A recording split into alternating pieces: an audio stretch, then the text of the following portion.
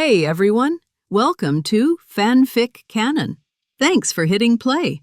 I'm thrilled to bring this fan-made story to life for you. If you enjoy the ride and want more narrated fanfics, smash, subscribe, and tap the bell so you never miss an episode. And if you want audiobook of a novel of your choice, join my Patreon. Request any title that's freely available online, and I'll produce a full narration just for you. Now, let's dive into today's adventure. Chen Mu wasn't about to waste time on Nick Fury's games. He told Zhu Jia to see the man out. He had better things to do than sit around for Fury's usual half-truths. Despite everything that had changed, Fury was still clinging to his Avengers initiative. The Security Council had signed off, but without real candidates, Fury filled the roster with whoever he could find. Crossbones, Abomination, and Whiplash, recent recruits to SHIELD, were drafted in mostly because they were powerful enough to make a headline. Alongside them were Hawkeye Barton and Natasha Romanoff, Fury's most loyal agents, both upgraded with Kieran armor to close the gap against enhanced enemies. Then there was Tony Stark. He hadn't agreed to officially join, but he'd promised to lend a hand when needed. And Fury's hidden card, Captain America. Steve Rogers had finally woken from his 70-year sleep, still adjusting to the modern world, but every bit the soldier Fury remembered. Chen Mu, however, had no patience for the Avengers. He found the idea naive. In his eyes, there were no saviors from the sky, only ordinary people who chose to stand up. That belief had always guided him. Fury just left and you're already here. Chen Mu asked in the reception room, half amused. So what's this about? Tony Stark grinned as he let himself in, opened the refrigerator, and grabbed a bottle of Coke like he owned the place. I'm here to talk cooperation. We already cooperate, Chen Mu replied lightly. Xiaomu phones hold half the global market. That partnership alone has made us both a fortune. Tony sighed. Yeah, too much fortune. The quality is so damn good no one needs to upgrade. You've built phones that never die and now the new models can't sell. Chen Mu blinked, almost laughing. It was a problem he hadn't anticipated, but money didn't move him anymore. His focus had long shifted from consumer tech to defense and space development. Handle it however you like, he said simply. Tony waved that off. This isn't about phones. His tone turned serious. I want in on your lunar development program. Chen Mu's brows lifted. Tony swiped his phone and projected a document across the table, a copy of an internal lunar resource collection plan. A month ago, Tony continued, China launched a rocket from the Tiangong station. Officially, contact was lost. I don't buy it. Not after what I've seen you do, teleporting banner halfway across the planet in front of everyone. If you've adapted that tech for Earth-Moon travel, then whoever controls it controls the moon. He leaned forward. And let's be honest, the moon belongs to whoever can reach it. The rest is politics. Chen Mu didn't argue. Tony was right about one thing: power defined ownership. Tony took a sip of Coke and smiled. You see where I'm going. The future of humanity isn't on Earth, it's out there. And you're already leading that charge. I want to help. He meant it as both offer and warning. The United States no longer dared challenge China's strength. Space was the next frontier, and Tony Stark wasn't about to be left behind. The next century belongs to those who reach beyond this planet, he said quietly. China's already there. I just want to make sure I am too. If you're here to talk cooperation, Chen Mu said, smiling faintly, you're talking to the wrong person. You should go through the Ministry of Foreign Affairs. I'm just a researcher. He'd wondered for a while why people like Nick Fury and now Tony Stark always came to him directly. Surely they knew he didn't handle diplomacy. Tony rolled his eyes. Come on, don't play modest. Without your tech, China wouldn't be where it is now. You're practically the mind behind half their breakthroughs.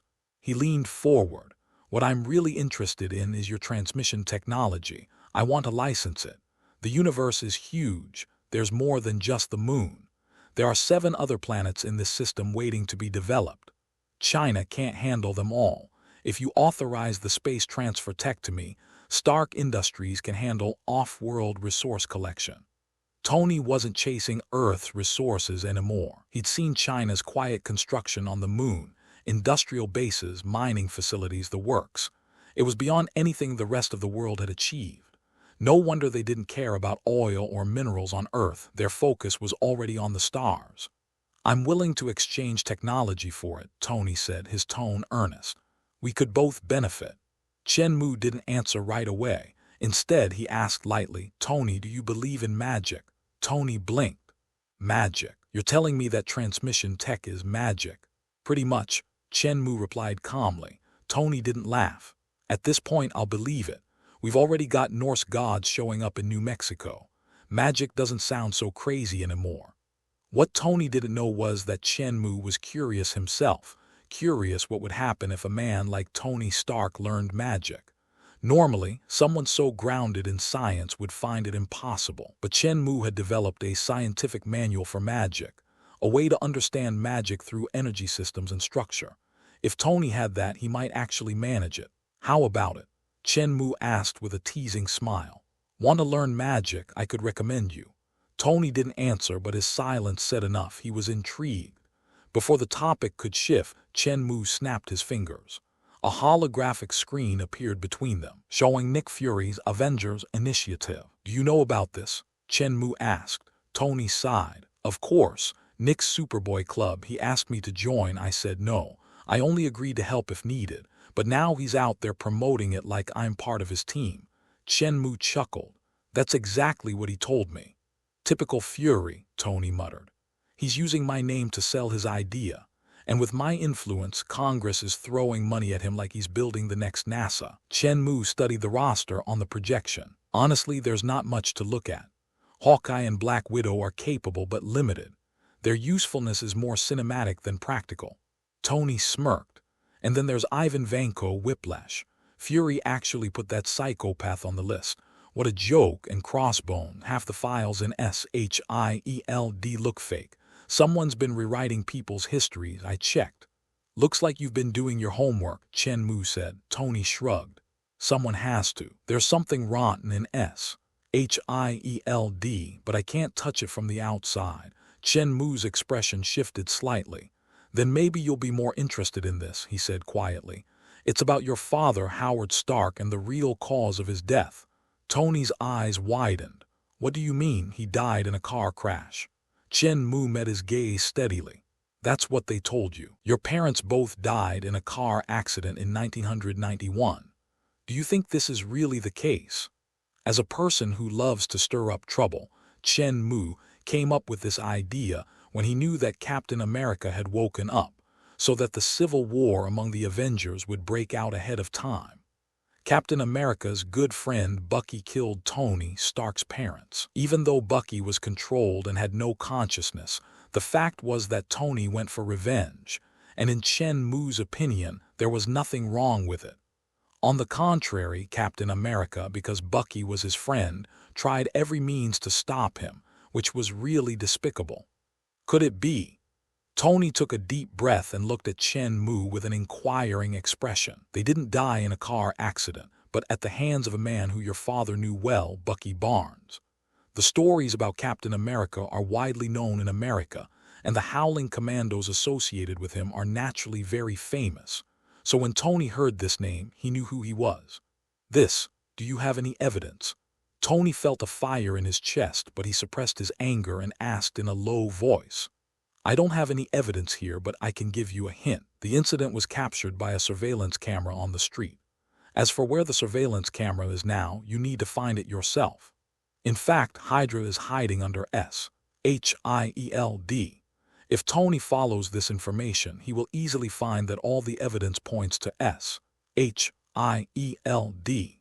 There has long been a rift between Tony and S.H.I.E.L.D., and now that he's been provoked by Chen Mu, it will definitely be very interesting. Goodbye, I have some things to go back and take care of." This is revenge for the murder of his father. Although Chen Mu has no evidence, Tony trusts Chen Mu very much, so all he needs to do now is to go back and find evidence to confirm this matter. Tony was worried about something and even forgot about the cooperation. So, the so-called timeline, go to hell. Looking at Tony's departing back, Chen Mu smiled. The so-called timeline of this world had been turned upside down by him. To Chen Mu, the more chaotic the better. Only when things get more chaotic can China take advantage of the chaos to develop. After Tony left, he has been investigating this matter. Internationally, it seems that everything has calmed down and the whole world seems to have returned to peace. Time, space, and reality are not a one-way street that goes on forever, but a prism that displays countless possibilities. A simple choice can lead to countless realities. While in his laboratory, Chen Mu suddenly heard some faint murmurs, which made him put down his work and look around with a frown. Who is it?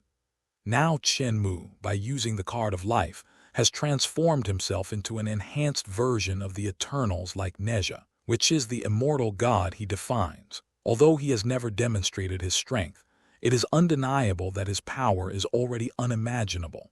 Although it cannot be compared with the existence of the gods, it has surpassed the Eternals by a lot.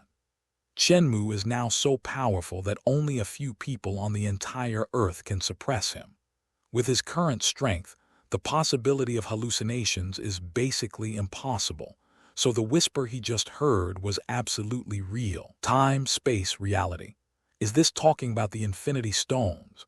Chen Mu couldn't find the source of the sound, so he could only look for clues from the words he heard. The words he heard were obviously complete, which confirmed that this was definitely not an illusion created by Chen Mu. Also, there is this vague feeling of surveillance. A trace of dissatisfaction flashed through Chen Mu's mind, and he prepared to seek help from Master Ancient One. On Earth, the only person who can help Chen Mu is Gu Yi. After opening the portal, Chen Mu went directly to the wizard's base camp, Kamertaj. In this world, Kamertaj is located in Kathmandu on the Nepal side at the foot of the Himalayas. Of course, it is not in the real world but in the void. Like the magic school established in China now, it uses the force of the mirror space to open up an independent space. It is a holy place for mages to learn magic. Although Chen Mu had never been there, Gu Yi had already told Chen Mu the location of this place, so Chen Mu could go there directly. I don't know, Mr. Chen Mu, what do you want to talk to me about? When they arrived at Kamertaj, the Ancient One seemed to have anticipated Chen Mu's arrival a long time ago. She had already made a cup of hot tea in the reception room and looked at Chen Mu with a smile. Just poured, please sit down. As he spoke, Gu Yi motioned for Chen Mu to sit opposite him. Master Ancient One, is there anyone on earth who is more powerful than you? Chen Mu sat down and asked straight to the point. He suspected that the voice he heard came from a character on Earth, but this made him feel strange. If it was a comic book world, it would be a mess. There must be many people with strange power settings, and there must be many people who are stronger than he is now. However, Chen Mu had long been able to confirm that he was in a world similar to the movie universe, and there were no such strange characters at all. Therefore, he wanted to come and seek help from Ancient One, just to know if there was anyone else on Earth who was so powerful that he was unable to resist. Not on Earth. Gu Yi smiled and shook his head. So, Master Ancient One, I just heard a whisper. Do you know whose voice it was? Chen Mu frowned and asked. Also, I can feel an inexplicable sense of being watched. Chen Mu's physical condition is not much different from Neja's now. Perhaps he is just inferior to Neja in terms of combat awareness, and his combat power cannot match Neja's. However, there is no doubt that Chen Mu's strength at this moment is also very powerful on Earth. Speaking of the sense of being peeped, perhaps Heimdall's talent can enable him to monitor Chen Mu, but Chen Mu will definitely be able to sense it. In addition, the relationship with Asgard is pretty good now, so it is impossible for Heimdall to spy on Chen Mu and cause unnecessary trouble between the two countries. A sense of voyeurism and hearing some kind of sound. Master Ancient One looked thoughtful, then looked at Chen Mu with a smile and continued, I think I know what's going on. What happened? Chen Mu asked quickly. Do you know that the multiverse exists? Gu Yi took a sip of tea and looked at Chen Mu with a smile. You mean this kind of peeping comes from the multiverse? Chen Mu raised his eyebrows and showed a surprised expression. You mean, a powerful being from the multiverse came to this world, and is monitoring me? Chen Mu couldn't help but frown. In the Marvel world, the definition of strength was very vague. There was no direct and iconic description of such a single universe level or multiverse level. It cannot be expressed intuitively. In terms of influence, it may be possible to explain that the power of a single universe is the power that can affect a single universe, while the power of the multiverse is the power that can affect more universes. This requires considering the individual strength. In the X-Men series, there are many people who can influence multiple levels, but their individual strength is not necessarily that strong. It's like the big-mouthed Deadpool. There are even stories about Deadpool slaughtering the multiverse, but is his own power strong? Is it powerful? However, it is not certain that it can influence the entire universe. However, in terms of influence, he can be considered multiverse level. If a multiverse level power came to this universe and monitored Chen Mu, it would naturally have a great impact on the future development of China. It's not necessarily the case that the power of the multiverse has come to this world. Master Ancient One smiled slightly and continued, "A mage's responsibility is to prevent the crisis of the multiverse from affecting our world. However, so far, I have not felt any multiverse-level power coming to our world. Obviously, the sense of being watched should come from outside this universe." Outside this universe.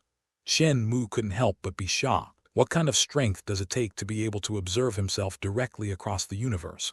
At the multidimensional level, time and space are no longer a problem. Who knows, our current conversation may be taking place right in front of others. Master Ancient One said nonchalantly. Seeing this, Chen Mu couldn't help but frown. This was not what he wanted. He didn't want everything he did to be easily watched by others. Who is he then? In this universe, there is an ancient race whose influence extends throughout the multiverse. They are the Observers. The Observer race appeared when the universe was formed. They have a technological level that is hundreds of millions of years ahead of other life forms.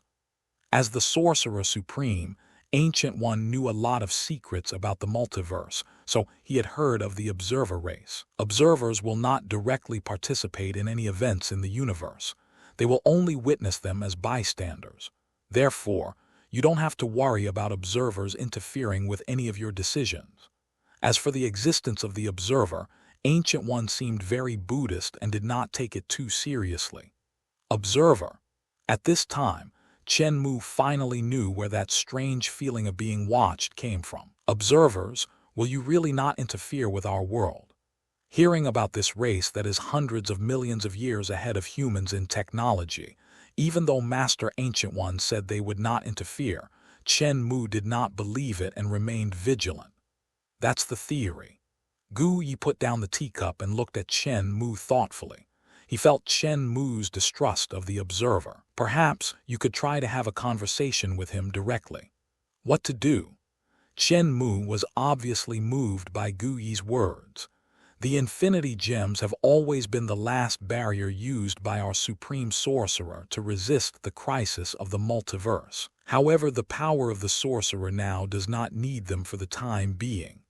As he spoke, Master Ancient One stretched out his hand, and in his palm a necklace slowly emerged, the Eye of Agamotto, also known as the Time Stone. This is the Time Stone. Your current power is strong enough. If you use the Infinity Stones, you will be able to communicate directly with the other party. The Infinity Gems are the world's most worthy treasures, and each one possesses unimaginable power. This is the Time Stone. I can lend it to you temporarily. With your current strength, you should be able to communicate with the observers using the Infinity Stones. As he said that, Ancient One handed the Eye of Agamotto to Chen Mu. Eye of Agamotto analyzing 1%, 10%.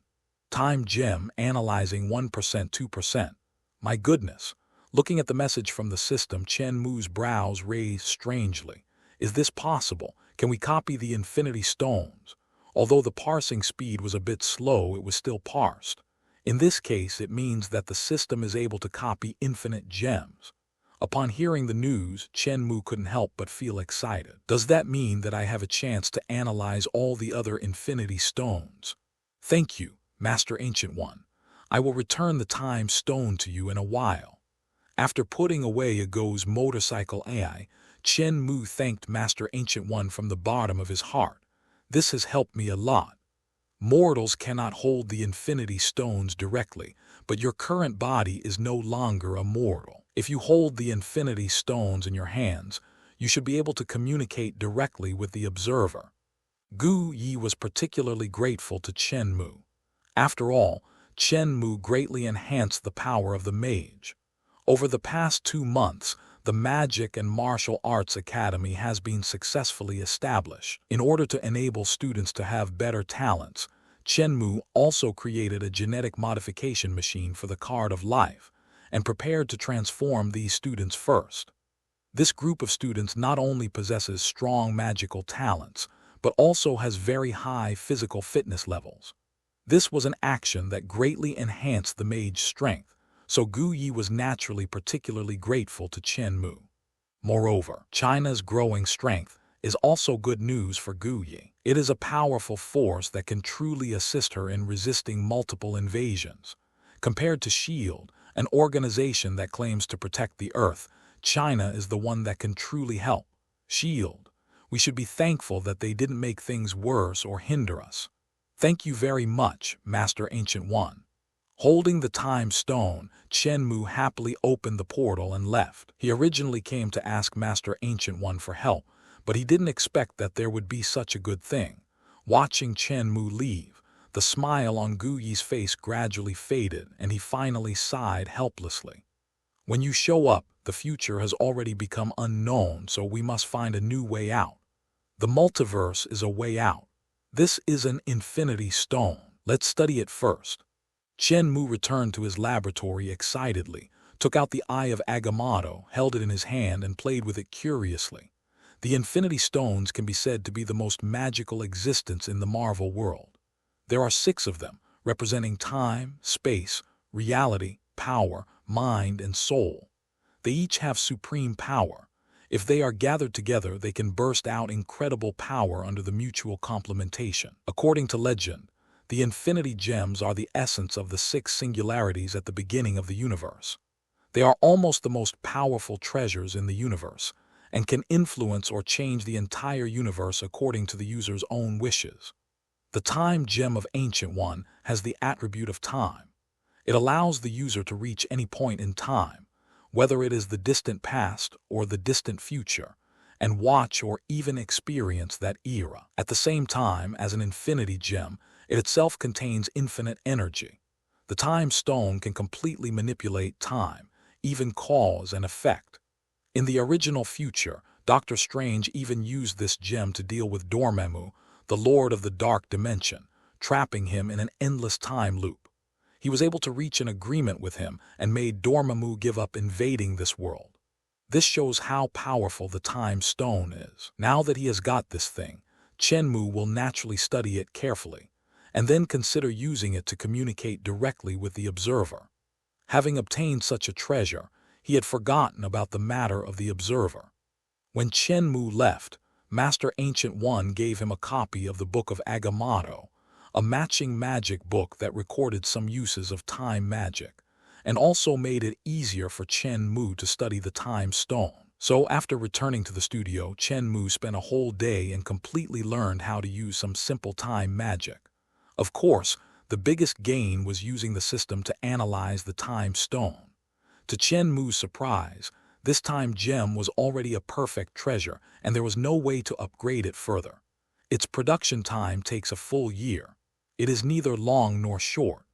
After all, it only took 2 months to build Nezha, but it took a whole year to make the Infinity Stones. It can be imagined that the Infinity Stones are indeed more powerful than the Eternals. If the Infinity Stones were brought to the fantasy world, they would definitely be treasures of laws.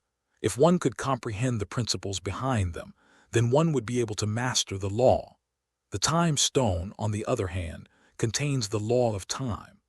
After completely analyzing the Time Stone and making sure he could make it, Chen Mu took it out of the Eye of Agamotto. He was ready to try to communicate directly with the observer. Because he had a strong purpose, Chen Mu held the Time Stone in his hand, feeling the endless energy pouring into his physical strength. When he opened his eyes again, he suddenly saw a huge shadow, blurry, appearing in front of him. This is a man with a huge head who seems to be wearing clothes with a very high collar. His eyes also give people a very ethereal feeling. In his eyes, the house seems to contain the whole world. He seemed to be very far away from Chen Mu, yet also very close. When looking at him, it was as if one had lost the concept of distance. This shadow seemed so far away from me, as if it was separated from me by a world, yet it also seemed so close, as if it was right in front of me. In short, Chen Mu felt very conflicted. "Hello, I'm Chen Mu, are you the observer?" Chen Mu raised his head, looked at the shadow and greeted it in a friendly manner. "Chen Mu, I know you, the traveler from another world." The observer lowered his head, as if looking at Chen Mu, and spoke in a low voice. His voice crossed the entire world and reached Chen Mu's ears. In this world, only Chen Mu can hear this voice. "Since you came into this world, your every move has been under my observation. The impact you have on the world you live in is just one of countless possibilities." Chen Mu remained silent. He didn't expect that he had been targeted by the observer since he traveled here. However, the observer never seems to have interfered with his own behavior. This is the same as what Ancient One said: the observer will not actively interfere with the occurrence and outcome of anything. "My name is Yuadu, and I am the one in my race who is responsible for observing the Earth. I must say that the world you live in is completely different from the Earth in other worlds." "Observer," Yuadu said to Chen Mu calmly, "your appearance has made me see a completely different development.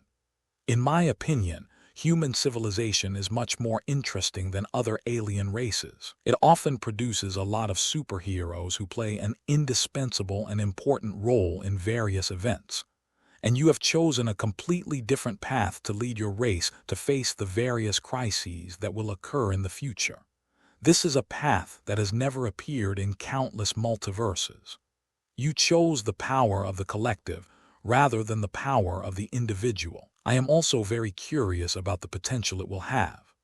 Perhaps it was because he had never talked to anyone before, or perhaps it was because he had been holding it in for too long. Yuadu talked incessantly and hid almost nothing from Chen Mu. As an observer of the Earth, Yuadu had not spoken to anyone else for many years. Now that he met someone who could talk to him directly, he naturally told him everything he knew. This was not him actively interfering with reality, nor was he actively looking for Chen Mu to talk to, so he did not violate the rules of his own race. As an observer, you really won't interfere with the operation of all worlds. Chen Mu still cares very much about this. Just as Yuadu said, the path he takes is very different from all other Marvel multiverses.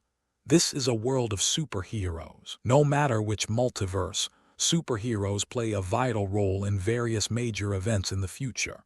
But now, Chen Mu has chosen a completely different path. China does not need superheroes, but in China, everyone can be a hero. Faced with possible crises in the future, all powerful Chinese people will step forward. This is the character of this nation. This is the traditional virtue of this nation. Because he was too eccentric, Chen Mu was really worried that the observer would stop him and interfere with all his actions. After all, Yuadu also revealed his origins, a visitor from another world. God knows if this will cause Yuadu to stop all his actions. "I will not interfere with any of your actions. On the contrary, I am very much looking forward to all your actions. I look forward to your choices, which will allow me to see more different changes." As if seeing through Chen Mu's thoughts, Yuadu continued, "I have seen countless Earths, and the development of each Earth is very different. Although different choices will lead to completely different results and the emergence of new worlds, your world is unique." As a spectator, Yuadu has seen too many basically identical plots, just like he is aesthetically fatigued from watching TV dramas. For TV dramas with the same routines, he only feels that they are melodramatic. The sudden appearance of a completely different TV drama will undoubtedly be very attractive to him. As for protecting the multiverse, does it mean we need to eliminate Chen Mu, the unstable factor? This is bullshit. There are countless multiverses, and the universe where Chen Mu is located is just one of these countless universes. Even if it is destroyed, it will not have any impact on Uatu. Therefore, it is impossible for him to interfere with this universe. You must not actively interfere with any progress. This is the principle followed by my race. So, although I will observe your every move, I will not actively interfere in any way. Observer Uatu calmly spoke about the rules of their race. They cannot interfere with the development of any civilization. This is the highest code of conduct for their race. Even though they are powerful, they will abide by this rule. Therefore, Uatu also told Chen Mu bluntly that he would not interfere with any of Chen Mu's actions. Moreover, it is also a fact that even if Uatu had known Chen Mu's identity as a time traveler, he would not have interfered with his behavior in any way. Even so, Chen Mu always does things that make him unbelievable. This made Uatu even happier. After all, he was just a spectator. The more lively things were, the more interesting he found them. He wanted to give Chen Mu a wave of gifts and send a few gifts to show his love. As Marvel's strongest spectator, when he discovered that Chen Mu had chosen a completely different path in this world, he became very interested and was looking forward to what kind of surprises Chen Mu would bring him. Not taking the initiative. Obviously, Chen Mu also discovered the hidden meaning in Uatu's words. Yes, that's right. In fact, I deliberately let you find me this time. Uatu sighed and continued, I have predicted that in the near future, there will be a crisis that will affect the entire multiverse, and I need to gather some capable people to deal with this crisis. And you are the first person I chose. Chen Mu frowned. So that's how it is. It was Uatu who took the initiative to let him discover his existence. All this was actually within his prediction. Chen Mu felt uncomfortable with the feeling that everything about him was controlled by others, but he didn't say anything. If Uatu hadn't deliberately let him hear his voice, he wouldn't even know that until now, everything about him was being watched by the observer in front of him. Gather some people. Chen Mu couldn't help but look a little curious. He asked with doubts, what kind of crisis will there be in the future? Even Uatu, as an observer, could solve this problem, so Chen Mu was naturally very curious. I won't tell you for now.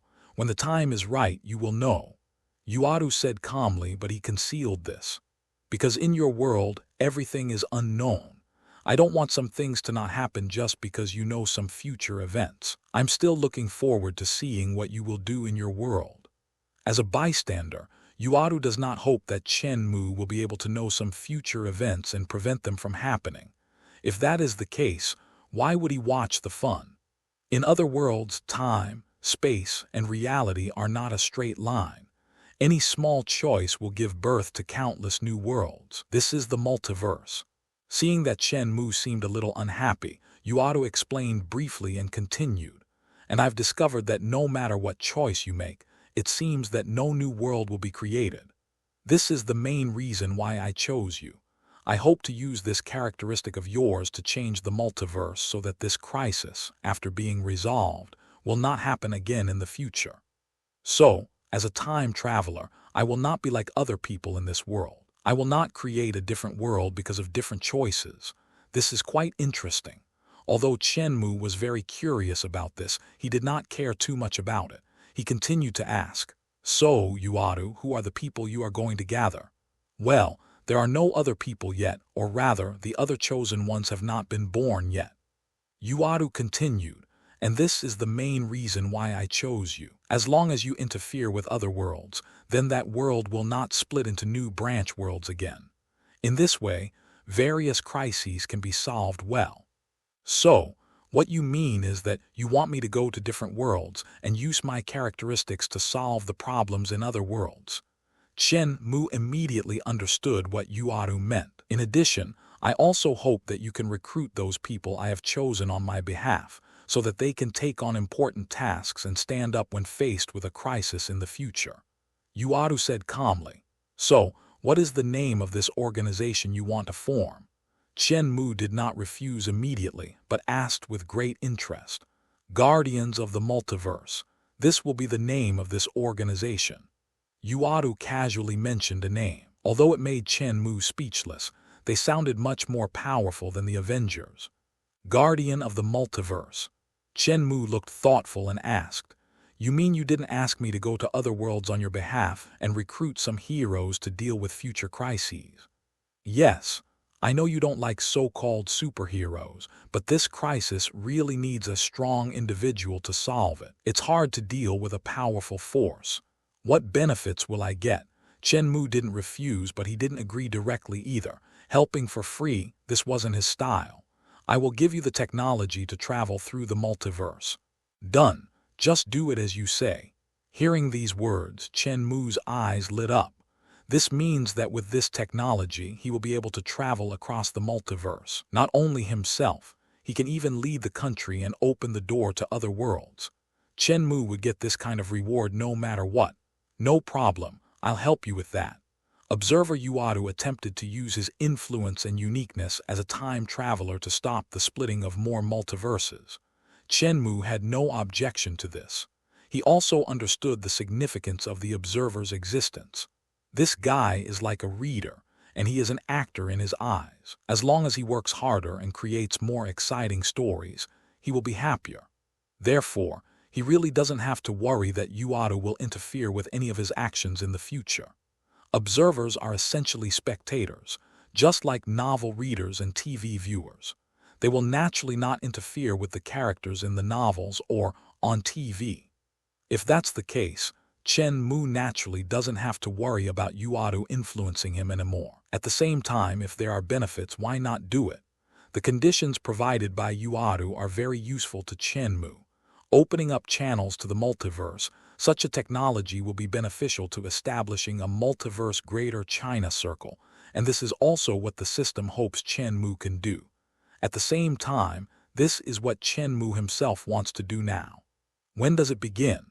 Chen Mu is now in his studio. He looked around and it seemed that he didn't have anything to do. Therefore, he decided to directly summon the guardians mentioned by Yuadu. "Whenever it's possible, I will send you to a specific time point in the corresponding world. This way, you don't have to worry about the time issue. For people at the level of observers, time and space are already things that can be played with at will. Like Yuadu, he does not have something like the time stone, but he can manipulate time at will. He is even more powerful than the time stone and can allow people to enter different time nodes at will. For a high-tech intelligent race, this is not a rare technology. At the current rate of human development, perhaps in 1,000 years, that is, by the 30th century, humans will be able to develop a machine that can manipulate time at will. Some people even set up a mutation time management bureau for this purpose. Go directly to a specific time point. Chen Mu was a little curious. He looked at the time gem in his hand and continued to ask, "After getting the time gem, I can also enter and exit different time points at will. I really want to know, is there anyone else who can do this? If so, in my world, will it be there have also been people like this, who randomly travel back and forth in time? There are many organizations in the multiverse. One of them is called the Mutant Time Administration. They like to interfere with the development of other multiverses. They even set up something called the Sacred Timeline, believing that this is the most correct timeline. They are committed to modifying different time branches and changing the development of branch timelines back to the development of the so-called sacred timeline." Yuadu explained to Chen Mu, which also broadened Chen Mu's horizons. "I didn't expect that there are so many organizations in the multiverse. However, because I think your world is particularly interesting, I cut off your world from its connection with the multiverse. Organizations like the Time Administration cannot explore your world at all. So far, there are no other beings in your world that can travel back and forth in time at will." Well, because Yuadu is interested, the world where Chen Mu lives is listed separately. This also means that the Time Management Bureau is unable to explore this world, and naturally no one from the Time Management Bureau will come to cause trouble. This also explains why Chen Mu's actions did not attract interference from others. Perhaps I will have the opportunity to come into contact with this organization in the future. P.S. The Time Management Bureau can exist, but it cannot affect the development of this book, So this also explains why there is no time management bureau to interfere. Perhaps when China is fully developed, we can try to contact them. At that time, China will also be a country spanning the multiverse. I want to ask, if I go to other worlds to look for the guardian you mentioned when I return to my world, can I go back to the time I left? If that's the case, Chen Mu doesn't even have to make any arrangements. He can just go directly, because he will be back now anyway. Don't do this in your world because it will cause the world you are in to collapse. So while you are away, time in your world will pass normally. Yuado explained calmly. This made Chen Mu frown slightly. Regardless of the reason, his traveling through time in this world would cause the collapse of this world. If time would flow normally after he left, he would have to make some arrangements. Well, I'll make some arrangements and then contact you. After Chen Mu finished speaking, he no longer paid attention to Yuado. He summoned Hung Meng and prepared to start making some arrangements. First of all, he didn't know how long this trip would take, so he left a message saying that he would be away for a while. As long as the country develops according to the formulated plan, it will be able to quickly become a more powerful force. Now the space development plan is also progressing steadily. The Guanghan Palace project aims to establish a complete industrial production base on the moon. This has basically been completed. Huaguo only needs to continue to expand on it, and that is enough. Another plan being implemented is the Nanxianmen project, which aims to establish a planetary defense circle for the Earth to enable China to have the ability to conduct space combat. These space fighters, aerospace aircraft carriers, and combat mechas have also begun to be manufactured at the lunar base. With the expansion of the lunar industrial base, the manufacturing speed of these equipment will gradually increase. Perhaps within a few years, China will have a complete space defense circle. Chen Mu doesn't need to get involved in all this. He just needs to act according to the plan. Therefore, Chen Mu had nothing to explain about these plans. As for the development of the military's high-end forces, whether it is the transformation project of the Hulk or the improvement of the life level of all Chinese people, Chen Mu has already made complete arrangements. The transformation of the Hulk will be arranged by the SHIE, while the improvement of the life level of the Chinese people will be handed over to China. Chen Mu placed several transformation devices in the capital of China. He would select qualified people from all over the country through layers of screening in China and bring them to Beijing for evolution. These people, called evolved people, will undergo a 1-month training in the capital. On the one hand, they will master their own power, and on the other hand, they will sign some agreements and try not to cause unnecessary trouble because of their power. But these are all small matters. After all, these people have been selected, and they have a sense of the overall situation in their minds. With a little explanation, these people will definitely not cause trouble. So, after thinking it over, Chen Mu just told Zhu Jia that he was leaving and helped to tell his parents. Then he took out the time stone again and prepared to contact Yuado. As for the time stone, Master Ancient One said he would lend it to him, but he didn't say when he would return it, so Chen Mu was naturally not in a hurry. This is the multiverse mirror, and through it, you can leave the world you are in. After making simple arrangements, Chen Mu was about to contact Yuado. A crystal-like barrier appeared in front of him. Behind the mirror was the real Yuado, who said this to Chen Mu. Multiverse mirror. Chen Mu stretched out his hand curiously and placed it on the mirror. There was clearly nothing in front of him before, but this mirror suddenly appeared in front of him. Multiverse mirror, analyzing 1%, 5%. The multiverse mirror is a strange substance. It is the wall between different multiverses. It is located at the edge of the world, but it is everywhere. As long as you can break through this mirror, you can leave the current universe. Yuado said to Chen Mu calmly, when you see the mirror image, it means that you can leave this world. You just need to open a portal and you can step out of your world. Chen Mu raised his eyebrows. This means that once his system cracks the multiverse mirror, he can summon it out at any time and then go through it. Of course, the premise is that you need to know where is behind the mirror. Otherwise, you will not even know where you have traveled. After hearing what Yuadu said, Chen Mu directly tried to open the portal. Wow, he really opened the portal just opposite the multiverse mirror.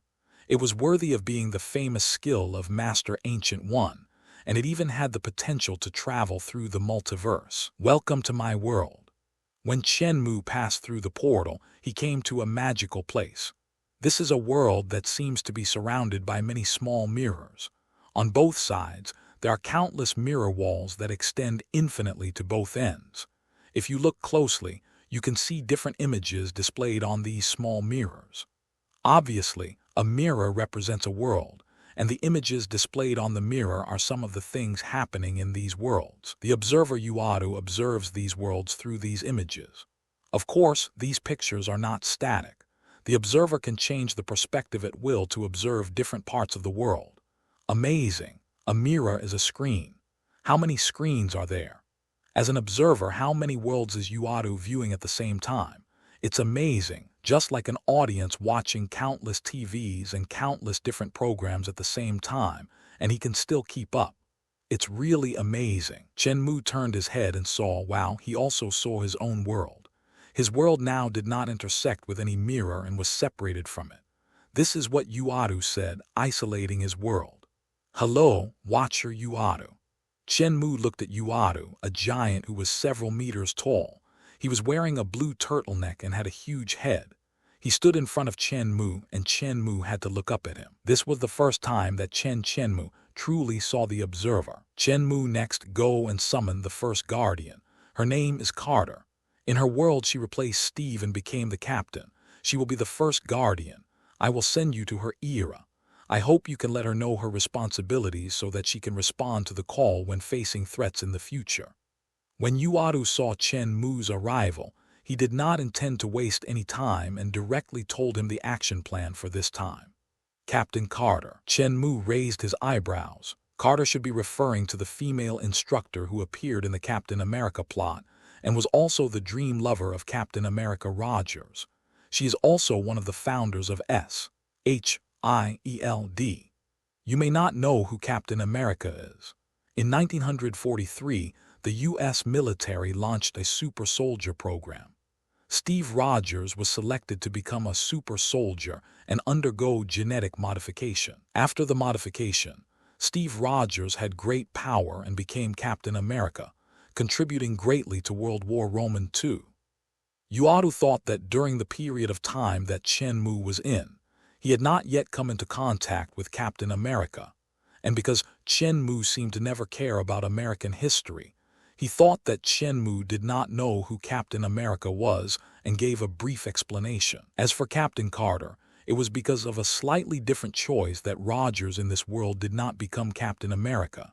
Instead, Carter became a test subject for transformation and possessed the same powers as Captain America. Hearing this, Chen Mu nodded and understood who Captain Carter was. No problem. My mission is just to tell Captain Carter that there will be some crises that will affect the multiverse in the future, so that she can step forward at that time. Is it that simple? Chen Mu felt that this simple task was no problem at all. Yes, this is your mission. Yuadu nodded calmly and then continued. Of course, you have other tasks. You need to try your best to influence the development of that world. If it is you, then this world will not have any new timeline branches, which will also prevent possible crises in the future. Therefore, what Yuadu meant was that when Chen Mu went to that world, he could do whatever he wanted, and the bigger the changes he caused, the better. Only in this way can the world be completely affected. That would be great. In that world, Chen Mu didn't need to worry about anything and could do whatever he wanted. What Chen Mu wants to do is to make China great again. In 1943, the Second World War was in full swing, and this was also the most difficult time for China. Faced with the invasion of Japan, China, which had been on the decline since the Qing dynasty, fell into an unbearable nightmare when faced with the ferocious Japanese army. And if Chen Mu could reach this time, he would return to his country without hesitation. Then, without any reason, they took out all kinds of advanced weapons to deal with Japan, this evil country that was as fierce as a wolf and a tiger. Thinking of this, Chen Mu suddenly became impatient. He felt that if it was delayed for 1 minute, China in that world would suffer more. Send me there. Chen Mu took a deep breath, and a hint of coldness flashed in his eyes. The Marvel world he came from is already in the 21st century. If he had appeared during World War II, he would have returned to his homeland without hesitation, taken up arms, and defended his country. He thought that this kind of thing would never happen again, but the emergence of the multiverse gave him this opportunity. Since Yuadu, as an observer, told him to do whatever he wanted and the bigger the better, Chen Mu decided that he would directly destroy that evil country. The year is 1943. Dr. Erskine, who escaped from Hydra, came to America and launched the Super Soldier program for the Allies. The program aimed to find suitable soldiers, inject them with super serum, and give them unimaginable powers, turning them into super soldiers in an attempt to fight against the increasingly powerful Nazi army. Steve Rogers, a small man from Brooklyn, became Dr. Erskine's target for transformation. Originally, the short Steve didn't even have the qualifications to be a soldier, but with the help of Dr. Erskine, he finally successfully became a soldier. After many tests, he was selected as the candidate for the injection of super serum. After everything was ready, everyone came to a secret base in Brooklyn to prepare for this experiment. At this point in time, Chen Mu came to this world. During World War II, America was more or less the same as China, standing on the front line against the Nazis. It was only during this period that America belonged to the just camp. Coming to a whole new world, Chen Mu appeared in a small alley in Brooklyn, and no one noticed his presence. This world, because of Carter's small choice, eventually led to a completely different development from the main world. Here, Carter did not follow the plot in the main world and go to the second-floor platform with the spectators to watch Steve inject the serum. Instead, he chose to stay on the first floor and stand with many politicians to watch the progress of the experiment from a closer distance. This has led to a series of changes. The Hydra undercover hidden among the politicians was keenly discovered by Carter, which led to the undercover agent launching an attack in advance and shooting Steve with a pistol. This also resulted in Steve's current physical condition, making it impossible to conduct experiments. Because the electricity of the entire city has been mobilized, if this experiment is abandoned, it will take at least several months before the next experiment is carried out. The Allied forces simply cannot afford to wait. So, after a brief consideration, Carter resolutely decided to conduct the serum experiment in place of Steve. After seeing Carter volunteer to be an experimental subject, Howard, as her friend, agreed to her request, directly started the machine, and injected the serum into Carter's body. Even though several high-ranking American officials rejected this experiment, they had no choice but to accept the reality after everything was settled. In this world, Carter replaced Steve and became the Captain America of this world. Of course, as an ally, Carter is actually from Britain. However, as we all know, Britain and the United States are actually the same. America, to put it bluntly, is a country founded by the descendants of criminals expelled by Britain. It is only in this short period of more than 100 years that it has developed rapidly. Same situation as Steve. After the experiment was successful, although Carter became very powerful, he was not reused at all. In the view of the military in war, the army is the most important weapon. A single powerful individual cannot influence the situation in war. In fact, this is correct. Theoretically, in a huge war, the power of an individual cannot influence the entire situation. However, don't forget that this is the Marvel world, the world of superheroes. In this world, no matter how unreasonable it is, superheroes can influence the entire war and become a crucial link. The same is true for Captain Carter. Damn it, I have to perform for the guests every day. If I had known, I would not have been a test subject. In a bar, Carter drank the beer in his hand and said unhappily. Next to her were his two friends, Howard Stark and Steve Rogers, who was originally intended to be a test subject. Hey, maybe you could show your strength. Howard raised his glass and took out a stack of documents from his briefcase. He said, "I don't know where Hydra found the cosmic cube, a treasure that appeared in mythology. They will send it to Germany during this period of time. Regardless of whether this thing appears in mythology or not, I think that as long as the enemy wants to do it, we should stop it." "The cosmic cube, what is that?" Steve, who was still thin, asked curiously.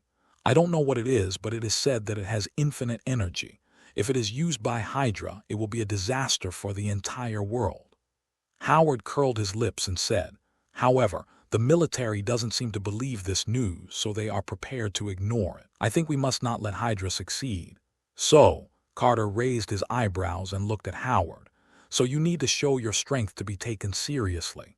Because of a small change, many things in this world have changed. We must stop whatever the enemy tries to do." Although he did not become a super soldier, Steve still had a strong sense of justice, and he immediately told them what they needed to do. "The cosmic cube has been kept in Asgard and is Odin's treasure." At this time, the door of the bar opened. A figure walked in and said something in a low voice. "Hey, friend, I have reserved this bar. We don't welcome any guests now." Howard looked at the young man who appeared and couldn't help but frown. At the same time, he was a little curious. How did this young man know about the cosmic cube? What upset Howard the most was that this person actually eavesdropped on their conversation. Judging from the man's appearance, he doesn't seem to be a simple person. "Who are you?" Unlike Howard's talkativeness, Carter stood up, looked at the visitor seriously, and asked in a bad tone, "My name is Chen Mu, and I'm from China." Chen Mu smiled and said indifferently. He looked at Carter, looked her up and down, and said, "I came here mainly to find you." Like Steve, Carter's body was also strengthened after being injected with super soldier serum. At this moment, she looks very strong. Although this word is not appropriate to describe her as a woman, it is indeed the case. At this moment, Carter's arms seem thicker than Chen Mu's thighs, and his pectoral muscles are majestic. Ahem, yes, they are muscles. This is the result of the super serum. Agent Carter is now stronger than many muscular men. His height has reached about 1.9 meters, half a head taller than Chen Mu. "Looking for me? I guess we don't know Mr. Chen Mu from China." Carter squinted his eyes and looked at Chen Mu and said in a threatening tone, "Tell me, what is your purpose?" Who among the people present would believe that Chen Mu came here by accident? How could there be so many coincidences in this world? Besides, isn't the door still locked?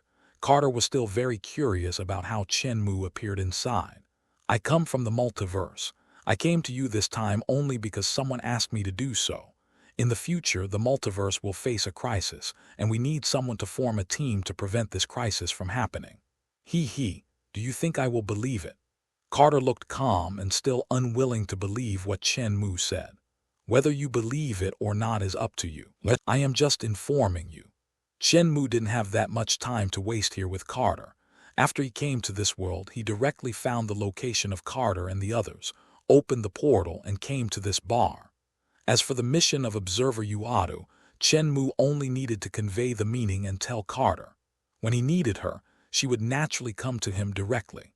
When the time comes, just take her away without caring whether she agrees or not. Chen Mu is very busy now. When he came to this world, he first came to find Captain Carter, which was already considered to be giving face to Yuadu, the Observer. Otherwise, he would have gone straight back to China in this world. He has not forgotten that the people of China in this world are still in dire straits. "Who are you?" Seeing Chen Mu coming over and saying a bunch of inexplicable words, he was about to leave. Carter was naturally unhappy. She stood up and came in front of Chen Mu with a wary look on her face to prevent Chen Mu from leaving. Chen Mu was speechless at the serious look on Carter's face and the equally serious and alert Howard and Steve. "I don't have that much time to waste with you. Anyway, the cosmic cube obtained by Hydra is indeed real." Chen Mu was not interested in saying more. He knew that for every minute of delay, an innocent person in China would die at the hands of the Japanese army.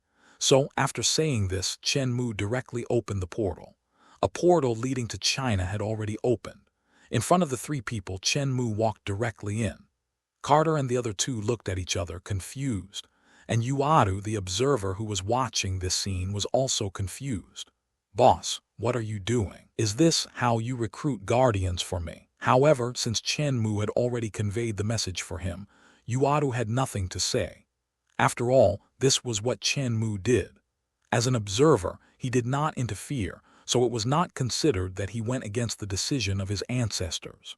Well, it did not go against his father's decision. His father was the patriarch of the Observer clan. The rule that he could not interfere with the decisions of other races was set by his father. No matter how Chen Mu did it, it was enough to convey his meaning. Anyway, this way he did not violate the rules of his own race. Forget it, let's continue watching the show. Not knowing that he had left so many people speechless, Chen Mu had already passed through the portal and returned to his motherland. Of course, it is the motherland of this world. The year was 1943. At this time, the Central Plains was caught in endless war. The war of resistance against Japanese aggression had been going on for several years, and the entire nation suffered heavy casualties. At this time, the whole country was filled with smoke, blood, and tears, and the culprit of all this was the country next door. When Chen Mu came to this world, the first thing he wanted to do was to end this war and drive out all the enemies in the Central Plains. Then, let's talk about other things. When Chen Mu arrived at the land of China, he happened to appear on a battlefield. He heard the sound of gunfire and the battlefield was filled with smoke. At this moment, few people noticed Chen Mu's appearance. In war, no aggressor is innocent. Looking at his compatriots who were caught in a bitter battle, 2 swords appeared in Chen Mu's hands. These were the thunder swords made by Chen Mu. They had never been used before, and today they would be sacrificed with the blood of the enemy. Boom! Accompanied by thunder in the clear sky at noon, there was a sudden thunderclap and countless thunders fell from the sky, accurately hitting every Japanese invader. This, God has revealed his will. At this time, many people still believed in the existence of gods and ghosts, and they were all excited when they saw such an incredible scene. It's him. He's a god. At this time, some soldiers saw Chen Mu approaching and spoke in disbelief. However, the soldiers now believed in the party more. Although they were shocked by Chen Mu's unknown power, they did not let down their guard. "My name is Chen Mu." Looking at the tragic battlefield, Chen Mu felt a little sad. He arrived a little late, and many soldiers had already sacrificed their lives. He took out the Eye of Agamotto and considered whether to time travel directly in this world. It's best not to do that. Although I don't know who you are, if you do that, it will definitely lead to an even more irreparable outcome. At this time, a familiar voice sounded in Chen Mu's ears. "Master Ancient One, the Ancient One of this world. I want to travel back to the beginning of the war and stop all this from happening." Chen Mu turned around and looked behind him. From his perspective, the scene around him changed drastically. This was the mirror space magic of Master Ancient One. Friends from the multiverse, you should know that doing this will lead to even more unpredictable results. At this moment, Gu Yi was standing not far away with a smile on her face, her eyes focused on the Eye of Agamotto in Chen Mu's hand. "Master Ancient One." Chen Mu looked at the latter calmly. With Chen Mu's power at the moment, the world was not afraid of Ancient One, and he also had the time stone in his hand.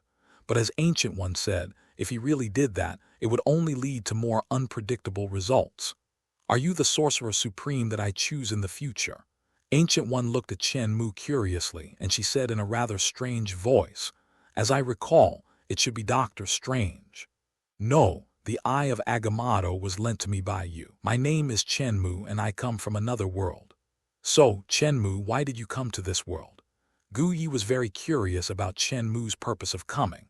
Although Chen Mu also came from the multiverse, no malice was sensed from Chen Mu. In addition, the Eye of Agamotto was in Chen Mu's hand, which was a token of the supreme wizards of all generations.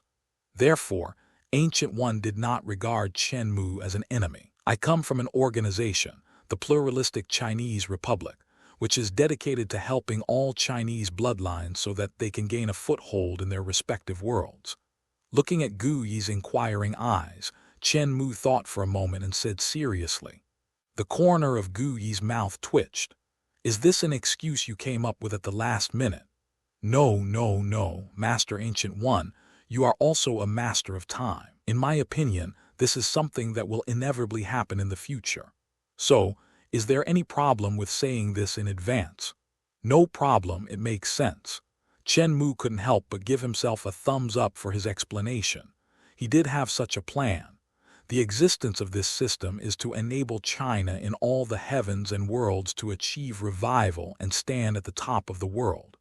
Chen Mu also wanted to do so. Now that he has come to this world, how can he not allow China in this world to develop? Chen Mu couldn't just sit back and watch as China was suffering in the world. Since there are many organizations in this world that can span the multiverse, why can't there be one more, China? The Mutated Time Management Bureau has identified a timeline as the sacred timeline and is traveling through different worlds at will and forcibly changing these worlds. Isn't it just because they have this time machine? The Time Administration Bureau is an organization that is not even a country. Why can it do this but our great China cannot? At this moment, the desire to establish a Chinese republic that connects the multiverse arose in Chen Mu's heart. Maybe. After you came to this world, all the future of this world disappeared. The future now is a void. Gui smiled bitterly and continued, perhaps when I chose you in your world, I had my own considerations. Can you tell me how I made my choice? Ahem, in my world, Master Ancient One chose to join the Chinese nation. In return, the Chinese nation established magic schools all over the country to legalize and popularize the study of magic. As for whether Master Ancient One really joined China, hey, it's a world away, so Master Ancient One here has no way to verify it, right? Isn't it up to you to decide? Well, I don't know whether Master Ancient One really believed it. Anyway, she is silent now, and I don't know what she is thinking. In the future, China will have a population of 14 billion. It will look for people with magical talent across the country to learn magic. This will greatly enhance the strength of the mages, and it will be very easy to deal with the crisis of the multiverse in the future. How could it not be easy? Millions of mages, tens of millions or even hundreds of millions, so many mages, even if they cast a small spell together, can kill a particularly powerful enemy. Not to mention, there are a lot of magic that can bring together the power of a large number of wizards. The combined power of this number of mages is unimaginable. Is a country really willing to do this? Gui seemed a little hesitant. She believed what Chen Mu said because, if the time stone could be handed over to Chen Mu, it was certain that in Chen Mu's world, the self in that world trusted Chen Mu very much. This world will eventually move towards technological development. Although magic will always exist, it will never be the mainstream. For some reason, Master Ancient One was also somewhat excited when he heard that China could promote magic throughout the country. Hadn't she always been committed to strengthening the power of mages? If there was help from a country like China, wouldn't the power of mages soar to the sky? Of course, in my world, China did this. Chen Mu did not lie about this. Now in China, several magic schools have been built and are currently enrolling students in full swing. Although it seemed strange, the students' parents were skeptical about this so-called magic school, but after the official testimony, the parents no longer had any doubts. Even if there are people who have doubts, they just missed an opportunity. There are many Chinese people, so one or two more can make a difference. The first batch of students for the magic school have already started enrolling. Not only that, these students are not only learning magic, but also martial arts. These students will serve as the backbone of the first generation in the future, and they have also evolved in their life levels. They have bodies that are no weaker than those of Asgardians, and their magical talents are also first-rate. So they have no pressure at all to practice magic and martial arts together. Under such circumstances, and given that the students selected are those who are hardworking and have a sense of patriotism, this group of students will surely be able to develop a strong fighting force within a few years. When this group of more than 100,000 students who are proficient in magic and martial arts graduate, Dormammu and Mephisto, will definitely be beaten to a pulp when they arrive in China. Perhaps realizing the future glory of this kind of wizard, the ancient one in front of him also seemed to be somewhat interested. The Chinese nation is a nation that knows how to be grateful. We will repay even a drop of kindness with a spring of gratitude. If anyone has helped us in times of crisis, the Chinese nation will always remember them in our hearts. Chen Mu also saw what Master Gu Yi was thinking and said meaningfully, "Is it like this?" She raised her eyebrows. Having lived for thousands of years, she naturally knew that Chen Mu was telling the truth. The Chinese nation is completely different from all other nations. I will contact the leaders of China in this world in the future.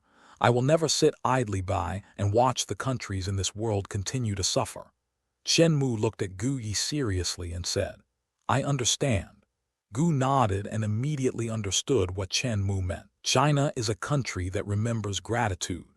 If we can help this country during this disaster, we will definitely be rewarded by China. Since Chen Mu wants to contact China in this world, then China in this world will definitely go the same way as China in Chen Mu's world in the future. She will definitely promote magic. At this time, if she has done a favor to China, then she will also be able to promote her own magic in China in this world. Therefore, Gu Yi realized that if he wanted to develop the power of mages, he must cling to the support of China. If you don't curry favor with them now, you will never have another chance. The wizards of Camertage helped China overcome this crisis, for justice and for world peace. Well, the mages who never interfere in mortal wars this time under Chen Mu's persuasion, no, it should be said that under the proposal of win-win cooperation, they are ready to take action personally. For the sake of peace in the world and for future mage apprentices, the mage lineage must take action. Let's kill some of those evil devils first, let alone other things. A large number of mages taking action is definitely a dimensionality reduction attack on the Japanese devils who live a simple life. Not to mention that the technological development of this world is still very backward, and today's weapons and equipment cannot threaten the mages at all. Also, the name of the organization you just mentioned is too appropriate. Let's change it. After saying that, Master Ancient One waved his hand, canceled the mirror space, and disappeared on the spot. He brooded, how could it be magical? Come out and let me, old lie, take a look. He brooded, how could it be magical? Come out and let me, old lie, take a look. Coming out of Gu Yi's mirror space, Chen Mu heard some cursing, and a burly man came over with a small group of people. His name is Lai Yunlong, and he is a regimental commander of the 8th Route Army. He had just been leading his troops in a fierce battle with the Japanese invaders. But he didn't want to. Suddenly, there was a thunderbolt in the clear sky, and countless thunderbolts fell from the sky, killing all the tricksters of the enemy army. This surprised Lai Yunlong. When he found that our troops were not injured by mistake, he couldn't help but frown. Could it be that a god really has descended? After hearing some rumors from his men that a god had appeared not far away, he led his troops and rushed over without stopping. Old Lai wanted to see what kind of person this so-called immortal was. Are you a deity? As soon as Lai Yunlong arrived here, he saw a person appear in front of him from the void. He couldn't help but step forward, asked with a frown, and looked at Chen Mu. After all, the way Chen Mu appeared was indeed a bit magical to him. He just appeared in front of him so suddenly, which made him a little strange. Chen Lu raised her eyebrows. Did she go to the wrong set? Did you just do that? Old Lai was fearless, and when he saw Chen Mu carrying 2 swords, he asked him directly. Yes, I did it.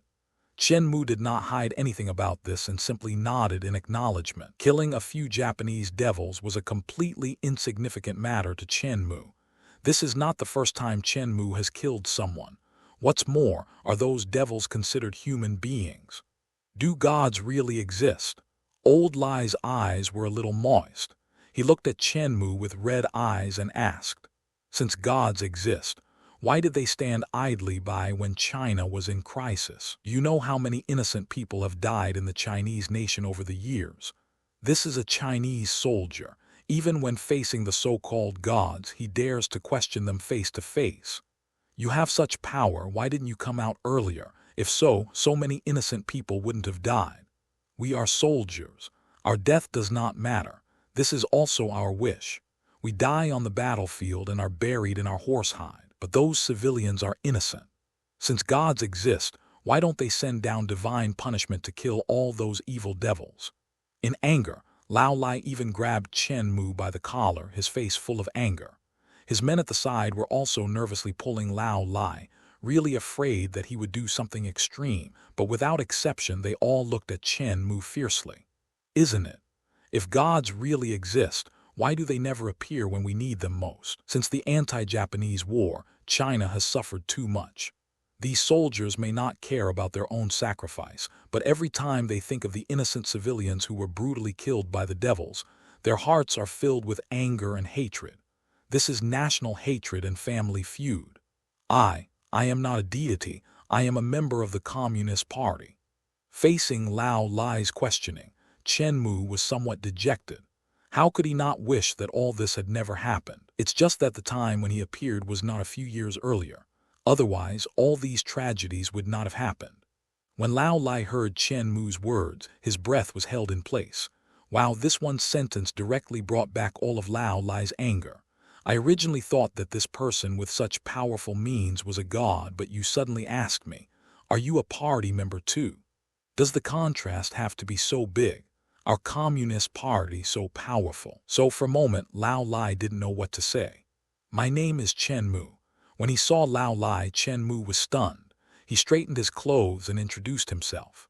My name is Lai Yunlong, and I'm the commander of the Independent Regiment of the 129th Brigade of the 386th Division of the 8th Route Army. Since the other party was also a party member, Lao Lai introduced himself. Then, he seemed to look a little older. Is there really no immortal in this world? Old Lai seemed a little gloomy. If gods really existed, why didn't they take away all those evil devils and bring down divine punishment on them? Gods, maybe there are. Chen Mu thought of the observer Yuadu. For all the people in this world, isn't the existence of the observer equivalent to that of a god? In fact, Yuadu saw every move of everyone. This is what is called God is watching over us. Is God watching us? However, all Yuadu did was just watch. As an observer, he would not interfere with the development of anything. There are no gods descending from the sky, only mortals who stand up. The future is created by our own hands, not by praying for the blessing of gods. Looking at old Lai, who looked a little depressed, Chen Mu couldn't help but pat him on the shoulder. Yeah, instead of waiting for the blessings of the gods here, why don't you take a knife and gun and go fuck him, and kill those little Japanese devils with your own hands? Old Lai is an open-minded person. He used to think that Chen Mu was a god, but when he thought about the fact that these so-called gods had never appeared, he lost his mind. Now that I heard that the other party was a comrade and a member of the Communist Party, I naturally had no time to feel resentful. By the way, brother, how did you do that just now? Old Lai put his arm around Chen Mu's shoulders and asked curiously. He was very curious about Chen Mu's ability to summon thunder and kill a large number of Japanese devils. It's easy, just wait a minute. Chen Mu rummaged around in his warehouse and quickly found a spear. Thor's spear is a weapon that China has independently developed over the past month. The main material of the gun body is not vibranium, but it is also a very strong alloy. Similarly, it is engraved with various magic circuits, so it can be considered a magic weapon. Now, with Chen Mu's technical support, China has long been able to independently produce magic weapons. Products like magic firearms, Thor's spear, magic Kirin armor, etc. are all manufactured based on China's own industrial base. Even the aerospace aircraft carriers used on Earth, or the Kunpeng aerospace mothership used in space wars, are all produced and manufactured relying on China's industrial strength. This spear was given to Chen Mu by Zhu Jia after it was produced, in order to see if there was any problem with it. After confirming that there are no problems, the Thor spears have now begun to be put on the assembly line in large quantities. They will become the standard weapons of the Kirin armor. This is the spear of Thor. The holder can possess the power of Thor and control thunder. Chen Mu handed the spear to Lao Lai, who picked it up curiously. For the warriors of this era, every one of them can easily pick up the Thor's spear. It is completely independently produced in China, 100% made in China. Oh my God, this is so exciting. Old Lai picked up the Thor's spear, and lightning snakes surged over his body. He looked at the spear in his hand in disbelief. At this moment, he felt as if he could control the thunder. My goodness, have I turned into a thunder god? The power of Thor was in Lao Lai's body, and he quickly felt how powerful he was at the moment. I feel like I can kill all the devils now. Lao Lai even developed an obsession with fighting the Japanese invaders, and he wished he could kill all the Japanese invaders on Chinese land. Only by shedding the blood of these ruthless and ambitious demons can we comfort the soldiers and civilians who died in this war.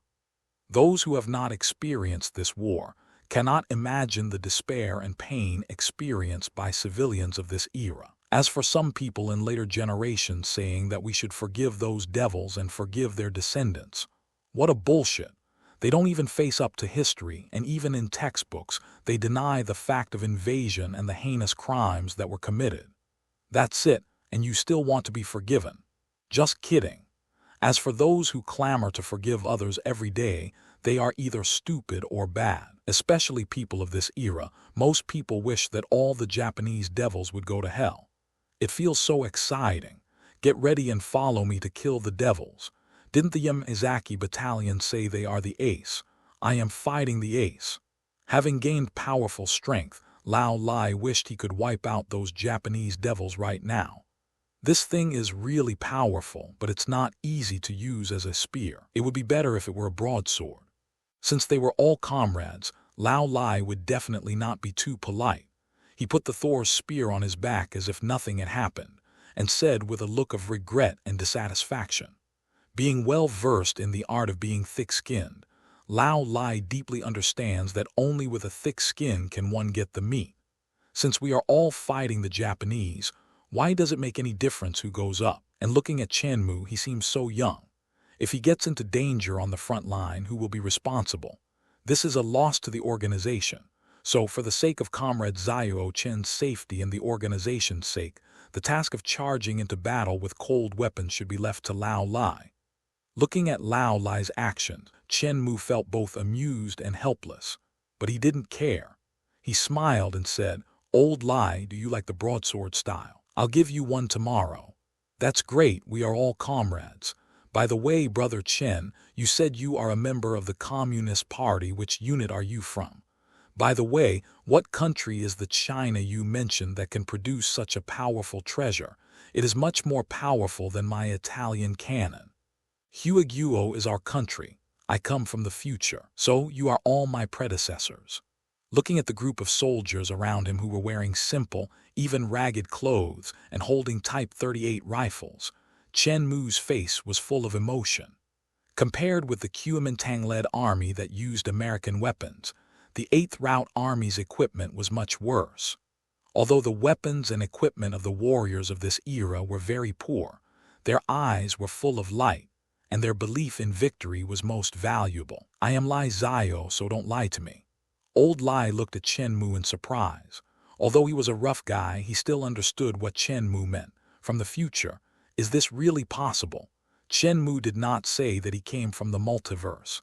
Today's warriors may not even understand the future, so if you talk about the multiverse, it would be even more difficult to explain. So he just told Lao Lai that he came from the future. In this way, Lao Lai would be able to understand. "Why would I lie to you? You see, we are all descendants of Yan and Huang. In my opinion, we are compatriots. Chinese people don't lie to Chinese people." Chen Mu was a little amused and helpless. What could he gain by lying to you, Old Lai? "That's true. I, Old Lai, have nothing. There's no need to lie to me. Anyway, as long as you're here to fight the Japanese, I'll be happy. It doesn't matter where a hero comes from. As long as someone kills the devils, he is a hero in this era. Since you came from the future, have we won this war?" Old Lai must be very concerned about this, and he couldn't help but ask curiously. "We won. China won, and later established a country belonging to our people. It is called the People's Republic of China. also known as China. Chen Mu said with a smile, "Moreover, in the future, China's military and economic capabilities will also be among the best in the world. Especially in the world where Chen Mu is, the power of China at this time has grown to the point where it has gone beyond the earth. On the entire earth, no country can match its power, a country that belongs to the people." The corners of Lao Lai's mouth rose involuntarily, and he laughed heartily 3 times from the bottom of his heart. "Ha ha ha, that's great. We, the descendants of Yan and Huang, will finally stand up again in the future." Old Lai laughed heartily with tears in his eyes. "Isn't this the scene that their generation hopes to see? The country has strength, the people have faith, and the nation has hope. All of this will come true in the near future. By the way, since we have successfully won, what about Japan? Have they received the retribution they deserved for their many evil deeds?" As he spoke, Old Lai looked at Chen Mu expectantly. People of this era have witnessed too many tragedies in the world. In their opinion, the hatred towards Japan is impossible to erase. Chen Mu fell silent with a hint of helplessness in his eyes. No, although they were defeated, they did not get the punishment they deserved. They even denied all the crimes they had committed. He brooded. Why? Hatred flashed in Lao Lai's eyes, and he ruthlessly stuck Thor's spear on the ground. Thunder flashed in his eyes, and he said angrily, "Since we have already won, why can't we punish them accordingly?" Because, at that time, it was not our own country that controlled the entire world but Western capitalist countries. Even at the beginning of the 21st century, although China developed rapidly, it was still firmly restricted by capitalist countries. Take the internet world for example. Public opinion was firmly controlled by someone, manipulating the young people of an era. All kinds of monsters and demons emerged on the internet. Not to mention, when the defeated country was being tried, China at that time had very little say, and America, which had gained a lot of benefits from Japan, was obviously biased towards Japan. Even some crimes that everyone knew about were glossed over by the judges. At that time, China did not have enough power and could only watch all this happen without being able to do anything. However, in this world, these things can be avoided. Japan must pay the corresponding price. Fuck. I, Old Lai, have never felt so aggrieved. I, Old Lai, have never felt so aggrieved. Old Lai and his 4 friends had hot tempers. After hearing what Chen Mu said, they were furious. Having just obtained the power of the god of thunder, they couldn't even control their own strength. The dry air was filled with electric snakes. Can you not feel aggrieved? When the defeated countries were being tried, China was very weak and could only watch those class A war criminals return to their own countries in a swagger. China even enshrined these extremely evil people in their so-called shrines. What is even more speechless is that in the future there will still be Chinese people who go to such places to worship. I really can't stand it. Lao Lai took a deep breath and looked in one direction with gritted teeth. Over there was a team of elite Japanese troops, known as Japan's ace troops. Lao Lai had been dissatisfied with the other party for a long time, and was ready to find a chance to wipe out this army. He was still waiting for the opportunity. Now what was there to wait for? Just go for it, damn it. 2nd Battalion Commander, get my Italian artillery ready. We're going to take down the Yamazaki Battalion today and let these little devils know that I, Lai Yunlong, specialize in targeting their best troops. Old Lai, don't be in a hurry. Sharpening the knife does not delay the chopping of wood. Before doing this, make thorough preparations first. Chen Mu smiled and said to Lao Lai, "Why bother making preparations? Just go and kill them." Lao Lai raised the Thor's spear and said with an unhappy look on his face, "With this power we can definitely kill them. That alone is not enough." Chen Mu smiled, looked at Lao Lai meaningfully and said, "Give me 1 day and I will give you a battalion of advanced equipment enough to attack the lair of the Japanese and their capital. Besides, if we don't make thorough preparations, what if we let one of the Japanese soldiers go? Yes, blood debts must be repaid with blood, and no one can be left alive." After hearing what Chen Mu said, Lao Lai finally calmed down. He then stared at Chen Mu with an ambiguous look and asked in a low voice, "Brother Chen, can you really give me a battalion of advanced equipment? That's equipment from the future, it must be extremely powerful." So, after hearing Chen Mu's words, Lao Lai also seemed very expectant. "This is it. Try it. It's a matching weapon with Thor's spear." As he spoke, Chen Mu took out another set of Kilin armor from his storage space and placed it in front of Lao Lai. "Wow, this piece of iron looks powerful. This piece of iron, my goodness, is it stronger than a tank?" Looking at the ferocious-looking Kirin armor, Lao Lai's saliva was watering. He didn't know the power of this thing and just thought of it as something like a tank. In his mind, wearing this thing, as long as he was not hit directly by a cannon, he would be able to easily wipe out a squad of Japanese devils. What if there is such a camp? Hey, what is the Yamazaki Brigade? With Lao Lai's current shallow imagination, he could not imagine how powerful the Kirin armor was. A battalion of Kilin squad, not to mention destroying the Yamazaki battalion. Even destroying the entire Japan would not be a problem. The various weapons in the Kilin armor are far beyond this era. And as for its defensive capabilities, in this era, there is really no country on Earth whose firepower can threaten it. Moreover, although there is no network, the Hengmeng artificial intelligence carried by the Kirin armor can easily analyze all changes on the battlefield even if it is offline, and can face any threats very accurately. "It seems that you don't understand at all, Lao Lai." Chen Mu grinned, looked at Lao Lai with ill intentions and continued, "How about you go in and give it a try? Try it." Old Lai couldn't help but feel his anus tighten, but he didn't get scared at all and walked in front of the Kirin armor. "How do I wear this thing?" Old Lai looked curious. "It's easy." Chen Mu gave Lao Lai the permission to wear the armor, and the front panel of the Kirin armor opened directly, revealing the space inside for people to man. "It looks like it's pretty impressive." Old Lai walked around the Kilin armor with great interest and then walked directly in.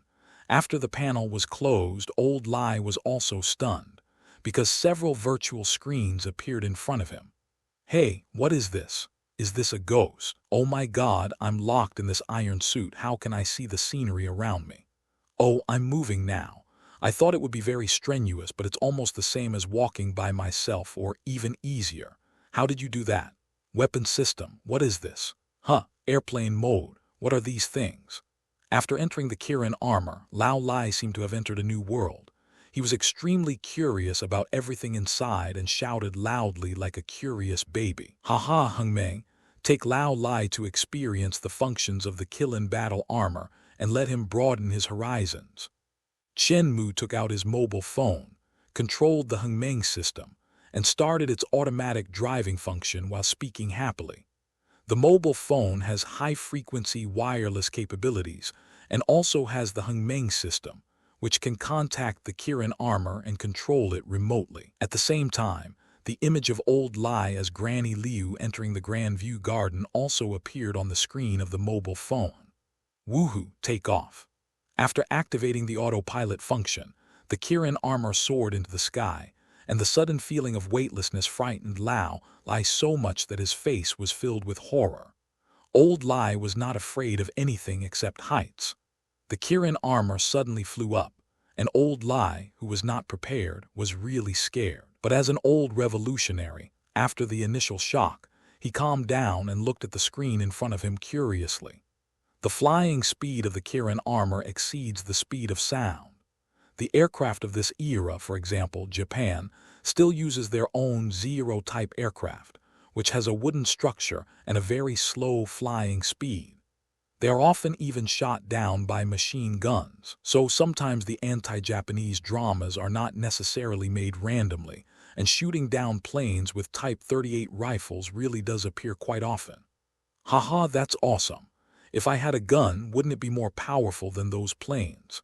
Well, I have to say that Lao Lai has a pretty good imagination. He took a gun. Wait, it's flying so fast, I'm almost at the base camp of the Yamazaki battalion. The flying speed of the Kilin armor is not to be underestimated. In just a few minutes, it has flown dozens of kilometers and is only one step away from the Yamazaki battalion's camp. So, what else is there to say? Next, Let's try out the Kill-In Armor's weapon system. Looking at the images transmitted from the Kill-In Armor, Chen Mu couldn't help but raise the corners of his mouth, and a sneer appeared on his face. What martial ethics are there when dealing with the Japanese? Weapons that surpass several eras are directly used to hit them in the face. This is a true dimensionality reduction attack. However, Lai Yunlong driving a mecha. You are worthy of it. I didn't expect that Lai would drive a mecha. Observers outside the world are full of question marks. This operation is unique. Although it is speechless and incongruous and seems out of place in this world, it is wonderful. Observer Yuadu watched the unique development of this world, as if it was a mudslide in the multiverse. He wished he could conjure up a bowl of popcorn and eat it while watching. Old Lai flew to the enemy base camp in the Kill-In Armor. Looking at the screen in front of him, which changed from a plain blue to a blood red, he couldn't help but feel a little nervous. Weapon systems. Old Lai had a face full of question marks. He didn't have time to take the Thor's spear in his hand just now, so in his opinion the current Kirin armor could be described as bare-handed. As for the weapon system, could it be that he still had to rely on his fists to fight the opponent? However, if the defense is strong enough, it is not impossible to fight with fists. Why should Lao Lai be afraid? Brother Chen, how do we control this thing? Lao Lai quickly thought of a lot of things and was ready to roll up his sleeves and wrestle the enemy. However, he suddenly discovered that he had no way to operate the iron shell and could only watch it operate on its own. You don't need to control it now. It has an automatic driving function. Now I just want to show you its firepower. Chen Mu's voice reached Lao Lai's ears through the communicator inside the armor, which calmed him down a little. He also wanted to see how this iron shell would perform. The Kirin armor controlled by Hong Meng quickly flew over the enemy camp with a sound of breaking through the air. The violent sound of breaking through the air made all the enemies aware of its existence, and they subconsciously looked up. But I saw a figure standing in the air high in the sky. Jiliguala. A noisy sound was heard, and the enemy troops quickly gathered together, looking at the Kirin armor in the air as if facing a great enemy. But there is nothing we can do. Even though their weapons are a level higher than ours, they are still not enough when facing the Kirin armor. Putting aside other things, at the high altitude where the Kirin armor is now, there is really no way to deal with the weapons in the hands of this team of enemies. What kind of bird language are you speaking? Damn them. At an altitude of 200 or 300 meters, Lao Lai looked down at this group of guys. He was very satisfied with the flying ability of the Kirin armor. Not to mention other things, just using it for reconnaissance could play an unimaginable role. Target locked. After Hung Meng's electronic synthesized voice finished speaking, Lao Lai saw that many enemies below were marked on the screen. With a slight noise, the back panel of the armor opened, and miniature missiles were launched one by one. Under Hung Meng's control, the missiles accurately hit the marked enemies. Rumble. There was a burst of explosions. The missiles made of high explosives were not much bigger than bullets, but their explosive power was no less than that of grenades. All the missiles hit their chests without exception, and they could not dodge. They didn't hit the head because the explosion of the micro-missiles was so powerful that their upper bodies were blown to pieces, so there was no need to shoot them in the head. This. Seeing this scene, Lao Lai was dumbfounded. Will future weapons be so powerful? Not to mention that the bullets never miss a target, but can they also explode like grenades? This power is too terrifying, isn't it? Wait, aren't all these exploding bullets flying out from this armor? Who would put something so powerful on themselves? Is there something wrong? What if it explodes? Hey, how many bullets do you have now? Old Lai couldn't help but shudder and ask. Micro-missiles, 9,980 remaining. After hearing Lao Lai's question, Hung Meng answered his question immediately. In one wave of attack, 20 micro-missiles were released. With the mirror space as a portable arsenal, each set of Kill-In armor carries a huge amount of ammunition, enough for a single soldier to carry out fire coverage. What are you doing? If you put so many, aren't you afraid that one will explode and then? Wait, something is wrong. This tin man is only this small, how can it hold so many? I, Old Lai, have never been to school, so don't lie to me, too. This armor is a Kirin Roman 3 model with a portable ammunition space, capable of carrying a large amount of weapons and ammunition. Hung Meng seemed to be stuck for a moment and still explained it to Lao Lai. Okay. After hearing Hung Meng's explanation, although he didn't know what it meant, Lao Lai still nodded to show that he understood. Although I don't understand what it means, I still think it looks very impressive. Lock the target. Another wave of enemy troops ran out. Hung Meng locked onto the enemy again, and then another wave of micro-missiles flew out, accurately hitting all the enemies. This time, another 20 micro-missiles were consumed. Awesome, a sharpshooter. Being inside the Kirin armor, Lao Lai didn't even know how the attack was launched, but this did not prevent him from seeing the tragic situation of the enemy through the screen, and he couldn't help but sigh. With such a big treasure, it seems that it will be easy to kill a large group of enemies. Enemy ammunition depot discovered. Provide covering fire. At this time, Hong Meng reported the analysis results again. In the ground detection, he marked a location, which should be the ammunition depot of the camp, and was under strict defense. After the command was reported, missile launchers popped out from all over the Kirin armor. In the air, a large number of missiles suddenly poured down and flew towards the target on the ground. Each micro-missile is as powerful as a grenade. In fact, only a few are enough to detonate the ammunition depot. But don't forget that this is just a demonstration of the Kirin armor's weapon system. There is no need to save ammunition. Boom! After a few seconds of barrage coverage, micro-missiles rained down into the ammunition depot. A huge explosion sounded and all the ammunition was detonated. The target was successfully destroyed. Hong Meng reported the results of the battle in an emotionless electronic voice. Oh, what a sin! What great ammunition! If we could capture it, we could raise an independent regiment. However, the one who felt the most distressed when seeing the ammunition depot being destroyed was actually Old Lai. Enemy detected, laser weapons activated. Hong Meng's calm voice sounded. When Lao Lai was still feeling distressed about the armory, he found that his hands waved twice uncontrollably. 2 hot lasers shot out from his palms. Several Zero fighters of the little puppets that were flying quickly from a distance actually disintegrated directly in the air, and were split into 2 halves by the lasers and fell directly to the ground with smoke. Lao Lai looked incredulous. Is masturbation so easy? What kind of black technology is laser weapon? Is it so powerful? The enemy is trying to retreat. Activate the magic cannon charging mode. Noticing that the enemy troops were gathering and preparing to escape, Hong Meng's calm voice sounded again. Lao Lai found that his hands were once again driven by the armor. He clasped his palms together, faced the enemy's large army, and began to accumulate energy. No one could interrupt or even disturb the energy gathering. In just a few seconds, the energy of the Kirin armor's magic cannon reached its peak, and fired an energy bomb containing terrifying energy directly at the enemy's large force. Boom!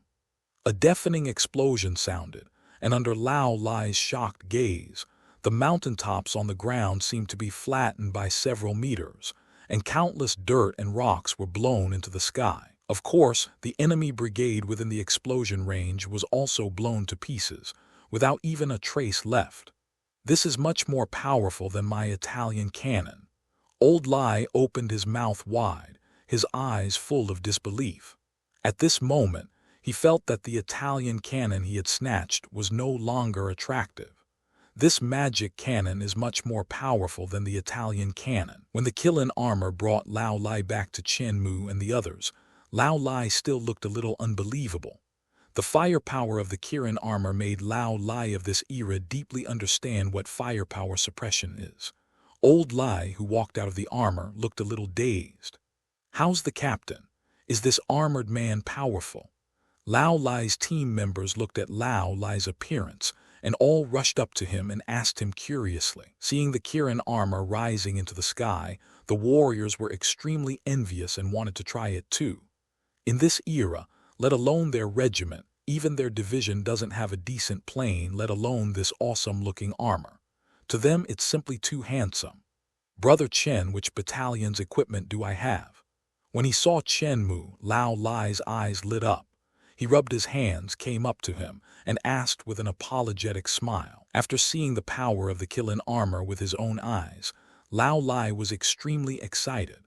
If there is a battalion of this armor, let alone conquering the world, just reaching the capital of Japan should be no problem, right? Old Lai has not forgotten what Chen Mu said before. He promised to provide him with a battalion's worth of equipment. If he had this battalion's worth of armor, he would be confident that he could drive all the enemies out of the central plains. Not only that, with these equipments, doesn't Old Lai directly lead his own soldiers and fight all the way to Tokyo? Don't worry, Lao Lai. I, Chen, keep my word. If I say I will give you a battalion's worth of equipment, I will definitely give it to you. Chen Mu smiled and continued, but it should take a day or two to mobilize, and during this time, I hope you can help me make some connections, Lao Lai. I want to meet the division commander. After all, Chen Mu will not stay in this world for too long. If he wants to help this country, the best way is to find that person directly and let this China form an alliance with the China where Chen Mu is. Only in this way can both sides achieve better development. Helping does not mean blindly helping without any return. Only win-win cooperation is the best path to development. You want to see the division commander. That shouldn't be a problem. After all, you can provide so many advanced weapons. Moreover, if you really come from the future, I will definitely report this to my superiors. Therefore, your request should not be difficult to achieve. Although Lao Lai is only a regiment commander, now that so many incredible things have happened, he must report to his superiors. I have a good relationship with the teacher. I will go and tell him about this matter when I get down. Old Lai patted his chest and said this, but his eyes were still fixed on the Kirin armor, motionless. I will leave this suit of armor here. It can serve as proof of my existence. At the same time, it can also help you resist those enemies. Chen Mu's idea was to contact the teachers of this world and then act as a matchmaker to allow the countries of these two worlds to negotiate directly. As people of the 21st century, we will certainly give our best help to our predecessors of this time period. They have walked this path themselves and understand the hardships of their predecessors very well. No matter what, the two countries connected by blood will never choose to stand idly by. Since Chen Mu wants to establish an organization that communicates across the multiverse, he must take this step so that all member states can communicate and even trade without obstacles. That's great. I'll take this Kilin armor. With its help, I can definitely stuff all those evildoers into his stomach. Having gotten what he wanted, Old Lai smiled so hard that his mouth almost burst into laughter. Not to mention the armor of an entire battalion. The combat effectiveness demonstrated by this set alone made Lao Lai very satisfied. In that case, I will leave first. Come back later. I will prepare the equipment for that battalion for you. Since Lao Lai agreed to deliver the message, Chen Mu was naturally satisfied. He planned to return to his own world first, and then report his plan and analyze its feasibility. The emergence of the multiverse is undoubtedly an opportunity for Chen Mu and his motherland. After saying that, Chen Mu said hello to Lao Lai, then soared into the sky and left the place. After finding an open place, Chen Mu tried to summon the multiverse mirror because he had analyzed the essence of this thing before, and it was like the infinity stones. It is a strange substance generated naturally that contains some kind of magical power and can be summoned in a specific way. Since we can see the mirror of the multiverse, we can naturally pass through it and leave this multiverse. Therefore, when Chen Mu summoned the multiverse mirror, he directly opened the portal and left this world. He appeared in front of the observer Yuadu. Yuadu's expression, which had remained unchanged for thousands of years, looked a little strange at this moment. He looked at Chen Mu, who left the multiverse with his own strength, and he was so shocked that he was speechless. I haven't even given you the technology to travel across the multiverse, and you've already figured it out on your own. Although Chen Mu's method of traveling through the multiverse was somewhat unusual, what surprised Yuadu was not this, but the fact that Chen Mu had actually realized this technology by himself in just one day. This is unimaginable for any race. Yuadu, I have completed your mission. By the way, isn't it time for you to fulfill your promise to give me the technology to freely travel through the multiverse? Chen Mu looked at Yuadu curiously and told him his purpose. No problem. I will give you a portal technology that can open a portal between the two worlds. As long as there is enough energy supply, the portal can always exist.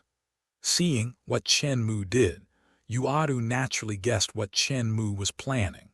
Originally, I was only going to give Chen Mu a technology that would allow him to travel through the multiverse by himself. Unexpectedly, Chen Mu had already figured it out by himself. Then Yuadu is going to find another one and give him the teleportation technology that suits him. Since you want the two worlds to be able to communicate without obstacles, then this stable portal is the most suitable thing. It enables the two Chinas to communicate without obstacles. Of course, what Yuadu gave was a technology, not an item. In the future, Chen Mu will definitely come into contact with more than just these two Chinas. In the future, even if a new China emerges, this gate can be used to establish a permanent gate. For you. After saying that, a ball of light was thrown out from Yuadu's hand and landed on Chen Mu. Chen Mu felt that there was an extra technology in his mind. At this moment, he understood the technology of the portal clearly. As long as he had enough materials, he could make it. Thanks. Chen Mu smiled with satisfaction, greeted Yuadu, came to the multiverse mirror of his original world with ease, then opened the portal and went in, just like home. Yuadu was speechless. Chen Mu didn't treat him as an outsider at all. Although I am just an observer and will not interfere with any of your actions, you should at least give me some face. As an observer, don't I have any face to save? Besides, why didn't I notice it before? How can you be so shameless? Chen Mu, who has returned to his own world, does not care about the observer's thoughts.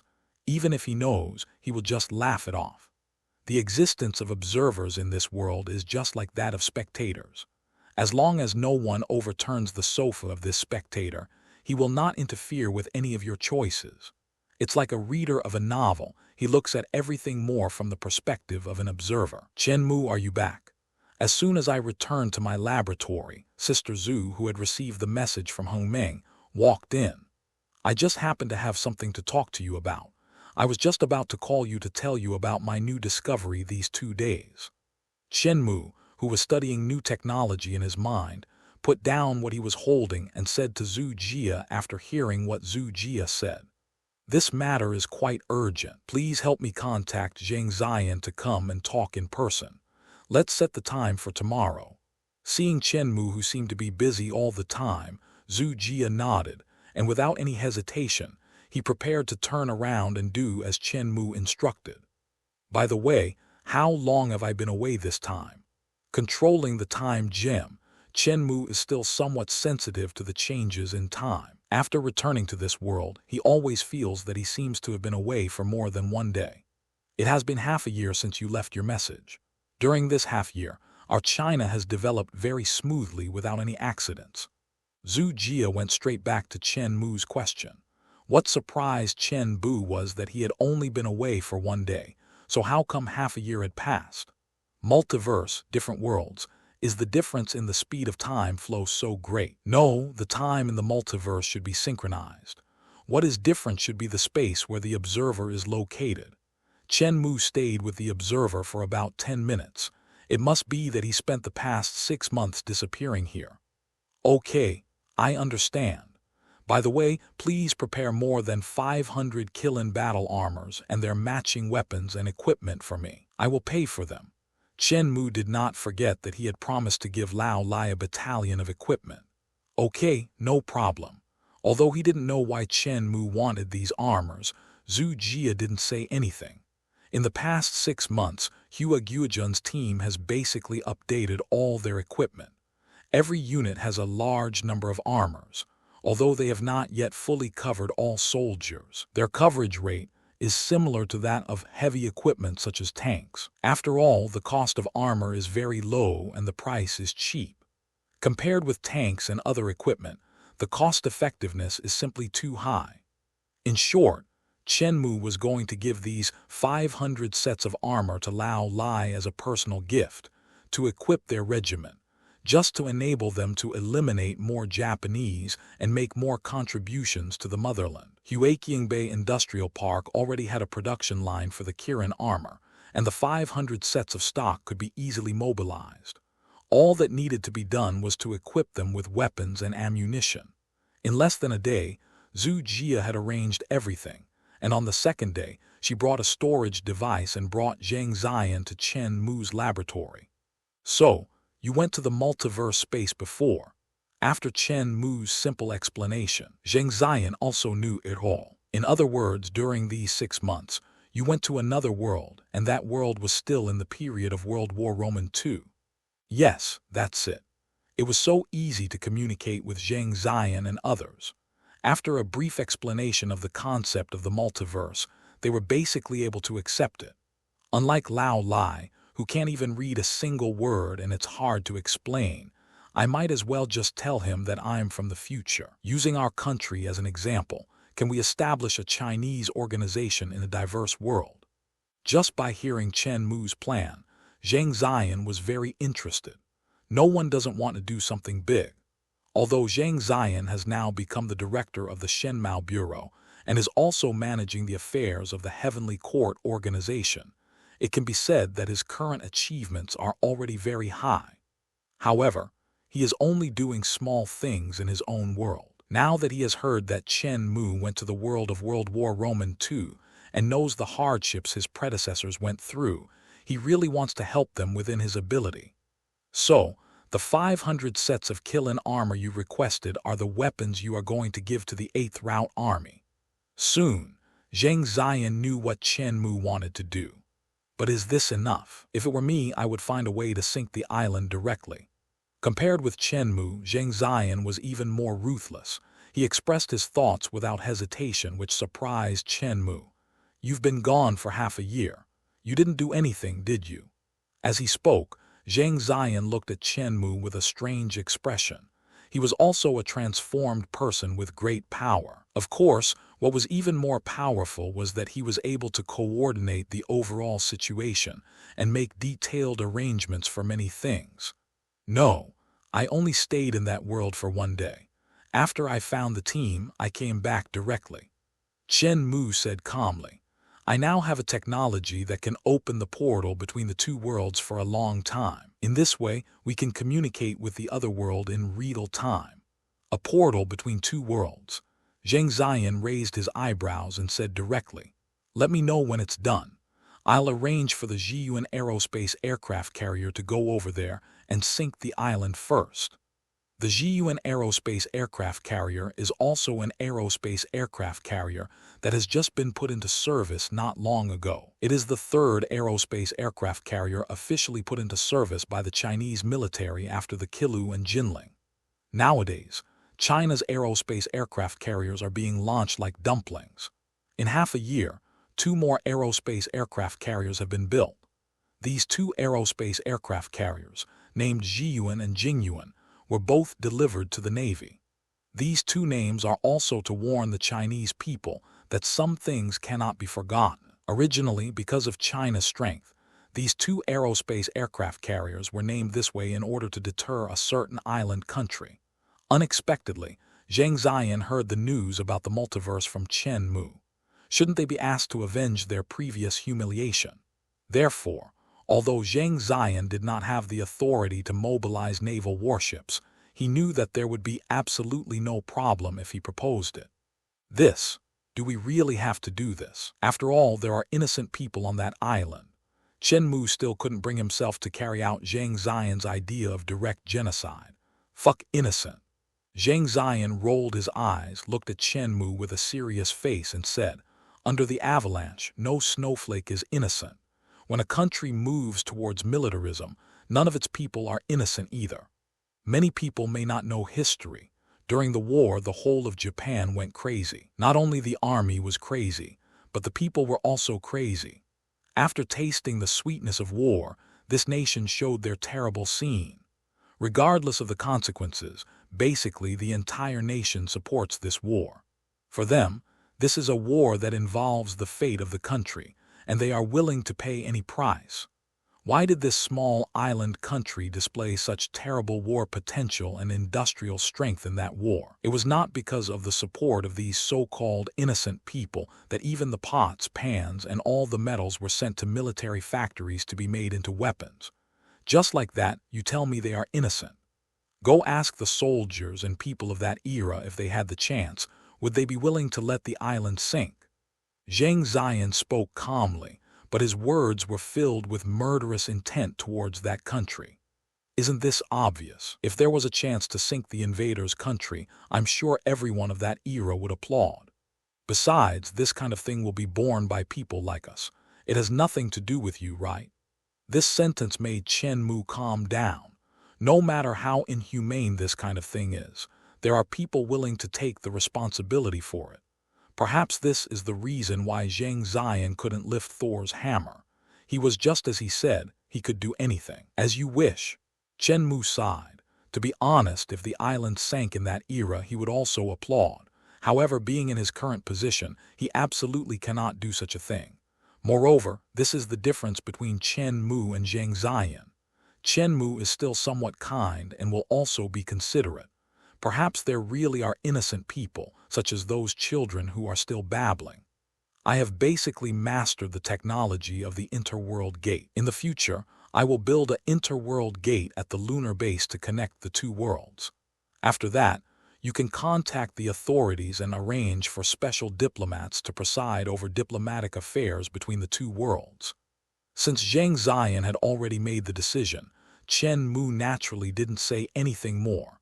He simply put the matter behind him and pretended he knew nothing about it. That's no problem. After hearing what Chen Mu said, Zhang Ziyan couldn't help but smile. In this world, as long as China does not take the initiative to provoke a war, no country will dare to provoke China. However, in this way, there is no way to avenge the blood feud. If there is a chance to help the seniors in another world and at the same time relieve some of the hatred in his heart, Zhang Ziyan is willing to do something. I will make arrangements here. In addition, I have some suggestions about China in another world. Our predecessors will not accept charity. If you help them unconditionally without asking for anything in return, they will definitely not be willing to accept it. If possible, countries cannot help each other completely unconditionally. The best way is to trade. If it is a completely unrewarded help, not only can the seniors not accept it, but also, what kind of words is this? Is this charity? In any case, such an approach is definitely not advisable between countries. It just so happens that our country now has a lot of retired weapons that can be sold to them at a low price. This way, their strength will not be too outrageous compared to their contemporaries, and it will also reduce unnecessary trouble.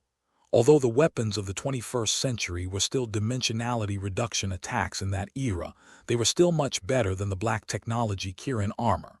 Your 500 sets of armor can only be donated in your personal capacity. Yeah, that's exactly what I thought. Chen Mu nodded. This was his original plan. Well, as expected of you. Hearing this, Zhang Ziyan couldn't help but pat Chen Mu on the shoulder. He continued, then I will go prepare the report materials. You go ahead and hand over these 500 sets of armor to the soldiers. With these armors, we can prevent many tragedies from happening. I will build the portal, and the rest will be left to you to negotiate.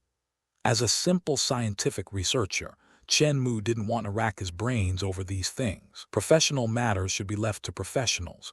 You just need to do your own job well. Can I go there with you this time? At this time, Zhu Jia asked with some expectation. The grandfather in the orphanage was a soldier during the anti-Japanese war. He had seen too many tragedies and would often tell us stories about that time. My greatest wish has always been to avenge him, but I never had the chance. But now, won't the opportunity come? It is good. Chen Mu looked at Zhu Jia deeply and walked towards his studio. After returning yesterday, he started to use the materials in his hands and the technology he got from Yuadu to start making the portal. At this time, he had already built the preliminary gate. Of course, the current portal is just a preliminary verification machine. It is not very stable and is even just a one-way portal. However, it is enough for Chen Mu to use this time. Then let's go. After nodding to Zhang Ziyan, he opened the door and walked in with Zhu Jia. Is this the year 1943? After passing through the gate, Zhu Jia and Chen Mu came to this world. Zhu Jia looked around with curiosity. After seeing this world, the gate had disappeared. The gate they used this time was only temporary. If they wanted to build a permanent gate, they would need to find a suitable place and then set up equipment on both sides at the same time. Only in this way can the gate exist for a long time. This time, Chen Mu came directly to the world of 1943 and did not go to the space where Yuadu was. Now Chen Mu already knows that compared to the space where the observer is located, time in other multiverses passes very quickly. He only stayed there for less than a few minutes, but when he came out, half a year had passed in his own world. Chen Mu didn't want to be confused. When he returned to the multiverse, decades had passed. So, if you can avoid going there, then don't go there. Instead of spending this time researching new technologies and enhancing the strength of the military, we will go directly to Lao Lai's base and deliver the things we promised to him to them. Chen Mu smiled and nodded to answer Zhu Jia's question, then opened his phone to check where Lao Lai was now. Each set of Kirin armor is controlled by the Hengmeng system, and there must be a positioning system so it can directly find Lao Lai's location. Hey, did Lao Lai run off to the sea? After checking the location, Chen Mu couldn't help but feel curious, because according to the map, Lao Lai is now driving this Kirin armor and has appeared on the distant sea. Hey, Lao Lai, where are you? Hey, brother Chen, where are you? How come I can hear your voice? Lao Lai's curious voice came from the phone. I was talking to you on the phone. Why did you go to the sea? Call, do I have a telephone line connected to me? But I am indeed at sea now. I just blew up 2 Japanese troop transport ships. This armor is so cool. With just this one strike, I killed at least tens of thousands of Japanese. Wow, they are using the Kirin armor to blow up the troop transport ship. However, with the firepower of the Kirin armor, it is truly invincible in this era. There is no anti-aircraft weapon that can threaten it. Even in later generations, there are few anti-aircraft weapons that can threaten the Kirin armor. For it, destroying a few small broken ships is really not a problem at all. When I was returning to the division headquarters, I heard about the Japanese troop transport ship and rushed over without stopping. Fortunately, these bastards had not yet landed, otherwise my comrades might have been in danger. It's a pity that all the weapons and equipment of the Japanese were sunk into the sea. Otherwise, they could have been equipped to form an independent regiment. Where did Lao Lai get all his equipment? Wasn't it just stolen from the enemy? So, these weapons and equipment sank into the sea, just like his things sank into the sea. I feel bad. What's the point of using those junk equipment? Just let them sink into the sea. There's nothing to regret about it. Chen Mu naturally didn't care about the weapons situation of this era. Hey, that's not right. For us, Japan's weapons are still very advanced. Isn't it true? Which of the soldiers from this era did not come out of the most difficult environment? The fear of insufficient firepower was also developed during this period. For people of Lao Lai's generation, every bullet is precious. It's a pity that they all sank into the sea. I heard that the Japanese aircraft carrier Izumo is nearby. I was planning to go and destroy them first. By the way, Brother Chen, you're back so soon. Which battalion's equipment did you promise me? The fact that Chen Mu came back so soon in just one day made old Lai feel a little uneasy. He came back so soon. Could the equipment for a battalion that he promised me really be prepared so quickly? Anyway, Lao Lai is more skeptical. Don't worry, it's already been prepared for you. I'll hand it over to you when you come back. In response, Chen Mu just chuckled and didn't take it too seriously. Since you are still busy attacking the Japanese aircraft carrier, I won't bother you anymore. I will hand over the armor to other comrades first. No, I'll be back soon. The Kirin armor can fly very fast, so I'll be back soon. Wait for me. Hearing this, how could old Lai still sit still? He prepared to set off immediately and return to Chen Mu. Don't be so anxious. The kill-in armor has another function that I didn't have time to show you before. It can open a portal. You can directly open the portal to go wherever you want. It's very convenient. As he spoke, Chen Mu had already passed through Heng Ming, controlled the kill-in armor, and opened a portal in front of Lao Lai. Oh my God, this is really amazing. On the other side of the portal was the Kirin armor driven by Lao Lai. At this moment, the armor was flying in the air. Seeing the portal appear, Lao Lai was stunned on the spot. The previous weapons and equipment can be explained as technological development, but what the hell is this portal of yours? Although he was full of doubts, Lao Lai still flew over through the portal. Brother Chen, which battalion's equipment do I have? Now, for Lao Lai, nothing is more important than the equipment of their battalion. Old Lai walked out of the armor with a smile on his face, stared at Chen Mu, rubbed his hands, and asked with a wink, "Where is it? Let me see it." Having personally experienced the power of the armor, Old Lai now only wants to get the equipment, equip his army, and then drive all the evildoers in the country back to their mother's wombs. Find the place first, and then I'll give you the things. Chen Mu was a little amused and said with a smile, "I have prepared 500 sets of these kill-in armor for you. It should be enough for your battalion, right?" Now, Lao Lai's independent regiment only has a few thousand people, and 500 sets of kill-in armor are enough to equip his entire battalion. Moreover, the Kirin armor is so powerful that it can definitely defeat 10,000 enemies at once in this era. These 500 sets of armor were really equipped to Lao Lai's regiment. He had enough confidence that he could destroy all invaders. 500 condoms. Old Lai was so excited that his mouth opened wide. With these 500 sets of armor, no matter what monsters there were, they would all be destroyed. Where are my 500 sets of kill-in armor? Old Lai was so excited that his face was full of smiles. Once you have selected 500 warriors, I will hand them over to you. Chen Mu didn't want to waste any time, so he looked at Zhu Jia, ready to ask Zhu Jia for help in handing over all the armor to Lao Lai's troops. 500 soldiers. That's no problem. I don't have many weapons and equipment, but when it comes to people, I have plenty of them. Only 500 soldiers are needed for Lao Lai's men to handle them all. The soldiers in the regiment have long been jealous of Lao Lai driving a mecha to fight the Japanese. Now that they have a chance to get the armor, these guys will definitely be overjoyed. This armor is not something that anyone can wear. Only those who are loyal to their country and willing to save the nation from danger are qualified to wear it. Chen Mu paused and continued to say to Lao Lai, "I gave you the Thor spear before. Anyone who can pick up that spear can possess the power of the Thor. Moreover, only those who can pick up this spear are qualified to wear the Kirin armor. The Kirin armor is a weapon for defending the country. Anyone who is not recognized by the Thor's spear is naturally not qualified to wear it in this war. Are those who can pick up Thor's spear qualified to wear this armor?"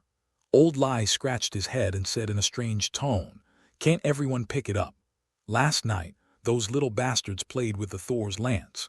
Hey, everyone can discharge electricity. It's really exciting. I think it's a bit of a waste to put the Thor's lance on this set of armor, so I left the spear in the group."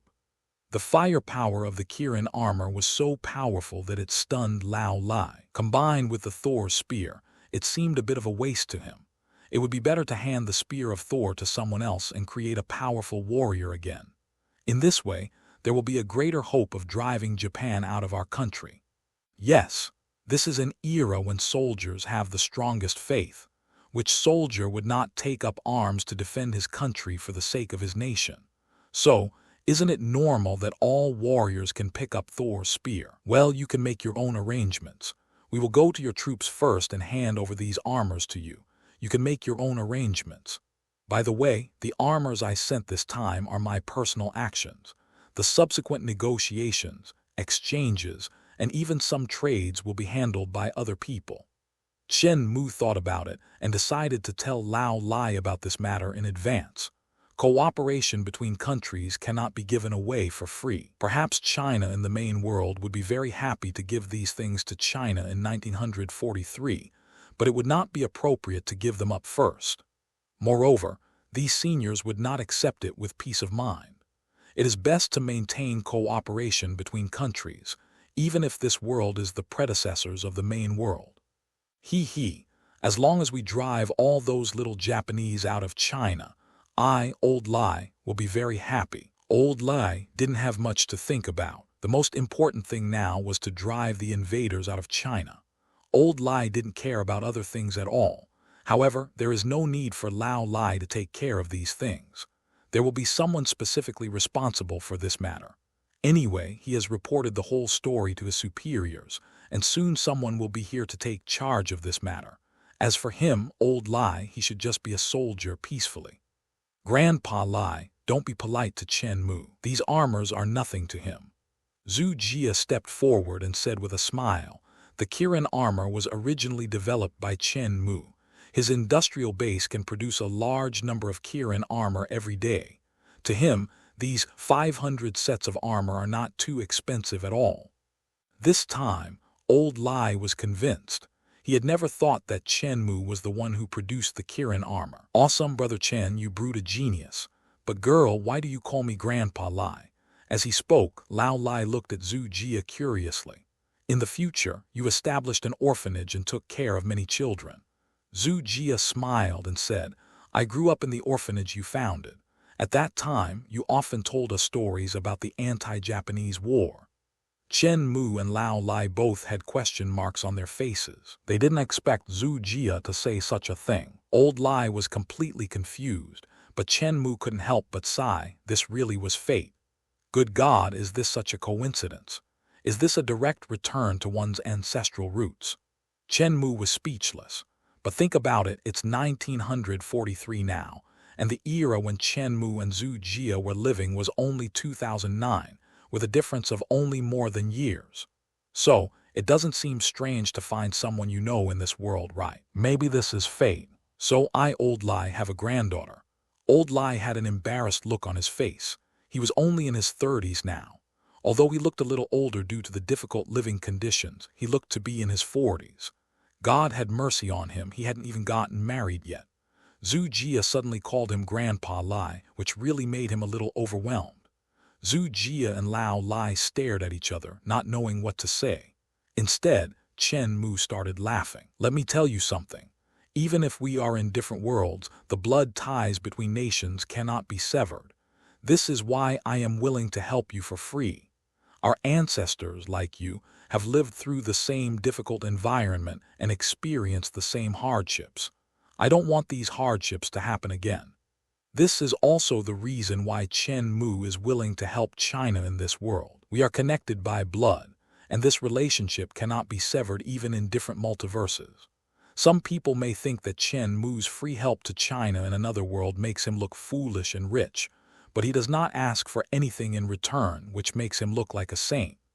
In the eyes of some people, it is impossible for such a person to exist. But think about it. For Chen Mu, the Kirin armor is really not a valuable thing. Huaqingbei originally produced Kirin armor, and produced hundreds or even thousands of sets of Kirin armor every day. For Chen Mu, these things were really at cost price, and each set was even less than 500,000, and that was after adding the price of ammunition. Even if these 500 sets of armor were 500,000 each, how much would they cost? 250 million. For ordinary people, this is indeed an unimaginable wealth, but for Chen Mu at this moment, it is nothing, not to mention the profits created by the Kirin armor produced in Huaqingbei. The wealth created for Chen Mu by Chen Mu's Xiaomu mobile phone alone is already difficult to count. 250 million is really not too much. This is not just for Chen Mu. If in the real world, if someone can come up with 1943 million, it will enable another China to have powerful strength to drive the invaders out of China. Presumably, there are many people willing to come up with this money. Zhu Jia left with Lao Lai. She would fight against the invaders together with Lao Lai's independent regiment. At the same time, she would also bring the 500 sets of armor given by Chen Mu to the regiment. In the end, Lao Lai was unable to defeat Chen Mu and got the 500 sets of armor for free. After returning to the regiment with the armor, Lao Lai spent 2 days finding 500 suitable soldiers, put on the armor, and then sent them to various parts of the country to fight against the invaders. The appearance of 500 iron men easily repelled the enemy. Moreover, a magic force appeared in China. They hated evil and attacked the invaders severely. Time passed quickly, and in less than a month, all the invaders were driven out of China. At this time, Chen Mu finally established a complete cross-border portal in this world. Wow, it took us more than a month to finally build this thing. Within a month, Lao Lai, as the person who had the deepest contact with Chen Mu, was sent to contact Chen Mu and others, and to meet their requirements and arrangements. This month was mainly used to build a large venue and to establish a cross-border gate. It took a whole month to build this venue, and Chen Mu also created a stable portal here. The establishment of this cross-border gate means that the two countries can now communicate without obstacles. Chen Mu had a smile on his face as he finally completed the journey through the world gate. During this month, Chen Mu traveled back and forth between the two worlds and served as a messenger. He also took along the high-level officials of the two countries and some diplomatic documents. In Chen Mu's original main world, the gate on that side had already been built. When the gate on this side was completed in 1943, the two sides would be able to travel through time at any time. At this time, the two countries were truly connected. One is the main world where Chen Mu is, and the other is the world in 1943. Of course, in 1943, except for China where Chen Mu had always been, world history continued to develop as usual. On the European battlefield, Captain Carter suddenly appeared and dealt a heavy blow to the 9-headed Hydra. The most important thing is that China's strength increased greatly at this time, which played a very important role in the entire World War II. In just 1 month, the invaders were driven out of the country. The strength demonstrated by China dealt a heavy blow to the Axis powers. Due to many reasons, the progress of World War II accelerated, and the dawn of victory excited people all over the world. Hey, I also want to see the future world. By the way, are Ziyukin and I married? Old Lai looked at Zhu Jia curiously and asked. Zhu Jia was silent. Could she tell Lao Lai about Ziyukin's sacrifice? Old Lai, when we came to this world, many endings had already changed. You must pursue your own happiness yourself. Chen Mu patted Lao Lai on the shoulder, then turned his gaze to the world crossing gate in front of him and said excitedly, I will activate the world crossing gate later, and the two worlds will be able to communicate freely in the future. The establishment of the cross-world gate can be regarded as a breakthrough of China's power into the multiverse. Chen Mu named the world he was previously in the main world, and the world of 1943 was named World No. 1 for easy distinction. Crossing the gate is a matter of great importance, and this time many high-level people from this world have come here. Because of the appearance of Chen Mu, the world has changed a lot. In short, no matter what, Chen Mu only looks at the results. That's right. If you drive the invaders out, I'll propose to Ziyukin. I, Old Lai, will also be a married man. Old Lai chuckled and couldn't help but smile when he thought of his future daughter-in-law. Without paying any more attention to the foolish Old Lai, Chen Mu directly activated the door to the world. A blue light curtain appeared in the door frame that had been established. At this moment, the door to the world connecting the two worlds was successfully activated. Welcome to 1943, Director Zhang Ziyan. The portal was activated and several people walked out. Leading them were people from the official Ministry of Foreign Affairs. Zhang Ziyan also came here. It has to be said that the Ministry of Foreign Affairs of the main world has been very busy during this period of time. Not only has it established diplomatic relations with Asgard, but now it is even better. It has even established diplomatic relations directly with the multiverse and China and other worlds. This was completely unimaginable a year ago. At this time, in 1943, people from the Ministry of Foreign Affairs also came forward to greet them. Chen Mu was too lazy to care about how the two worlds cooperated. Instead, he greeted Zheng Ziyan, who came with him, walked aside with him and started chatting. "Hey, the gate is finally built. The flowers are almost wilted waiting for so long." Zheng Ziyan was very excited. As early as a month ago, he started selecting members to carry out the plan in the Chen Mu Bureau. This was not a mission plan, but rather a personal vendetta, so Zheng Ziyan selected the personnel in secret. "This is Lao Lai, a friend I met here. This is Zheng Ziyan, the director of the Chen Mu Bureau. On our side, this organization is responsible for defending China from all crises." Chen Mu introduced the two to each other and they got to know each other. To protect China from danger. Old Lai was in awe. Although he didn't know what this meant, he really thought it was amazing. "He is really young and promising." Old Lai couldn't help but sigh. Zheng Ziyan was really too young, only in his 20s, not even 30. Of course, Chen Mu is also very young. No, compared to our seniors, we are just standing on your shoulders." Zheng Ziyan also appeared very humble, and he had full respect for the old revolutionaries of this era. By the way, Director Zheng Ziyan looks like he's planning something. Old Lai looked at Zheng Ziyan curiously, and he keenly sensed that something was wrong. "This." Zheng Ziyan looked at Chen Mu, then at Lao Lai, and was a little hesitant. "There's no need to hide it, just tell me straight." Chen Mu thought about it and felt that there was no need to hide it from Lao Lai, so he said so. "It's like this. I'm going to launch an attack on the homeland of Little Japan." Zheng Ziyan took a deep breath and said seriously. Old Lai raised his eyebrows, somewhat confused. "It's like this. You may not know that in the future, we will be very frustrated in Japan. After the war, this group of people did not receive the corresponding punishment. This can be said to be a demon in the hearts of many of us. We must vent this anger. But you don't have to attack those innocent people, do you? After all, Lao Lai is a kind person, so he is somewhat resistant to Zheng Ziyan's plan." "Fuck innocent." Zheng Ziyan gritted his teeth and continued, "No one on the island in this era is innocent." As he spoke, Zheng Ziyan took out his cell phone and started playing some future decryptions about this period of time. Having tasted the sweetness of war, the people on the island at this time all fell into madness.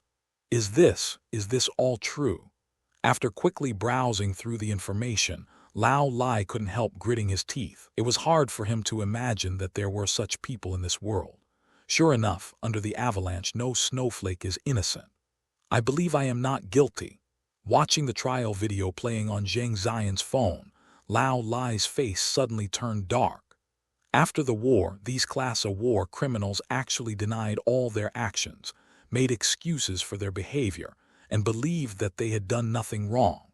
They even deny the crimes committed during their invasion. As someone who witnessed all of this, Lao Lai couldn't help but get furious. He brooded. It's only been 2 years since the Nanjing incident, and these bastards still don't admit it.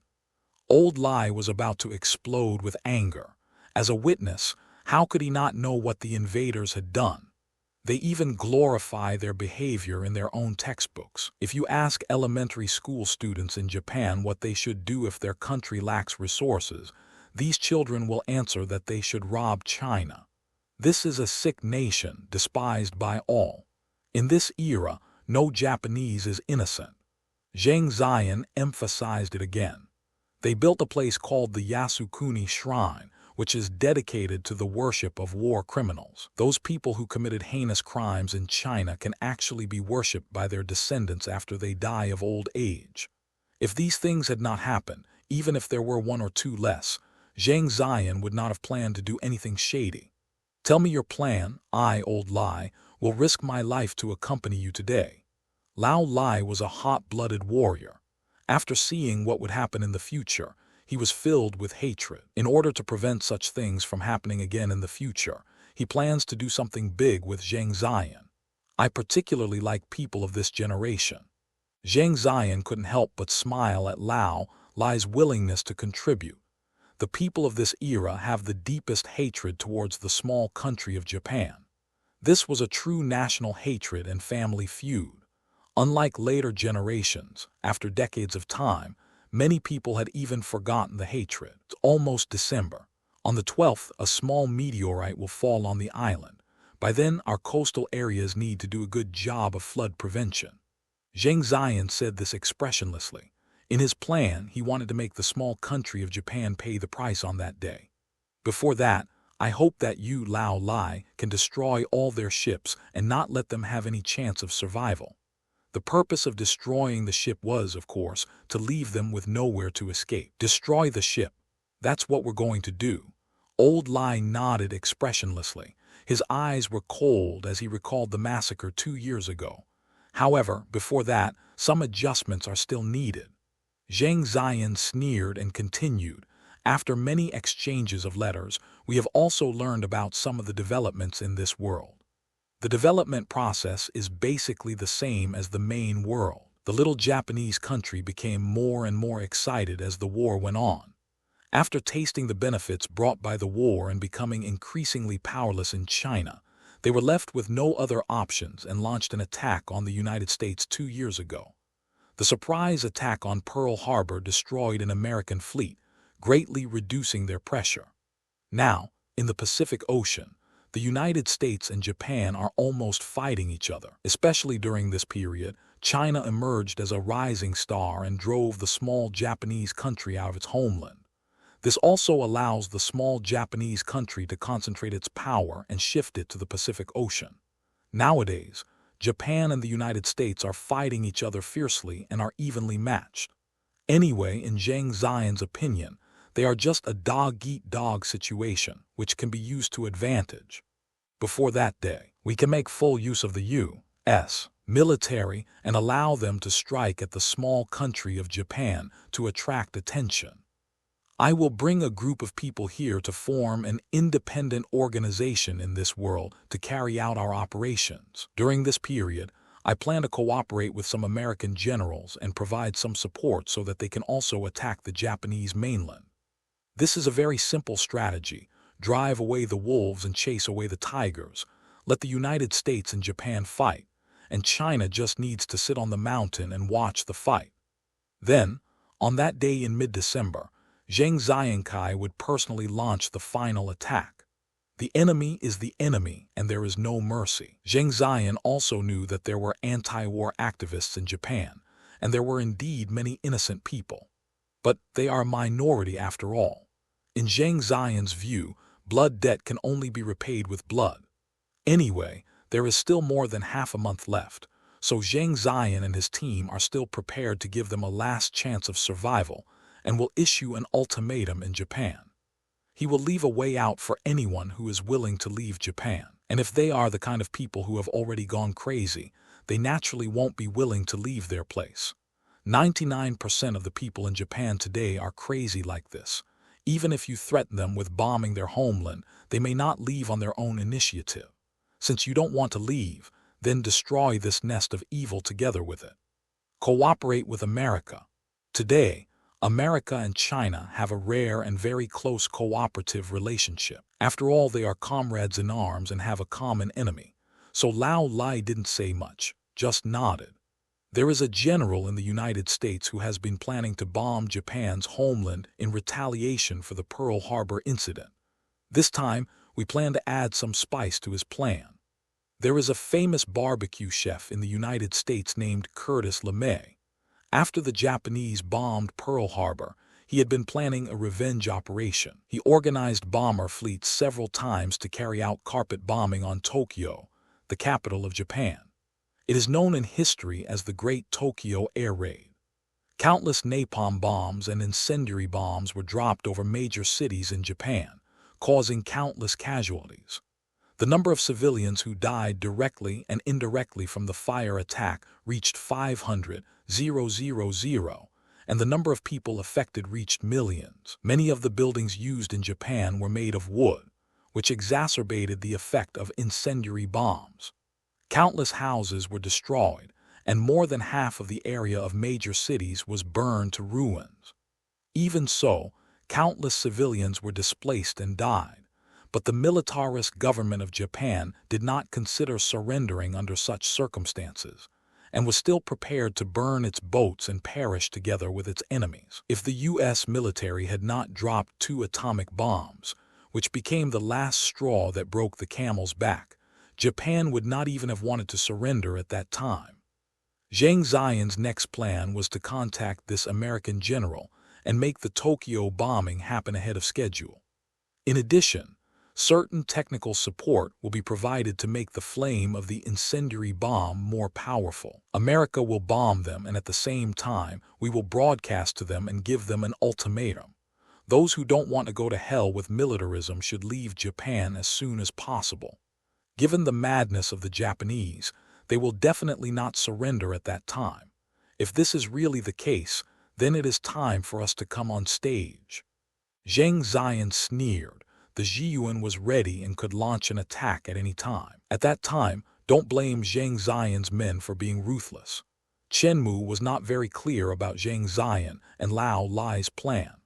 After introducing the two to each other, he left and returned to his laboratory.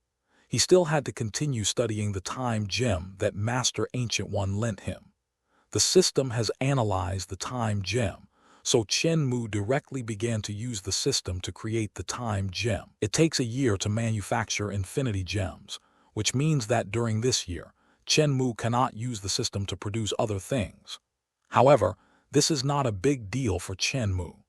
During this period of time, except for a few things that need to be manufactured by the system, everything else can basically be produced directly using existing materials and technology. Of course, the prerequisite is that there are materials, but this is nothing for China today. The Chinese nation in the main world has already begun to collect resources in the vast universe. What resources are they still lacking? The main world is not short of resources nowadays. Even if it is connected to another world and another Earth, China in the main world has never thought of plundering resources from this Earth. Of course, this is just the idea of China in the main world. But China here in the war years has a different strategy. The main world provided interest-free loans and sold advanced weapons to China. Of course, the so-called advanced is relative. The main world only sold various weapons that were previously eliminated. In 1943, this world was still ahead of an entire era. No other country on the Earth had better or more powerful weapons than these. Even Wakanda, which has been secluded from the world, does not have a very advanced technological level now, and its weapons and equipment are simply not as good as those of later generations. Now, let's not talk about the 500 sets of Kirin armor provided by Chen Mu. Just talk about the various automatic firearms and high-precision weapons that were sent over through trade. In this world, can't we just use them to fight with them? Anyway, the China in this world has a large number of advanced weapons and strong confidence, so it is naturally not satisfied with some agreements. Anyway, the China in this world is now ready to solve some future troubles directly now. One characteristic of the Chinese is that they can do anything for their future generations. Although we know some things about the future from the main world, people of this era will not just sit there and watch them happen. Hey, look, we found something. The boundary gate has been fixed, and people from both worlds will be able to move around, so Zhang Ziyan and his friends will come back often. After all, he has several jobs and is usually very busy here. At this time, Zhu Jia came up with a happy look on his face. What? Chen Mu looked curious. Look. As he spoke, Zhu Jia took out a box from his storage device and placed it on the table. After opening it, there was a blue cube inside. Cosmic cube. Ah, this. Chen Mu looked at Zhu Jia with curiosity and asked, "How did you get this?" If I remember correctly, it seems that Captain Carter went to Hydra and snatched this thing. What makes Chen Mu a little confused is why it appeared in Zhu Jia's hands. Hey, it's not difficult to get this thing from the Americans. Zhu Jia smiled and continued. During this period, Director Zhang Ziyan had more contact with people in the United States and used some relatively advanced technology in exchange for this thing. At this time, although Howard Stark studied the cosmic cube and discovered the extraordinary nature of this thing, due to the times, it was impossible to make use of it. From the perspective of the military, the cosmic cube is nothing more than a large battery, and there is no way to extract the energy from this battery. This also leads to the fact that the U.S. military does not take this thing seriously at all. Director Zheng Zion used 2 low-yield nuclear bombs to exchange this thing with them. Chen Mu looked puzzled. 2 nuclear bombs were exchanged for this thing. Although America is still researching nuclear bombs, there are no results yet. It was not until 2 years later that they took the lead in producing 2 nuclear bombs and used them directly in the war, launching a nuclear strike against small Japan. If Chen Mu and others had not intervened, this would have been one of the main reasons for Japan's unconditional surrender. Zheng Zion is also amazing. He used only 2 small-yield nuclear bombs to exchange for infinity stones.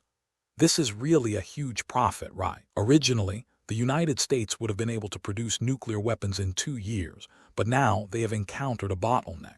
We can directly take out these 2 nuclear bombs and trade with them. It is not too difficult. Zhu Jia covered her mouth and smiled.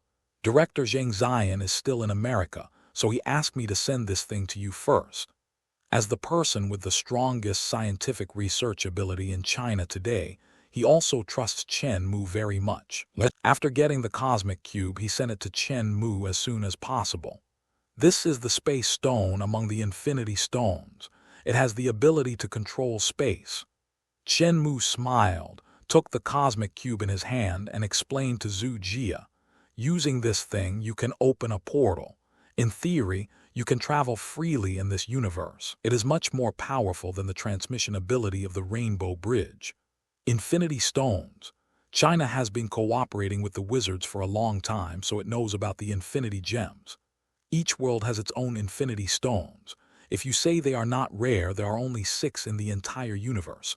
If you say they are rare, every multiverse has 1. Cosmic Cube analyzing 1%, 5%. Space Gem analyzing 1%, 2%. Well, good luck came too suddenly. Because the system was still producing time gems, Chen Mu was not in a hurry to find new infinity gems. He knew that the Cosmic Cube, also known as the Space Stone, was still in the hands of SHIELD, and he was planning to borrow it from SHIELD once the Time Stone was produced. However, he didn't expect that after searching for a long time he would find it. Before Chen Mu even looked for it, the Space Stone appeared in front of him. Although they are space gems from another world, they are undoubtedly the same thing, which does not prevent the system from analyzing them and then creating. Once all 6 gems are collected and analyzed, Chen Mu will be able to produce them in large quantities. It is a pity that perfect infinity gems can only be made through the system, but this is not bad. It takes a year to create an infinity stone, and just 6 years to make a perfect set of 6 stones. Now the time gems are being produced, and the year space gems have also been obtained. How long will it take to collect all 6 gems? Anyway, Chen Mu felt that this problem didn't seem to be too big. By the way, I took Zheng Zion to meet Lao Lai last time. What have you been doing there recently? Chen Mu asked curiously. I haven't paid much attention to the situation over there. What stage has the war over there entered now? If we hadn't intervened, the war would have continued for another 2 years, and then there would have been some domestic fighting. However, due to our interference, our ancestors were more foresighted and solved many problems in advance. The domestic war should not break out again. As for the war with the invaders, it is now drawing to a close. How to say? The Japanese army is now mainly fighting against the United States. All the traders in China have been driven out. Japan and the United States are engaged in an endless war in the Pacific. Recently, the United States began a fire attack on Japan. The U.S. military general LeMay ordered bombers to take off from Saipan and carried out several bombings on the island country. The Tokyo bombing was brought forward. Chen Mu raised his eyebrows and quickly thought of Zheng Zion. This must be related to him. Zheng Zion provided the U.S. military with special incendiary bombs, using the magic flame of eternal fire that you provided before. This kind of incendiary bomb, after it explodes and burns, produces a flame that is difficult to extinguish and can continue to burn for more than 10 days. No matter what it is, it will be burned to ashes. An incendiary bomb made of eternal fire. Enough. Whether it's soil, cement, or even steel, anything that comes into contact with the eternal fire will be ignited directly. Not to mention that in this era, most island nations have wooden buildings. The fire in Tokyo has lasted for 3 days and 3 nights, and Japan has no way to put it out. It would be a miracle if those little monsters could put out this fire. The eternal fire is a treasure worthy of being placed in Odin's treasury. It is essentially a magical flame. With the help of people in this era, if they want to put it out, they are probably dreaming. Attacked by the eternal fire, poor Tokyo was directly wiped out by the US military and turned into ruins. That would be fine. The eternal fire is still burning, not even sparing the ruins. If it continues for another 2 days, I'm afraid even the ruins won't be visible, and everything will be reduced to ashes. However, after all, they are not true eternal fires. Although these flames are fierce, they will still go out after burning for a long time. However, burning for more than 10 days was already enough of a blow to Japan. A large number of islanders evacuated the city. They continued to transfer military manufacturing to other cities. They had no intention of surrendering and continued to manufacture weapons, preparing for a life-and-death battle with the US military. My goodness, they are really crazy. Even though this fire attack killed more than 100,000 people, the Japanese nation is really not to be underestimated. They have no intention of surrendering and continue to go further and further down the path of their militarism. Now, the U.S. military is preparing for a second wave of airstrikes, and the targets continue to be on Japan's major cities. After hearing what Zhu Jia said, Chen Mu couldn't help but fall silent, but then he let it go. These things would have happened according to history, and I did not participate in them, so there is nothing much to say. I am just a scientific researcher, and I have made it possible for the eternal fire to be created through technological means. You don't have to feel any psychological burden. The Japanese nation of this era deserves what it has done. Zhu Jia sighed and tried to comfort Chen Mu instead. We have already found enough evidence in that world. We will bring it to our world to judge Japan and make them pay compensation. This is an unprecedented path to find evidence of the invaders' crimes from other worlds. Now in the main world, it is impossible to find more evidence of crimes, and it is impossible to retaliate or claim compensation against certain countries. However, in the world of 1943, evidence of crimes was everywhere, and it was easy to collect a lot of them. Zhu Jia, Zhang Ziyan, and others planned to bring all the evidence to the main world, make it public, and hold those responsible accountable according to the law. Is this, in the main world, also preparing to attack Little Japan? Chen Mu asked with a curious look on his face. We are a civilized army and will not start a war, but we must seek justice. Not to mention anything else, I have long been dissatisfied with the so-called Yasukuni shrine toilet, and I must destroy it no matter what. We mainly collected evidence of the crimes of class of war criminals. After we get them to the main world, we will make them all public and force the Japanese to admit these crimes and take them out of the Yasukuni shrine. If they don't do so, we will do it for them ourselves. As he spoke, murderous intent flashed in Zhu Jia's eyes. In this era of the main world, it is indeed not appropriate to actively provoke war, but if it is to seek justice for our ancestors, no country can stop it. Hasn't Japan denied many of its crimes in history? This time we have found all the evidence, and then we will let the whole world see what these people really are like. Zhu Jia thought for a moment and continued. We have also found all the evidence of Unit 731 crimes, and we will expose them at that time. In addition, we have enough evidence to show that the United States has taken all of Unit 731 evil research results for itself. In addition, in the main world, the United States is also conducting such inhumane human experiments and researching various biological and chemical weapons. This kills 2 birds with 1 stone, exposing all the dirty deeds done by Japan and the United States. What a great relationship. For the sake of 731 research data, those bastards in America actually let 731 group of demons go free during the trial. If these evidences are revealed, they will be in big trouble. After hearing what Zhu Jia said, Chen Mu couldn't help but applaud. If this happened, it would disgust those hypocritical people in America to death. In addition, in the 1943 world, China and Wakanda have established a cooperative relationship. In the future, a large amount of vibranium materials will be sent to us. Chen Mu was full of curiosity. Was this a way to find vibranium? Wakanda in that world is not much more technologically advanced than other countries. China has established trade relations with them, and vibranium will also flow into China's hands as a resource. Unlike Wakanda in the main world, which is not easily affected by either soft or hard tactics, China has no way to deal with them. But in 1943, wasn't Wakanda still easily controlled? Of course, China adopts the means of peaceful development and fair trade, and the vibranium obtained is also reasonable and legal. In short, China will no longer lack this material in the future. P.S. Let's talk about Marvel's attitude towards China. Marvel was founded during World War II. Americans at that time looked down on China.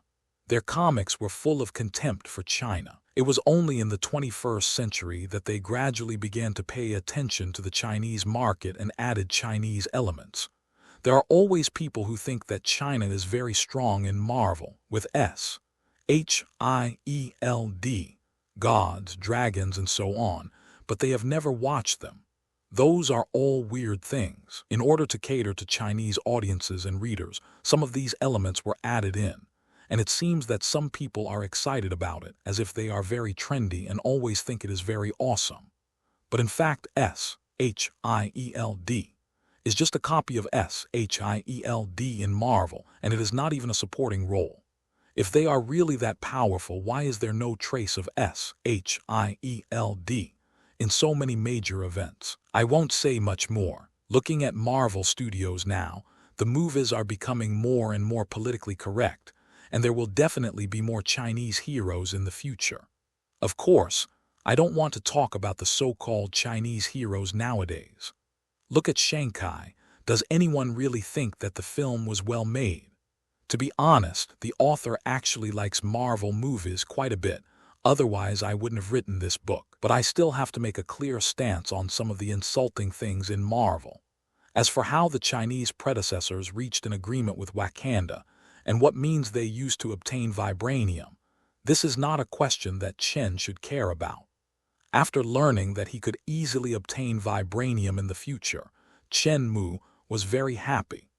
This also means that there will be no shortage of materials such as vibranium in the future. If Thor's spear was originally made of vibranium, it would be stronger, but unfortunately, due to material problems, Chen Mu could only settle for the second best and use some high-strength alloys. This also leads to a decrease in its power, and the power of the God of Thunder that the user can call upon is actually not that strong. Now that there is enough vibranium, it is undoubtedly good news for Chen Mu. The gate will be maintained. Zheng Ziyan has been ordered to assist the world over there and establish a similar Shenmao Bureau. The role of the Shenmao Bureau is to maintain the security of China and resist threats from the future, from outer space, and even from other worlds. The universe does not only have this intelligent race, humans on Earth. There are many advanced civilizations in outer space. Once these civilizations arrive on Earth, they will undoubtedly be a threat to the people on Earth. All the old predecessors have the idea of being prepared for danger in times of peace, not to mention that the old predecessors now are themselves in dire straits. There is no safety at all. We are in danger all the time. They had just driven the foreign invaders out of their homeland and learned that there were many other civilizations in outer space.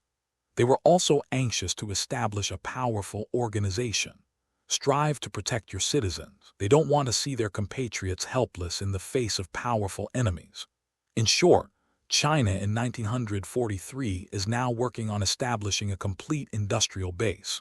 With technical support from the main world, this is still very easy for them. The Chinese people hope to rely on their own strength in everything and do not expect help from others. However, if the other party is also one of their own and a Chinese, then there is no need to be polite. The two worlds share the same origin, and the world in 1943 is truly the grandfather of the main world. They also accepted various technical assistance with peace of mind. Of course, some things in principle cannot be changed. Our predecessors did not accept assistance without any cost. They also took the initiative to put forward some resources for exchange as a purchase. For example, vibranium is only possessed by Wakanda. At this time, the invaders had activated the fighting nation's genes among the old predecessors, and even a large number of them had different ideas. Since they have the support of powerful forces, they don't need to consider what means to use. In this generation, there is a saying, "I would rather bear the infamy myself than let my descendants enjoy the benefits." The rabbits of this era were already on the verge of turning evil when they saw that later countries such as the United States and Japan had very strong economic foundations after the war and their citizens were enjoying a good life. It has to be said that they were envious. So in order to allow their descendants to have such treatment and enjoy such happiness, they chose to use any means necessary. As a victorious country, it was reduced to poverty after the war, while Japan, as a defeated country, was able to enjoy the dividends of the war openly after the war. Why? There are still many knowledgeable people in this era, and there are also warmongers.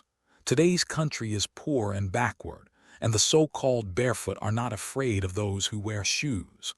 Unlike China in later generations, there are many issues that need to be considered. In order to prevent the fruits of the efforts of our ancestors from being burned, they were very restrained. But what did the ancestors of this era have to fear? What does China today have to fear losing?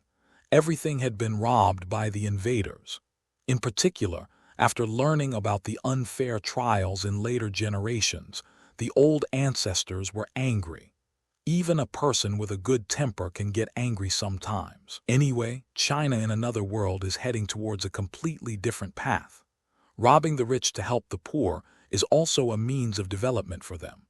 In addition to taking back the wealth that originally belonged to them, they also want to seek benefits for their descendants. Rob Wakanda's wealth to help your own poverty. The old predecessors are willing to use vibranium as an exchange resource in exchange for various equipment from the main world China. Today, the military strength of China in the main world is unprecedentedly strong. The various weapons originally in the army were facing elimination, but now they have found new places. Go to the China in that world and continue to shine for the descendants of Yan and Huang. The weapons and equipment of the main world are now being transported to the other world through the World Crossing Gate. At this time, Chen Mu probably understood what the elders did. The main world has no shortage of various resources. China, the main world that has already entered the stage of cosmic civilization, can fully obtain various resources from space. The vibranium unique to Wakanda is the only thing in the world that China can be interested in.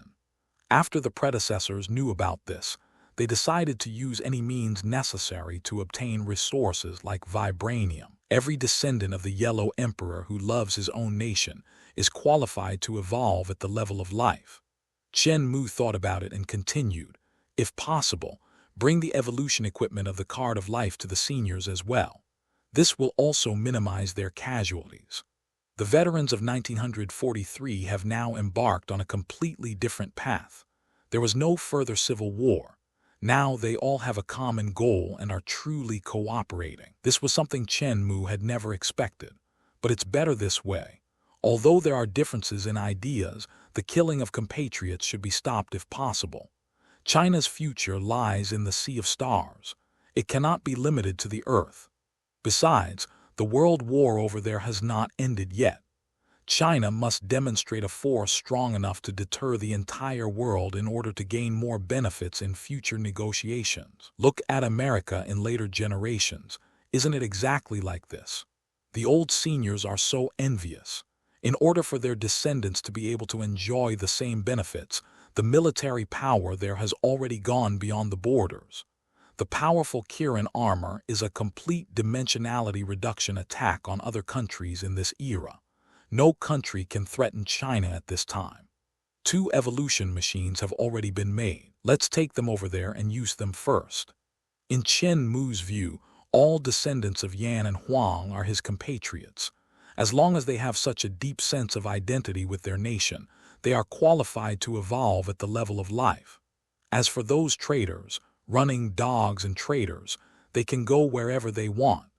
The fact that you don't kill them directly is the greatest charity you can give to them. Looking at other compatriots who can achieve immortality, while I can only die of old age, I will die in endless regret.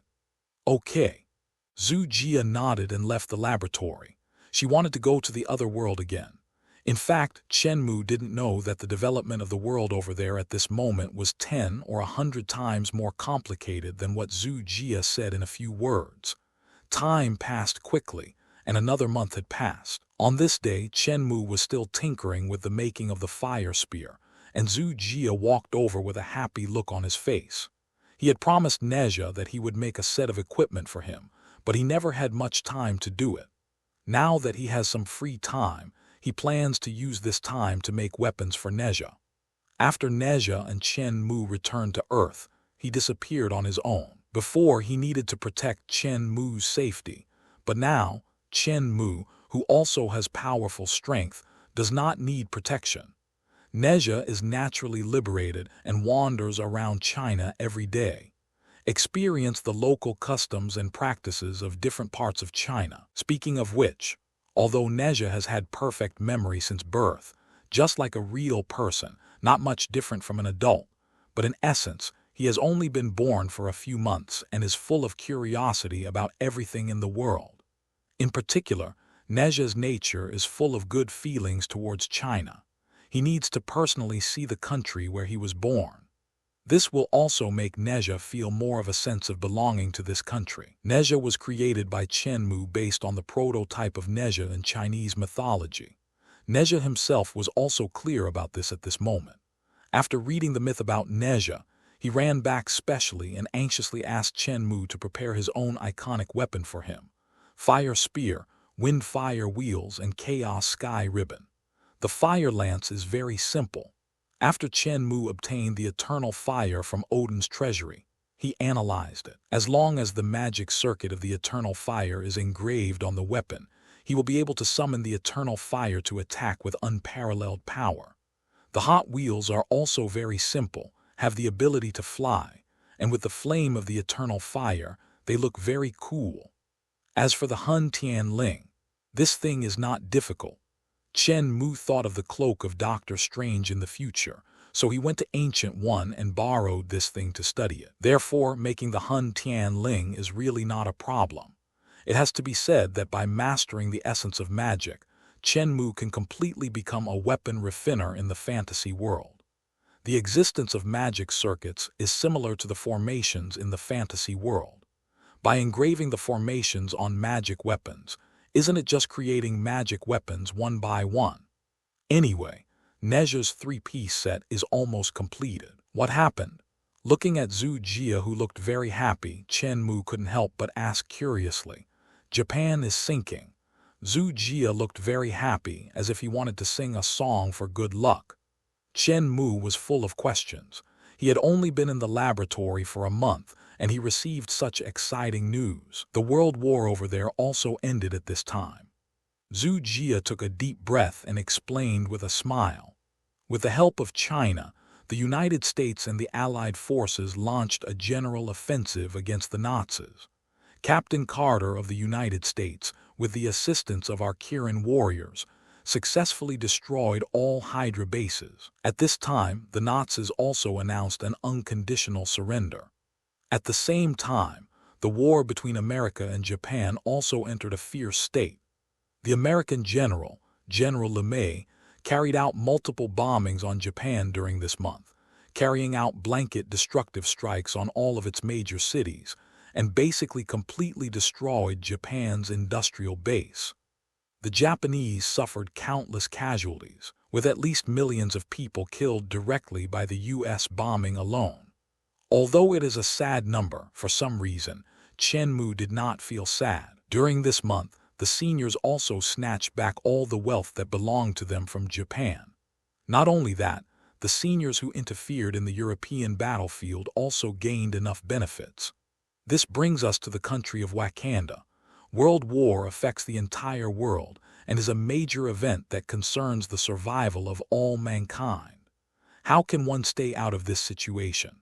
Anyway, just by using some small tricks, Wakanda fell into the quagmire of war within this month. Although Wakanda's strength is indeed not small and its technology is very advanced, it is only relative. Compared with China, which has technical support from the main world, their technology seems insignificant and even a little ridiculous. After the Nazis discovered Wakanda's strength, they tried to use this as their last chance to seize its resources and technology. At this time, when Wakanda was facing the crisis of national extinction, China extended a helping hand and drove out the invaders. But Wakanda is already badly damaged at this moment. Only 1 in 10 Wakandans are left. The remaining people can only survive with the help of China. It is a problem for them to survive. Who cares about those resources? Anyway, China naturally has the right to mine vibranium. These are some of the methods commonly used by the United States in later generations. The predecessors just used them casually and found that these methods were really useful.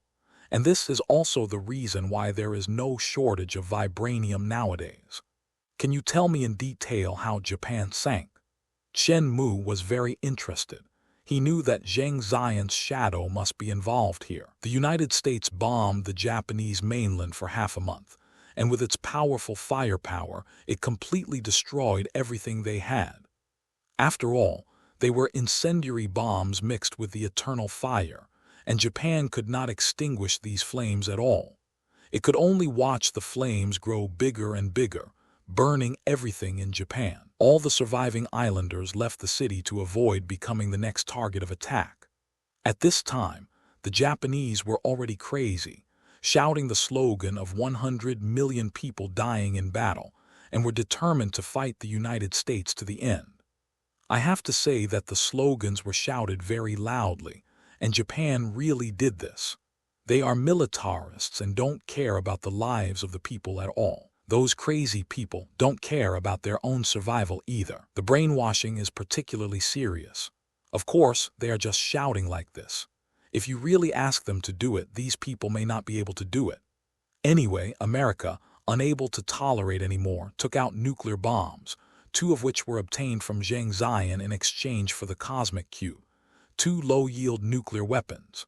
America named them Little Boy and Fat Man, and dropped them on Hiroshima and Nagasaki respectively. The most powerful weapon in human history showed its fangs.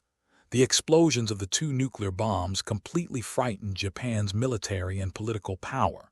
Not afraid of life or death, 100 million people would die in battle. That is a slogan shouted to ordinary people. It is just a slogan used by their ruling class to deceive the people. Japan's ruling class is more afraid of death than anyone else. After seeing the power of nuclear bombs, they are afraid. If nuclear weapons fall on them, no matter how much defense they have, it will be useless to them. They have no power to withstand the explosion of a nuclear bomb. Right after the nuclear bomb exploded, the United States threatened Japan, saying that it would drop nuclear bombs in more places in Japan. Just when Japan was preparing to surrender unconditionally, news came out from nowhere that the United States only had these 2 nuclear bombs. Chen Mu looked weird. Don't know where the news came from. You still need to ask. It must have been spread by the sinister Zheng. Japan, which had originally intended to give up resistance, felt that it was strong again after receiving this news and decided to fight to the death and continue to consume the United States. Of course, America, which no longer has nuclear weapons, was dumbfounded and could not do anything to Japan for the time being. Although their bombers could fly over the heads of the Japanese and drop bombs, they really had no way to deal with their army. Besides, America is facing another embarrassing situation now. Even the incendiary bombs are almost exhausted. Although I still want to meet more acquaintances, Comrade Lai Mei, the barbecue master, is like a good cook without rice, and there is really nothing I can do. In desperation, the United States found Zheng Zion again, hoping to exchange it for nuclear weapons. After using a large amount of gold, Zheng Zion reluctantly agreed and gave them 2 more nuclear bombs. Since he knew that they were going to bomb Japan, Zheng Zion wouldn't be too stingy. 2 more nuclear bombs, and America felt it was strong enough to drop them on 2 Japanese cities, Osaka and Yokohama. Because these 2 nuclear bomb explosions occurred in cities with larger populations, they caused greater casualties. The Japanese were completely frightened and drafted a surrender document overnight, preparing to surrender unconditionally. As a result, at this time, news came from somewhere that the United States really had no nuclear bombs this time. Their previous nuclear bombs were actually purchased, and now even the buyers don't have these things, so there is no need to worry about nuclear weapons at all. Well, when militaristic Japan saw this, how could they just let it go? Anyway, the number of deaths was only a few 100,000. Since they were already dead, why not let it become a slogan for revenge for the remaining soldiers and inspire greater fighting power? Therefore, the surrender document that had been drafted overnight was torn up by them. The Japanese soldiers, who had threatened to die together with the United States and were full of hatred, actually burst out with unimaginable fighting power, catching the United States off guard and causing heavy casualties. America was very depressed and wanted to continue purchasing nuclear bombs, but unfortunately, Zheng Zion told them that there were really no more nuclear bombs. After hearing all this from Zhu Jia, Chen Mu couldn't help but fall into silence. This extreme tug made Chen Mu sigh that Zheng Zion was truly a ruthless man. Japan had to take 2 more nuclear bombs. Coupled with Master Lai Mei's fire attack, the Japanese suffered heavy casualties, with at least nearly 10 million Japanese dying directly. This is a very scary number, and of course, this was all done by Americans. I have to say that the quality of the Japanese is still very high. During this month, the average temperature in Japan was over 6,000 degrees Celsius, but no Japanese complained about it. So, what's the matter with you saying Japan sank? Over there, isn't today exactly the 13th? 2 years after the massacre, a meteorite descended from outer space and landed in the western Pacific Ocean near the Japanese island. The huge waves it created directly submerged the land of Japan. But fortunately, the existence of Japan isolated the waves and did not affect other countries. My goodness, so Japan has to bear the huge waves alone.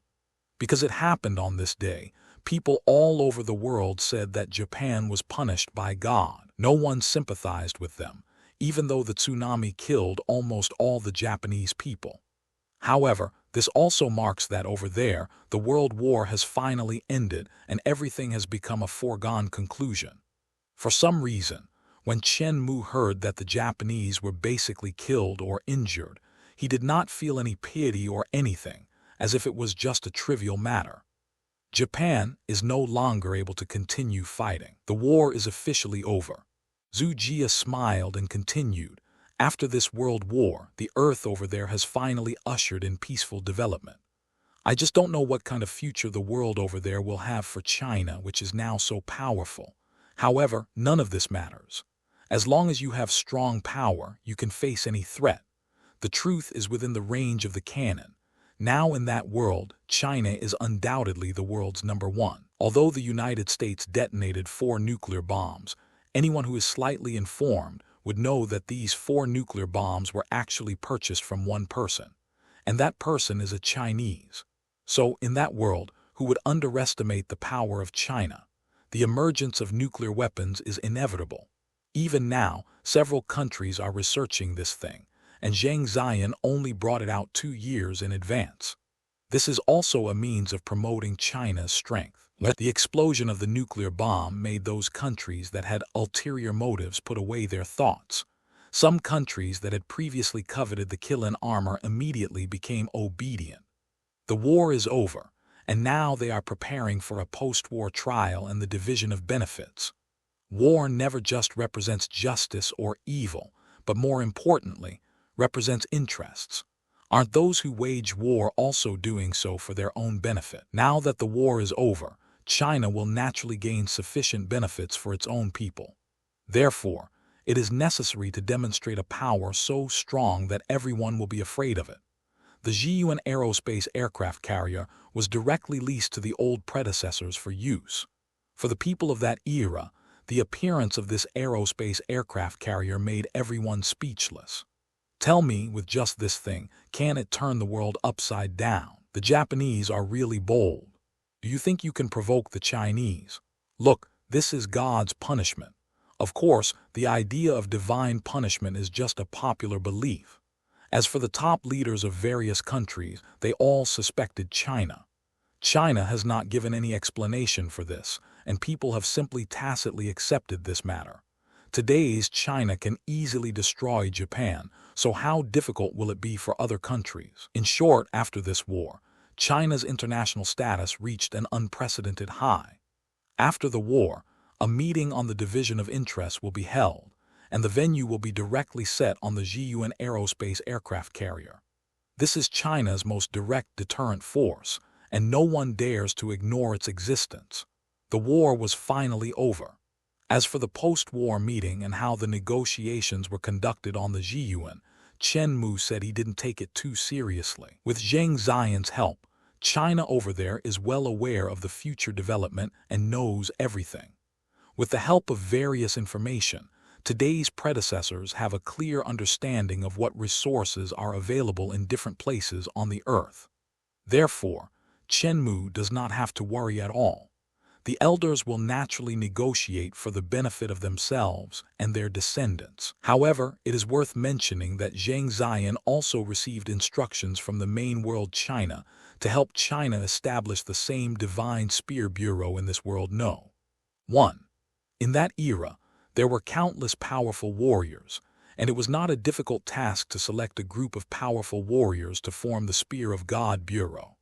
At the same time, Zheng Xian had discussed this with Chen Mu before. Since there is China in many worlds and they all have the same descendants of Yan and Huang, they might as well expand the heavenly court into an organization in the multiverse, rather than being limited to their own universe.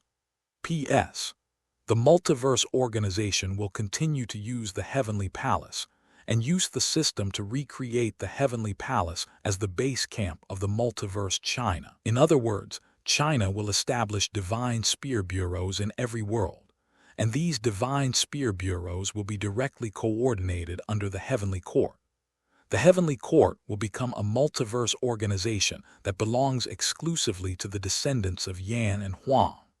Although Chen Mu has only come into contact with these two multiverses now, he has mastered the technology that can cross the multiverse. Chen Mu was able to quickly increase the number of members in the Heavenly Court and its affiliated organizations. Let the Heavenly Palace truly become a behemoth spanning countless multiverses. What is the Mutation Time Management Bureau? In front of the Heavenly Court, it is just a younger brother. I'm in a good mood today. Let's go eat spicy hot pot to celebrate my birthday.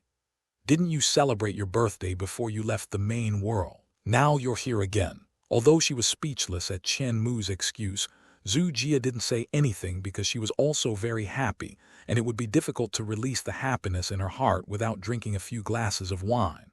Come on, I know a spicy hot pot restaurant that's really good and cheap. A bowl of spicy hot pot costs only $6. Let's go. Zhu Jia rolled his eyes. You are a billionaire after all. What's the big deal about treating me to a $6 spicy hot pot? Is this appropriate? However, Zhu Jia, who was in a particularly good mood, still walked with Chen Mu to the spicy hot pot restaurant he mentioned. So, what did I do? The next morning, Chen Mu stared blankly at the bloodstains on the bed sheet and couldn't help falling into deep thought. It's over, barbecue. Both of them were in a particularly good mood yesterday and couldn't help but drink a few more glasses. After eating spicy hot pot, taking advantage of the alcohol, the two of them opened the portal and came to Chen Mu's bedroom. Then, nothing happened next.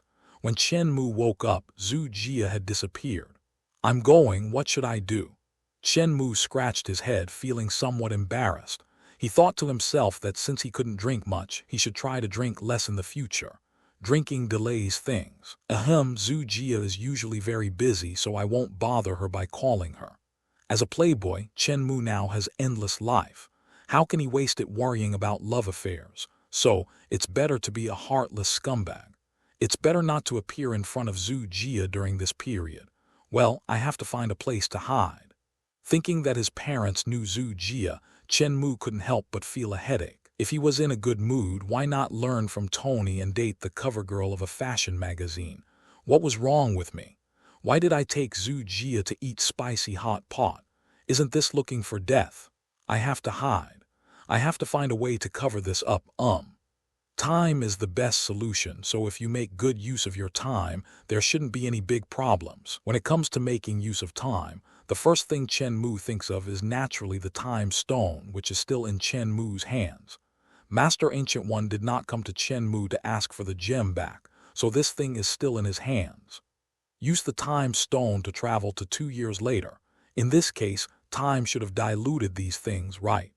Scratching his head, Chen Mu came up with this idea, but then he shook his head in denial. He still remembered what the monitor Yuadu had said, that because of his special status as a time traveler, the world he was in should not travel through time casually. Otherwise, it would cause unpredictable consequences. God knows if using the time stone to travel through time in this world will cause some trouble. Everything that exists in the main world today was achieved by Chen Mu with great effort. He doesn't want all his efforts to fall through because of a simple time travel. So, this method definitely won't work. But speaking of the observer, the speed at which time passes in the space where the observer is located seems to be different. So, go and chat with Yuadu. Maybe 2 years will pass in a short time. Let's do it now. Let's go. So after leaving a message, Chen Mu summoned a multiverse mirror, opened the portal, walked directly in and came to a familiar place. Not far away, Yuadu was standing there with an expressionless face. "Hi, Yuadu, long time no see." Chen Mu greeted him with a smile, but he was secretly calculating the time. He had to return to the main world on time, otherwise he would be late. 10 or 8 years had passed in the main world. "To me, you were gone for less than a minute," Yuadu said expressionlessly. After all, according to the fact that Chen Mu only stayed in this space for a few minutes and half a year had passed in the main world. Chen Mu stayed in the main world for 2 months, but for Yuadu, it was really just less than a minute. These are all trivial matters. By the way, do each of these mirror images represent a world? Chen Mu decisively changed the subject, looking at the countless mirror images on both sides, and asked with curiosity. "Yes, there are an infinite number of worlds here." Yuadu nodded and responded to Chen Mu's words. "In other words, can I go to these worlds? I am planning to create a multiverse heaven belonging to China. Can I also develop in these worlds?" Looking at the countless mirror images, Chen Mu couldn't help but become curious. Each of these worlds is an independent multiverse, which means that China may exist in every world. "Yes." Yuadu nodded, still expressionless. "So can I go to these worlds? You won't interfere with me, right?" After hearing Yuadu's words, Chen Mu's eyes lit up. "I am an observer and will not interfere with any of your actions." Yuadu nodded and said expressionlessly, "Anyway, you can go to those worlds by yourself," so he doesn't bother to care. As an observer, he even hoped that Chen Mu would do more things to change his taste. Watching roughly the same bloody plots every moment, observer Yuadu has long been aesthetically fatigued and is looking forward to a different story. Today's Yuadu is like a reader of novels who has tried countless poisons. It is rare for him to find a novel that is quite interesting and is being serialized. He hopes that the novel will continue to be updated. How could he hope that the novel will stop updating? In other words, I can go to these worlds, find more revolutionary comrades, Build a heaven that belongs to us, the descendants of Yan and Huang. Chen Mu grinned. Yuadu's words made him very happy. In this way, the ideal heaven spanning countless multiverses can be realized. That's your own business. Yuadu had the same expression from beginning to end, as if he didn't care about anything. And it is indeed true. Even if Chen Mu destroyed countless universes, what did it have to do with him? Anyway, there are so many multiverses, and destroying one or two is not a big deal at all. In fact, countless new worlds are born all the time. If they really wanted to intervene, God knows when the observers would be exhausted to death. That's great. By the way, do you usually observe those worlds through these mirrors as if you were looking at a screen? Chen Mu curiously came to a wall and looked inside through the mirror. In the mirror, something similar to a movie was playing. In it was a sloppy man wearing a red leather tights, carrying 2 knives on his back, and slaughtering gangsters wantonly. Yes, Chen Mu knows this guy, Deadpool. Chen Mu was a little curious. He was actually in the observer's space, looking through the multiverse mirror and seeing the events of Deadpool's life being played inside. This is the life of an observer, doing nothing but peeping into other people's lives day and night. So many worlds, can you see them all? Chen Mu curiously moved his gaze away from the mirror image where Deadpool was and looked at Yuadu. I don't use my eyes to see. All the images in this space can be directly reflected in my mind. I don't need to look at them specifically. Yuadu explained calmly. My brain can process information from hundreds of millions of worlds at the same time. If I use my eyes, even if I have an endless life, I can't observe all these worlds. In other words, Yuadu's brain has at least hundreds of millions of threads. Awesome, they are worthy of being one of the most powerful races in the world. This ability alone is enough to make people admire. Wait, speaking of voyeurism, are you, from these screens, peeping into other people's privacy?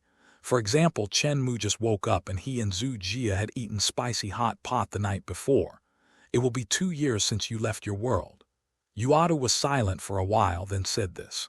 Damn it, don't change the subject. I'm asking you a question. Have you ever peeped into other people's privacy? I'm not interested yet. Yuadu was silent for a while and still said this. In fact, Yuadu was speechless. He and you are not of the same species and your privacy is of no use to him at all. I hope so. Chen Mu looked unhappy, but there was nothing he could do. Could he possibly mosaic the images on these multiverse mirrors, thinking that he might be watched by Yuadu no matter what he did? Even going to the toilet, he couldn't help but feel speechless, but there was nothing he could do. But I'll go back first, so I don't stay away for too long. Even though he accidentally slept with Zhu Jia, and Chen Mu just left, but he's been away for 2 years, which is still not too bad, right? So, Chen Mu thought about it and decided to go back directly. However, before leaving, Chen Mu took out several space positioning devices and casually threw them into several mirror spaces of the multiverse. When he has free time in the future, he can go directly to these worlds based on these space coordinates, without having to go to Yuadu's space, causing time to pass too quickly. After opening the portal, Chen Mu returned to his own main world. Chen Mu had been away from the main world for 2 years. Although it might only be a few minutes for him, when he returned to the main world, a lot of things had already happened here. After 2 years, most Chinese people have quietly evolved their life levels and become evolved humans. Because of the current evolution, there are mainly 2 kinds of talent abilities to choose from. One is the control of thunder ability with powerful attack power, and the other is the control of ice ability with frost magic that can serve as a portable air conditioner. Generally speaking, most men choose lightning, which has stronger attack power, while women choose ice abilities more often. Nowadays, most people in China are qualified to evolve. Of course, there is also a small group of people who are still kept in the dark and do not know that most of the people around them have become evolvers. Most of these people are the kind who do not identify with their own nation in their hearts, yearn for Western culture, and often post ridiculous remarks online. If this group of people were placed in World No. 1, they would definitely be traitors, running dogs and traitors to their country, and would not be qualified to enjoy evolution at all. Of course, Because there were so many people involved, the matter was still exposed, and countless people in the international community threatened to force China to open up its evolutionary technology. In particular, some countries and organizations with strong intelligence have long known that China is secretly carrying out the overall evolution of the nation. Let every qualified Chinese have powerful strength. This is something that some organizations have always dreamed of. Not to mention other things. Just take the black-brined egg as an example. It has visited China many times in the past 2 years, but unfortunately, it has returned empty-handed every time. You're back. When Chen Mu returned to his studio, the beautiful figure who was working hard looked up and saw Chen Mu. A hint of joy flashed across her eyes, and then she snorted, continued to work hard, and ignored Chen Mu. I've been pretty busy lately. Well, I've discovered the coordinates of a few new worlds. If I have the chance, maybe I can go take a look. Well, Chen Mu had to be admitted to be an expert at changing the subject. Seeing that Zhu Jia seemed still a little angry, he directly told her what he had learned. Some new worlds. 2 years ago, the discovery of World No. 1 had greatly enhanced China's strength. Not to mention the discovery of materials such as vibranium. The old predecessors also established the Spear of God Bureau, which greatly enhanced the strength of heaven at this moment. Today's heaven is no longer limited to one universe, but covers 2 worlds. Both worlds have the Shenmao Bureau, which is directly under the jurisdiction of heaven. China's strength has finally expanded beyond the universe and reached the level of multiverse. Even though this multi-level only affects these 2 worlds. But now, upon hearing that Chen Mu had found several new worlds, Zhu Jia, who had always been concerned about his motherland, no longer remembered his previous plan to ignore Chen Mu and pay no attention to him for at least a month. Who made this stingy guy treat herself to a $6 spicy hot pot meal and then have sex with her 13 times in one night? Isn't that so annoying? You mean you found a few new worlds? Zhu Jia immediately put aside his dissatisfaction and asked curiously, "What kind of world is it?" "Well, I'm not sure. I haven't been there." Yes, he just randomly threw some spatial coordinates into different worlds in Yuadu's space. He didn't have much time to look at them, and he planned to arrange people to go over there and take a look later. Anyway, he remembered that one of the worlds seemed to be the world where Deadpool was, which meant that there were also X-Men and mutants. However, the spatial coordinates were not thrown into the world he saw, but into the multiverse next to it. It seemed that it was earlier in time, and the overall development should be similar. Is that so? Do I need to notify Zhang Ziyan and arrange for some people to go to those worlds together? Zhu Jia was also an impetuous woman. After hearing Chen Mu's words, she couldn't help but ask anxiously. In her opinion, strengthening her country and her nation are matters of urgency. Don't worry.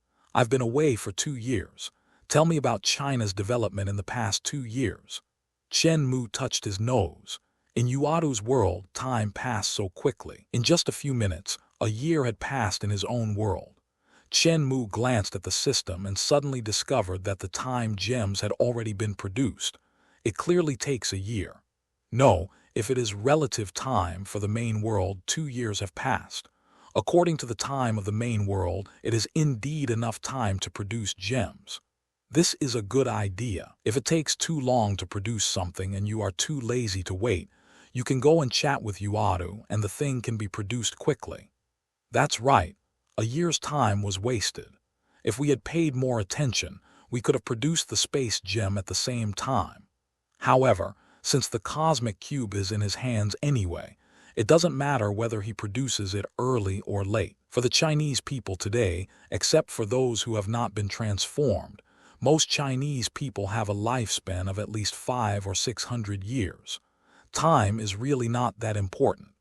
Well, after 2 years of development, our industrial base on the moon has been basically completed. Here, we have produced 3 Kunpeng space aircraft carriers, and the matching Qingluan space fighters and Xingqian combat mechas have also been manufactured in tens of thousands of batches. Today, China has enough space combat power to deal with threats from space. Yes, the Nantianmen project was originally designed to deal with threats from outer space. The appearance of these 3 Kunpeng space carriers gives China the confidence to protect itself. Of course, we will also protect the Earth at the same time. Unless there is an enemy that can open a portal on the Earth, there is no way he can break through the defense line of the Nan Tianmen project. However, opening a portal on Earth is not an easy thing.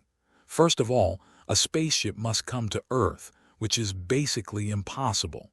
Of course, there are only some idiots who act as traitors and take the initiative to open a portal on Earth.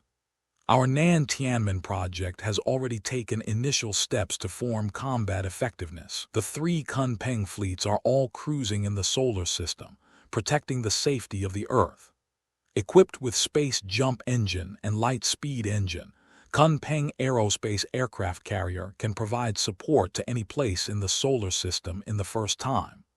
The 3 Kunpeng fleets are directly under the command of the Heavenly Court. Now, we have also built a large space station in the Kuiper Belt as the Heavenly Court space base.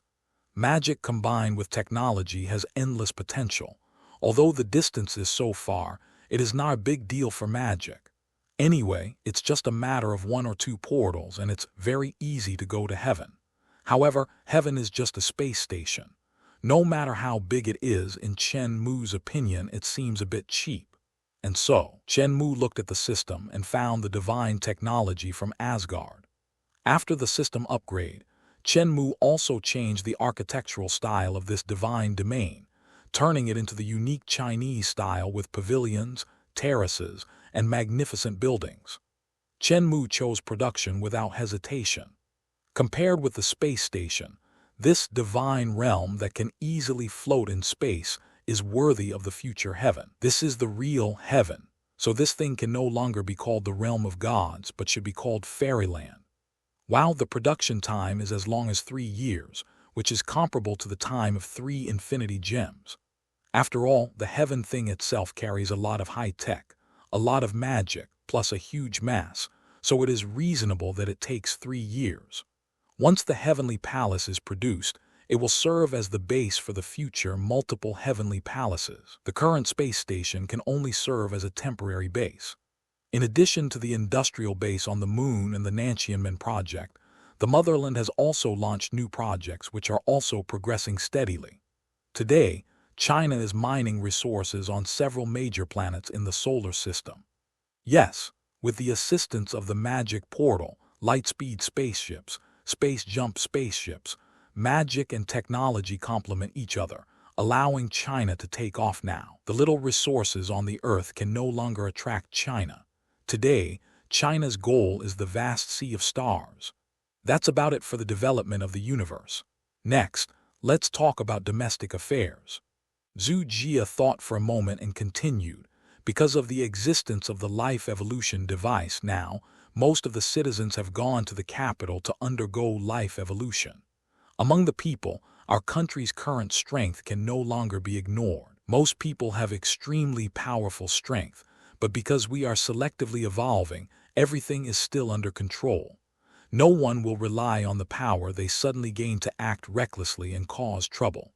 Of course, there may be some individuals who are lucky enough to pass the inspection and possess great power, but so what? Can they do whatever they want? You are not the only one who has become stronger. When you find that the people around you have the same powerful strength as you still have no choice but to live your life honestly. In fact, there is not much change from before. Because there are so many people who have evolved, it is impossible for this matter to be completely concealed. Therefore, everyone in the world now knows about the evolution of the overall life level of the Chinese people. But so what? China simply doesn't bother to pay attention to them. However, there are also many countries that do not believe in evil and just want to stir up trouble. They try to use those people in China who have not yet evolved to cause trouble. Some even want to unite countries around the world to impose sanctions on China in an attempt to force China to hand over the secret of human evolution. Unfortunately, all conspiracies and tricks cannot cause any waves in the face of absolute power. However, the country is not without opportunities for those people in the country who have not yet evolved. As the saying goes, It is a great help to admit one's mistakes and improve them. If one can let the motherland see their changes in the rest of his life, he will still have the opportunity to evolve. As for those who are stupid and evil, who are easily exploited by foreign forces and who only care about their own interests, they can only watch others gain powerful power, long lives, and slowly go to destruction. Of the 1 billion population, billion have now evolved. We have also delivered many genetic modification evolution instruments to world No. Every descendant of the Yellow Emperor will have the opportunity to try out this instrument. This was exactly what Chen Mu had originally planned, so after hearing Zhu Jia's words, he couldn't help but nod. Universe No. 1 is also developing rapidly. Over there, with the help of the main world, it is developing rapidly, and every citizen has the life they have dreamed of. However, this is not enough for the younger generations like Chen Mu. Every descendant of Yan and Huang has the qualifications to evolve. Therefore, in the main world, the descendants of Yan and Huang have evolved almost to the point where the extra instruments will naturally be transferred to world No. 1 through heaven. Let the seniors over there enjoy the same treatment as in the main world. This is true for every descendant of the Yellow Emperor. After that, the evolution instruments will be kept by the heavenly court. When new worlds are added in the future, these instruments will naturally come in handy. By the way, it is no secret in the international community that China is upgrading its life level.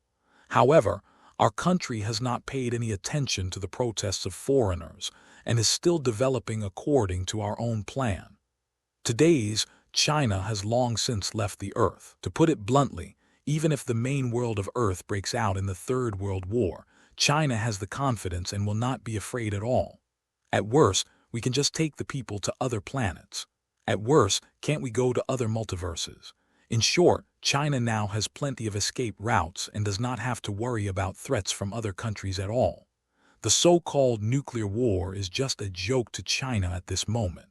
As for the so-called economic sanctions, that is a joke. China no longer needs to rely on foreign products. Instead, the whole world now relies on China's industrial capabilities. They say they are imposing sanctions on China, but in the end, they will be the only ones who get hurt. Other countries. Chen Mu sneered. He had put a lot of effort into evolving the card of life. The prerequisite was to have the genes of the descendants of Yan and Huang. Otherwise, other races would be doomed if they used the evolution device. Chen Mu took great pains at the time to use the unique genes of China's 56 ethnic groups as a prerequisite. As for mixed-race people, they are able to use the evolution instrument under certain conditions. But don't forget that the evolution instrument is in the hands of the heavenly court. Foreigners, or yellow-skinned, white-hearted banana people are not qualified to use it at all. It doesn't matter. I'm too lazy to pay attention to them. Chen Mu smiled and said indifferently, "The evolution instrument is specifically useful to the Chinese people. If foreigners use it, they will die." There is one more thing about the issue of genetics. Zhu Jia thought for a moment and said, "Will foreigners bring Chinese genes abroad through marriage? Although this is a very long process, if it is possible, wouldn't it be possible for foreigners to also reap the benefits?" Don't worry. Only if both of you are evolved can you pass on your genes to the next generation. If you are with someone from another country, or if the other person has not evolved, let alone the success rate, even if you give birth, the child will not be able to inherit the evolved genes. This was something Chen Mu spent a long time setting up. Do other races want to spread their evolutionary genes through marriage? There's no way it's going to work. Moreover, due to the lifespan of the evolvers, the only result of their combination with the non-evolved ones is to watch the other party die of old age. If there are children, they can only watch their children grow old and leave this world before themselves. This is definitely not something that China, with its traditional values, wants to see. In fact, the emergence of this kind of evolution has already fundamentally divided society. People who don't care about their own country, are arrogant and worship foreign things, don't even have the qualifications to evolve. In this case, They only have a lifespan of 100 years. Even if you are a billionaire, you can only find someone who is just as unqualified to evolve as you. Otherwise, it would be fatal to watch your partner live a long life while you can only grow old slowly. For China, there is no need to target these people specifically. It is enough to use time to slowly eliminate them. No one will look down on a person who is looked down upon by his own country and nation. The ending of such a person is destined to be tragic. But recently, many foreigners with bad records have been expelled from China. They have to be expelled. These foreigners used to be so arrogant, but now, who knows when they might be put in a sack or struck by lightning for no apparent reason. For some foreigners who are still in China, China is now very dangerous. That's good.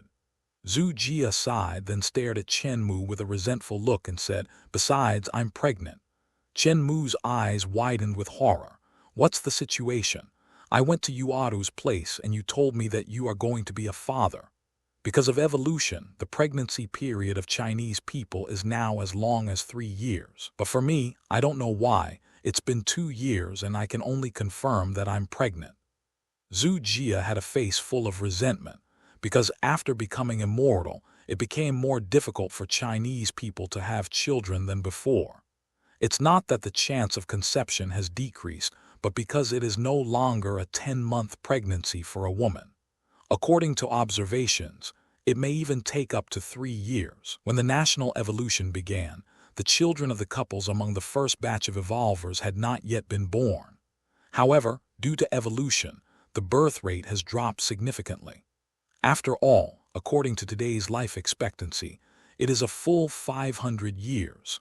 In the past, people might not be considered adults until they were 100 years old. Today's young people in their 20s and 30s are really not in a hurry to have children. Fortunately, the current population has reached more than 1 billion, so the demand for population is not too great. Everyone is immortal anyway, and 2 billion immortal people are more than enough to expand the universe. As for children born before evolution, they also have the opportunity to evolve directly.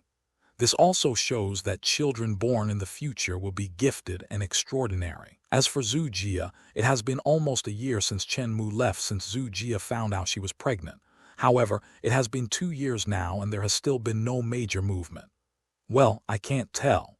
Chen Mu scratched his head awkwardly and looked at Zhu Jia's flat belly, feeling a little embarrassed. "Because I can't contact you, I don't know what to do." Zhu Jia glared at Chen Mu and spoke angrily. "You are such a good guy, you did a bad thing and just walked away." Zhu Jia certainly doesn't know what to do with Chen Mu's child. He can only continue his life as usual as if nothing happened. She was very scared. What if Chen Mu was gone for 10 or 8 years? What would she do when the child was born? What should we do? Of course, just give birth to the baby. Chen Mu touched his nose. He was not the kind of person who was afraid to take responsibility. Since it was his child, he would definitely give birth to it. However, what made Chen Mu feel a little weird was that, for him, he had only been away for less than 10 minutes, but when he came back, he heard from Zhu Jia that he had become a father. This situation was truly magical. However, Chen Mu's body has already been transformed into a nearly immortal. His child in Zhu Jia's belly may take 10 years to conceive.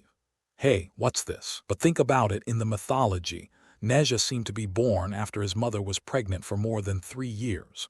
The longer the gestation time, the stronger the life born will naturally be. Now it seems that 2 years have passed for Zhu Jia. It seems that his future children will be stronger than Neja in the myth. Right. However, even if it is an ordinary person, Chen Mu has countless ways to make him stronger. Of course, the easiest way is to directly transform him into an immortal like himself. Then there will be no problem. Zhu Jia looked at Chen Mu with resentment. "You say it so easily." Well, let's see. Let's find a good day and get married. After all, we're going to have children, so we have to have a name and status, right?" Looking at Zhu Jia's eyes, Chen Mu felt very guilty for some reason. Zhu Jia knew that he and Tony Stark were fooling around together. Originally, as a scumbag, Chen Mu wanted to hide for 2 years, hoping to cover up the matter. However, who would have thought that after returning, he discovered something that made him very embarrassed. He was going to be a father, although it might still be a few years away, but this made Chen Mu suddenly feel a little overwhelmed. I have never experienced such a thing in my 2 lifetimes. At this moment, he really didn't know what to do. HMPH, let's not talk about this for now. I have to go to work. Zhu Jia snorted coldly and prepared to continue doing his own thing, not wanting to pay any more attention to Chen Mu. She also felt a little regretful. In fact, she had always had a good impression of Chen Mu. When he was at his most ordinary, he was willing to make selfless contributions to the motherland. In Zhu Jia's view, this was Chen Mu's most shining point. Although Chen Mu has many minor flaws, they are not unbearable. No one is perfect, and compared to many other people, Chen Mu is considered to be very good. Even though he had fooled around with this guy Tony Stark as a man, this was not something unacceptable. Looking at the current era, Chen Mu is still very restrained compared to most boys. When Chen Mu first provided technology, the motherland had already investigated Chen Mu's life, so Zhu Jia was very clear about Chen Mu's character.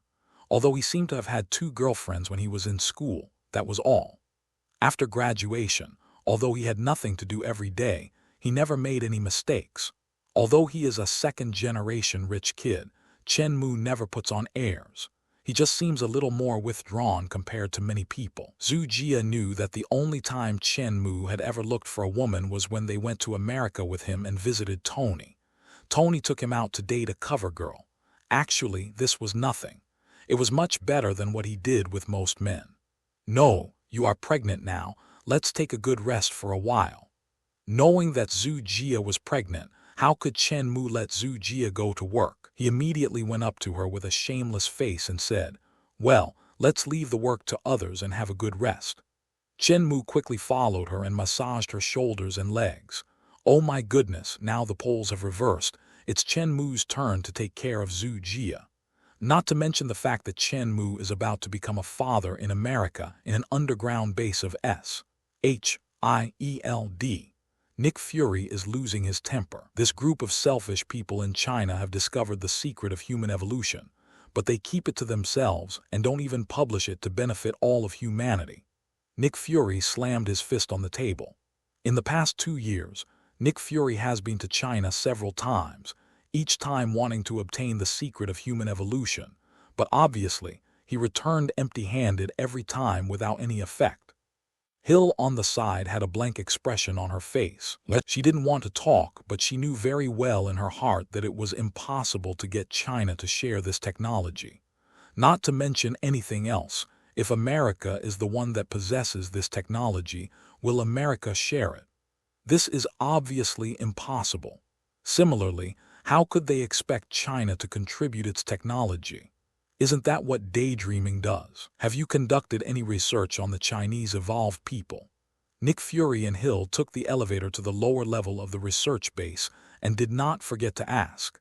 Every evolved person in China possesses great power, and they are all protected by China. We have no chance at all. Xu Rian really wants to study the evolved people in China, but nowadays, these Chinese people rarely appear in foreign countries. Today's China's social welfare is stronger than that of most other countries.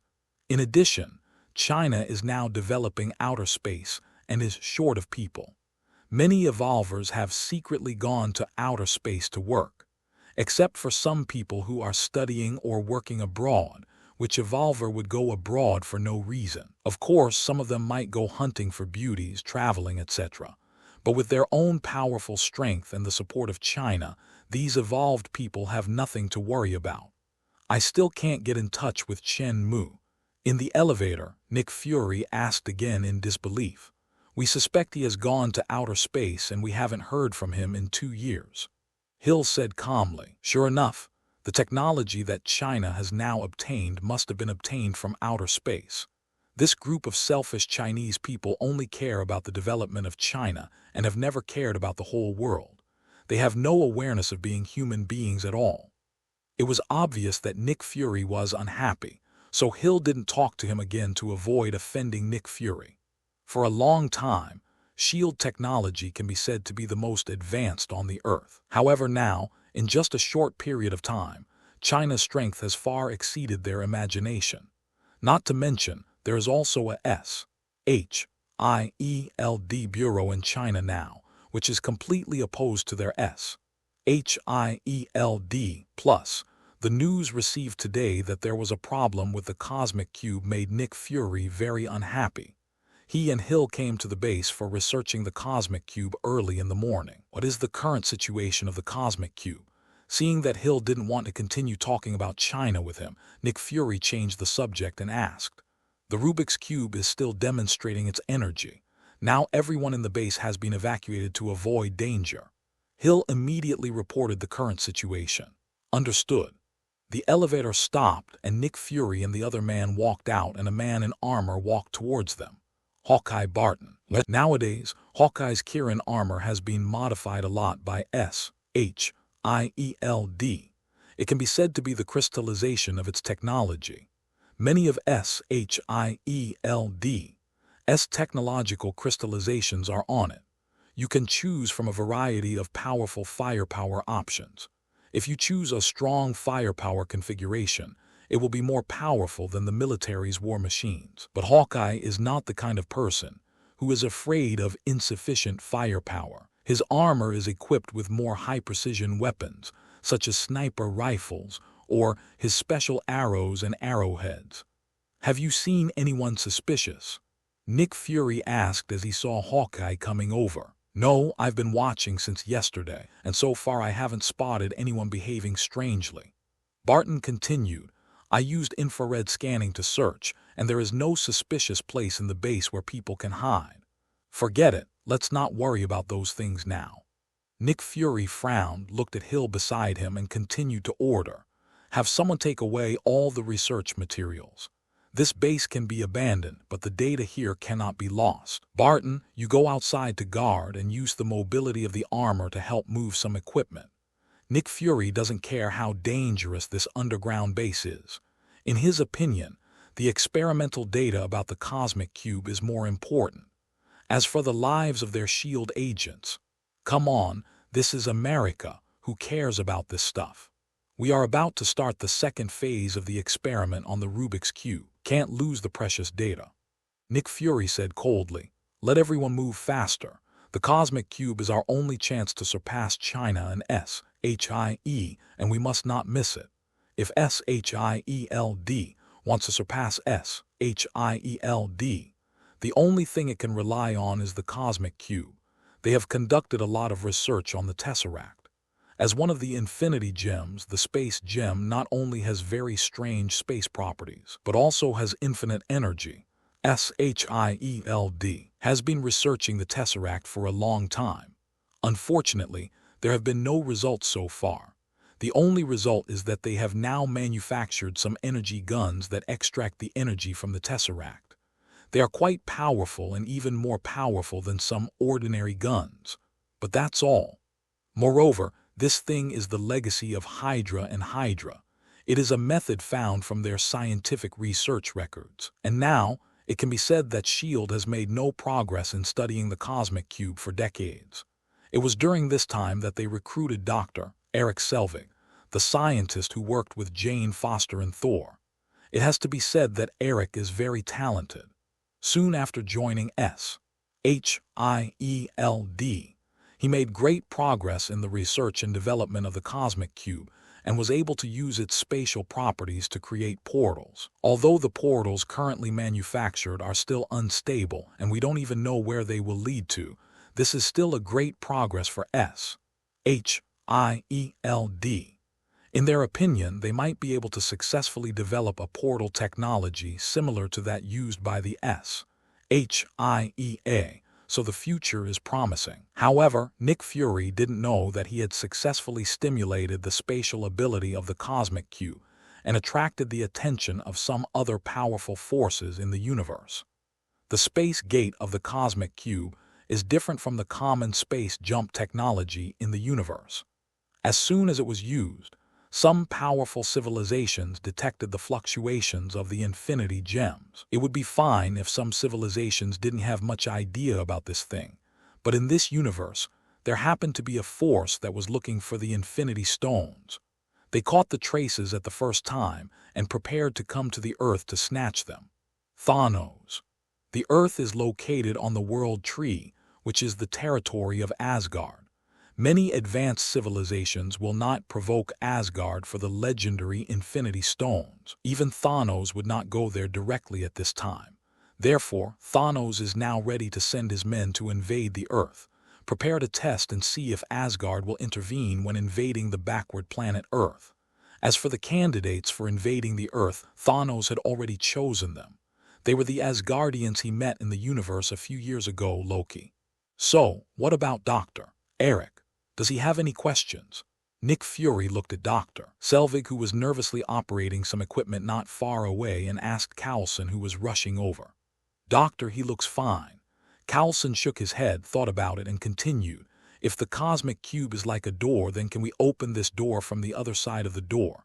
This was a very simple guess, but it brought Nick Fury back to his senses. Makes sense. Rumble. At this moment, there was a violent shaking in the base which startled everyone. Everyone looked at the cosmic cube among a pile of instruments. At this moment, it was emitting violent energy fluctuations. Turn it off, cut off the power. Seeing this, Nick Fury shouted immediately. There's no way around it, it's a powerful energy source in itself. Eric saw Nick Fury and others coming and shouted loudly. He had no way to deal with the cosmic cube that was releasing energy. Boom! There was a loud bang, and a beam of energy was emitted from the cosmic cube, shining on the platform in the center of the instruments. Everyone looked over with curiosity. Since the cosmic cube has been used to study portal technology, everyone present is no stranger to it. At this moment, everyone was curious about who would come out of this portal. When the light faded, everyone looked up and saw a figure holding a spear, half kneeling on the ground on the stage. With that iconic outfit, if Chen Mu was present, he would definitely recognize that this person was Loki. However, what Loki now holds in his hand is actually Thor's spear. However, this Thor's spear seemed to have undergone some modifications.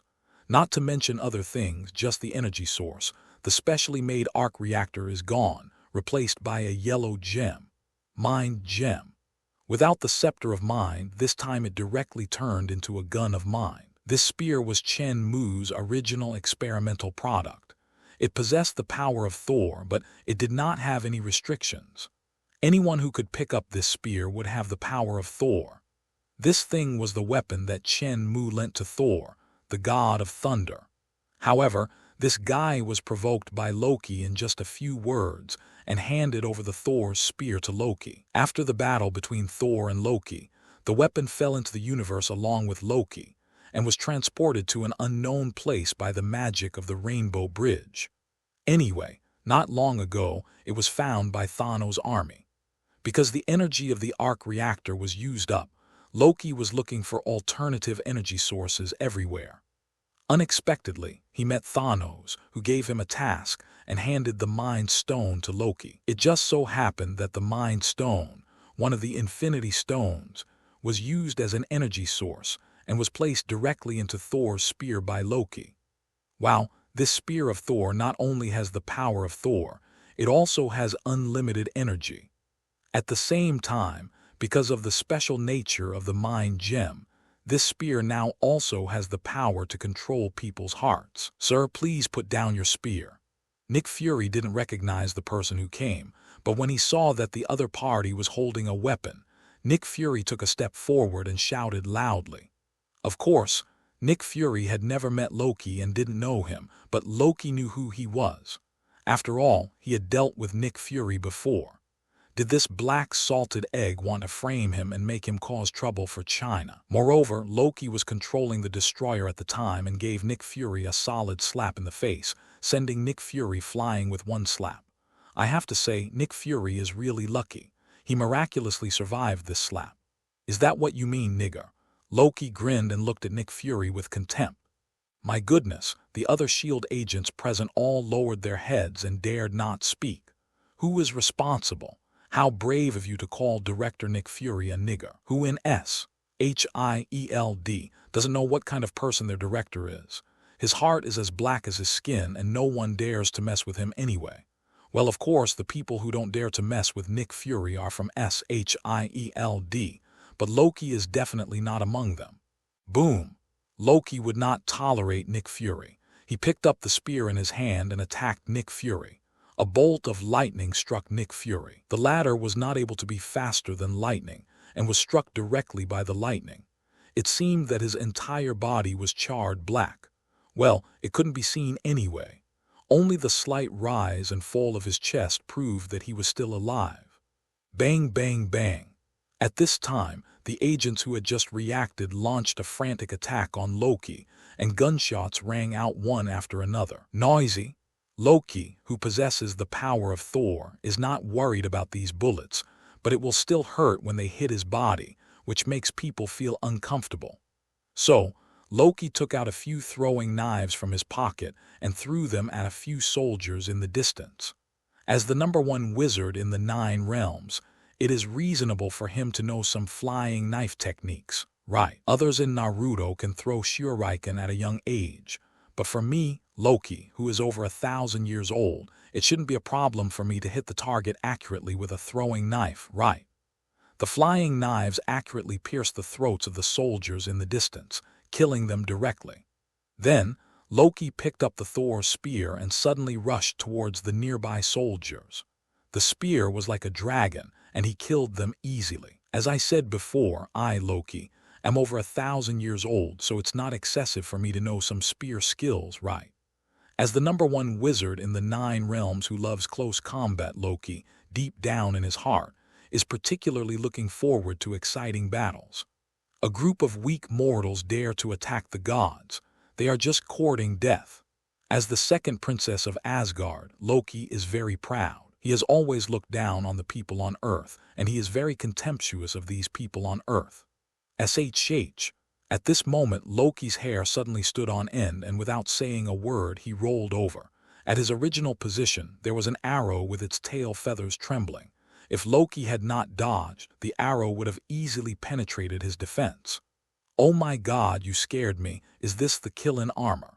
Loki was startled and looked in the direction of the attack. He saw a battle armor flying in the air. For some reason, Loki was shocked. He would never forget that he saw his brother, the reckless Thor, being pinned to the ground by Wang Wei, who was wearing the Kirin armor. If Hawkeye was also wearing the Kirin armor, even if he had the power of Thor now, he would probably not be his opponent, right? However, why didn't the Kirin armor use his unique magic cannon to attack? And why didn't he use the portal to sneak attack? This Kirin armor doesn't seem to be that good. Who are you? Why did you attack us? Hawkeye rushed over at this time. He took a look at Nick Fury, who was rescued by Coulson, and found that he was not dead yet, and he couldn't help but breathe a sigh of relief. Nick Fury had just asked him to go out and move some things, so he didn't come over immediately. After hearing the gunshots, he put down his work and rushed over. However, when they came over, all the resistance here was dealt with by Loki. Your armor looks like a fake. It scared me. Looking at Hawkeye's armor, Loki smiled with disdain on his face. He did not sense any magical aura from this set of armor. It seemed to be just a simple product of technology. But this alone is not enough to threaten Loki. Who are you? Not knowing why Loki knew about the Kirin armor, Hawkeye asked tentatively. Loki is relieved now. As long as it is not the powerful Kirin armor of China, what does he have to fear? So he was not worried at all and said proudly, I am from Asgard, I am Loki, and I have a glorious mission. Loki, are you Thor's brother? Doctor. Selvig and Thor knew each other, so he spoke immediately. Thor has been to Earth. The people in Shield know this very well and have dealt with Thor before. When they heard Loki mention Asgard, the people present reacted immediately. There isn't any conflict between Asgard and us Earthlings, right? Hawkeye Barton asked with a frown. Now that he knew the other party was the Prince of Asgard, he felt a little restrained. Yes, there is no conflict between Asgardians and Earthlings, but don't ants and boots also have any conflict? Loki said this with an evil smile, and his words and actions seemed to show that he did not take humans seriously at all, and in fact, it was indeed the case. As the Prince of Asgard, he never even looked at the people on Earth. Of course, apart from China, he believed that he could not afford to offend its army.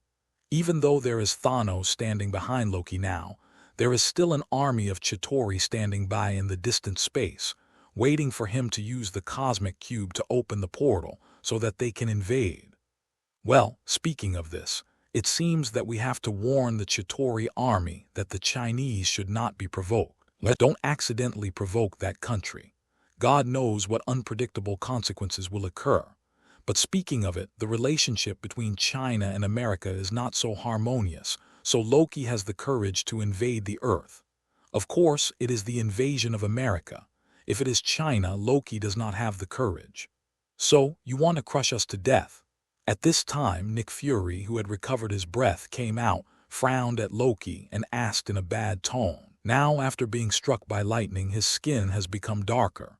Fortunately, he has no hair, otherwise he would have turned into a hedgehog. I have to say that Nick Fury is quite lucky. He was struck by lightning by Loki, but he was fine. After a short rest, he stood up again. Nick Fury, director of SHIELD. Loki looked at Nick Fury with a mocking expression and said, "I remember that Chen Mu mentioned you and praised you for your armor technology. Well, this guy should be wearing it, right? Haha, but it's just a fake. It's still much weaker than the real kill-in armor." Looking at Nick Fury, Loki seemed to remember something, smiled coldly, and said so. Back then, in Asgard, Loki wanted to obtain the technology of the Kirin armor and asked Chen Mu for it. Unfortunately, Chen Mu had no intention of exchanging it. At that time, Chen Mu seemed to have said that S.H.I.E.L.D. also seemed to have armor technology, but later he did not care too much about it. After a fight with Thor, he accidentally fell into space and was teleported away. Fortunately, Rocky was lucky enough not to die, but instead he encountered his opportunity. Thanos lent him the Mind Stone to invade the Earth and let him open the portal. Then the Chitauri army would come to the Earth and snatch the Space Stone. Thanos' goal is the Infinity Stones, so this planet is promised to be given to Loki to manage. In order to prove to his father that he was the best ruler, Loki agreed without hesitation and prepared to occupy the Earth, then become the king of Midgard, develop well, and let his father Odin see his talent.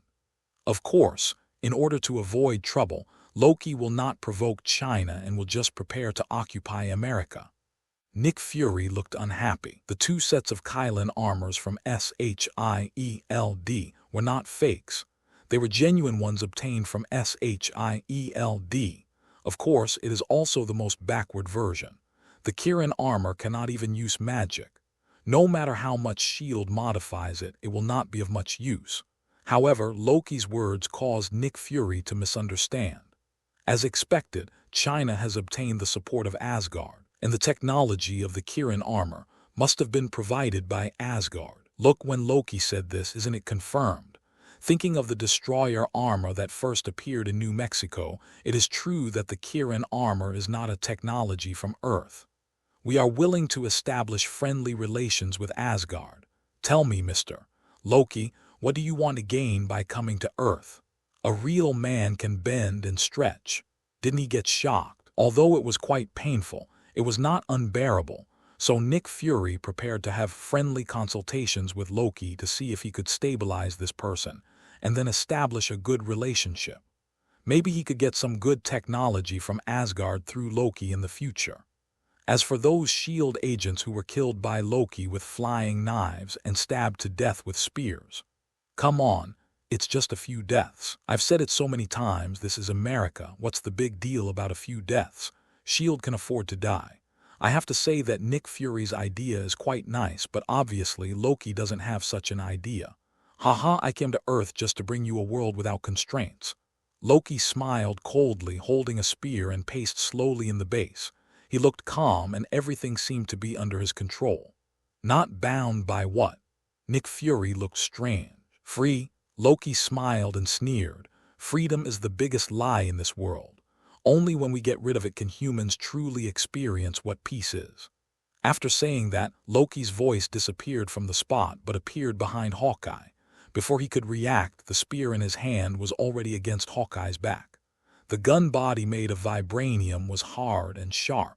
Under Loki's tremendous strength, It pierced through Hawkeye's Kirin armor. The tip of the gun had already pierced Hawkeye's skin. The mind gem flashed a faint light. Hawkeye, who was inside the armor, had his eyes flashing blue light. At this moment, he had been controlled by Loki with the mind gem. Nick Fury looked embarrassed. Does Loki mean that he wants to rule the Earth? I'm afraid no one on Earth understands freedom better than America. Isn't this the excuse they use to invade other small countries? Freedom at this time is really the biggest lie. Please stop what you are doing. Do you want to cause a war between Earth and Asgard? Seeing this, Nick Fury couldn't help but frown and looked at Loki nervously. Haha, I only represent myself. Hearing this, Loki smiled coldly and said so. He doesn't dare to take this responsibility. There is also China on the Earth, and he knows very well that he can't afford to offend it. But can these small shrimps of your shield represent the Earth? Well, Mr. Loki, I think we can talk about this. Seeing that Hawkeye didn't seem to be making any moves, Nick Fury frowned even more tightly. He continued, since Asgard can cooperate with China and provide them with advanced armor technology, why can't it cooperate with us in the United States? What China can give you, America can also give you. As a superpower, the United States still has this confidence. You are willing to help China, why not help us? America is a more suitable ally than China. Hearing this, Loki had a weird look on his face. He tilted his head and looked at Nick Fury as if he was an idiot. What are you talking about? What does it mean that Asgard provided the technology of Kirin armor to China? I fucking want China's Kirin armor technology too. Nick Fury is trying to stall for time. At this time, Hawkeye came up and spoke in a cold tone. He immediately saw through Nick Fury's plan. This guy wanted to use the energy emitted by the cosmic cube to cause an explosion and then bury everyone present underground. Nick Fury's face turned dark. Did Hawkeye Barton betray him? No, that shouldn't be possible. Was it Loki who did it just now? Looking at the spear in Loki's hand, Nick Fury couldn't help but think of it. Loki had just stabbed Hawkeye with this spear. Could it be that this spear also has the power to control people's hearts? It's unbelievable. It's worthy of being the legendary Asgard. There are so many good things. If I can get this spear, doesn't it mean that I can control anyone I want? When it comes to the ability to daydream, Nick Fury is the best. Humph. Too lazy to pay attention to Nick Fury, Loki came to Dr. Selvig and controlled the latter with the same mind spear. Then he controlled several SHIELD agents. If he wanted to achieve his goal on Earth, just a few people would not be enough. Loki needed a lot of people. Seeing this, Nick Fury knew that there seemed to be no possibility of further negotiation, so he quietly walked to the front of the instrument, took down the cosmic cube, put it in a suitcase, and planned to leave here quietly first. He was completely deceiving himself. Did he still hope that Loki was blind? Please put this thing down. This is why I came here.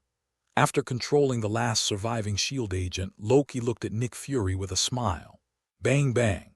After 2 gunshots, Hawkeye directly attacked Nick Fury and Coulson beside him. As the gunshots went off, the 2 men fell to the ground. As the energy gathered by the Tesseract was increasing, Loki didn't want to delay any longer, so he took Hawkeye and the others, picked up the briefcase containing the Tesseract, and walked outside. Are you dead? If not, get up and help me. After a few seconds, after making sure that Loki and the others had left, Nick Fury said while taking a breath, "Oh well." Coulson also quickly got up and helped Nick Fury sit up. As 2 experienced and cunning agents, they always wore very thick bulletproof vests, so these 2 guys escaped again. Let's not talk about anything else for now. This place is about to collapse. Hurry up and contact Hill outside and tell them that Hawkeye Barton has betrayed us and the cosmic cube has been stolen. Go after it quickly. Although he knew the possibility of recovering it was slim, Nick Fury still gave the order. Even though I was wearing a bulletproof vest, it was still really painful when bullets hit my body. The 2 of them were silent just now because they were afraid of being attacked. Now that the crisis was temporarily resolved, both of them were grimacing in pain, and Coulson did not forget to send Nick Fury's instructions to Agent Hill outside through the walkie-talkie. However, this was definitely in vain. Loki controlled Hawkeye, and he knew everything about the base. In addition, he was wearing a very powerful Kirin armor, so he left the base without any effort. It looks like the Avengers' plan can be officially implemented. Nick Fury started looking for suitable Avengers 2 years ago, and now he has basically finalized some candidates. Hawkeye Barton, Black Widow Natasha, Crossbones Rumlow, Whiplash Ivan Vanko, Captain America Rogers, Blonsky the hateful Iron Man Tony Stark, all of these people, except Tony who ignored S.H.I.E.L.D., were recruited into the team by Nick Fury. Of course, Hawkeye is now controlled by Loki and is temporarily listening to him. I just wonder, if Nick Fury knew that some of the people he chose were Hydra undercover agents, would he commit suicide out of shame? However, given Nick Fury's thick skin, he will probably never see that day. Also, send a document to China saying that their friends from Asgard are invading the Earth, and ask China to give an explanation. Nick Fury was very upset. He wanted to establish a relationship with Asgard, but Loki ignored him and even shot him directly. How could he tolerate this? Although he has no way to deal with China, it does not stop him from disgusting the other party. Also, we must get this cosmic cube back. This is the only hope for America to surpass China again in the future. Something happened in America again. Chen Mu, who was learning how to raise a child at home, heard this from Zhu Jia. Something happened in America again. Isn't that normal? Isn't there a day when there aren't a few people killed in America by gunfire? After hearing what Zhu Jia said, Chen Mu chuckled, put the book down, ran behind Zhu Jia, rubbed her shoulders, looked at the screen in front of her and said, "Besides, what happens in America has nothing to do with us. But didn't you say you don't need to worry about work anymore? You're going to be a mother soon, don't tire yourself out." Zhu Jia's face was full of black lines. "You guy, I'm not useless. Although I've been pregnant for 2 years, you can't tell at all now. What's the difference between this and when I was pregnant for 1 or 2 months? At this rate, it would probably take 10 to 8 years for the child to be born. If she is left idle, won't she get sick? Is it necessary to be so serious? This time it's different." S.H.I.E.L.D. sent a request for help to S.H.I.E.L.D., and America also sent a notice to our country that Loki came to Earth and stole the cosmic cube. We hope we can give an explanation. What do you mean? Loki stole their cosmic cube. Let us give an explanation. Chen Mu was a little shocked for a moment and looked at the computer screen with a weird expression. How dare these people do this? They caused this themselves, and they want us to clean up the mess. Besides, it was Loki who stole it. Why don't you go to Asgard and ask Odin? Why are you asking us for an explanation? You are crazy. Chen Mu was shocked by the shameless face of America. It really opened his eyes. However, has the plot of the Avengers begun? Although many things have changed now, Chen Mu still discovered this matter immediately.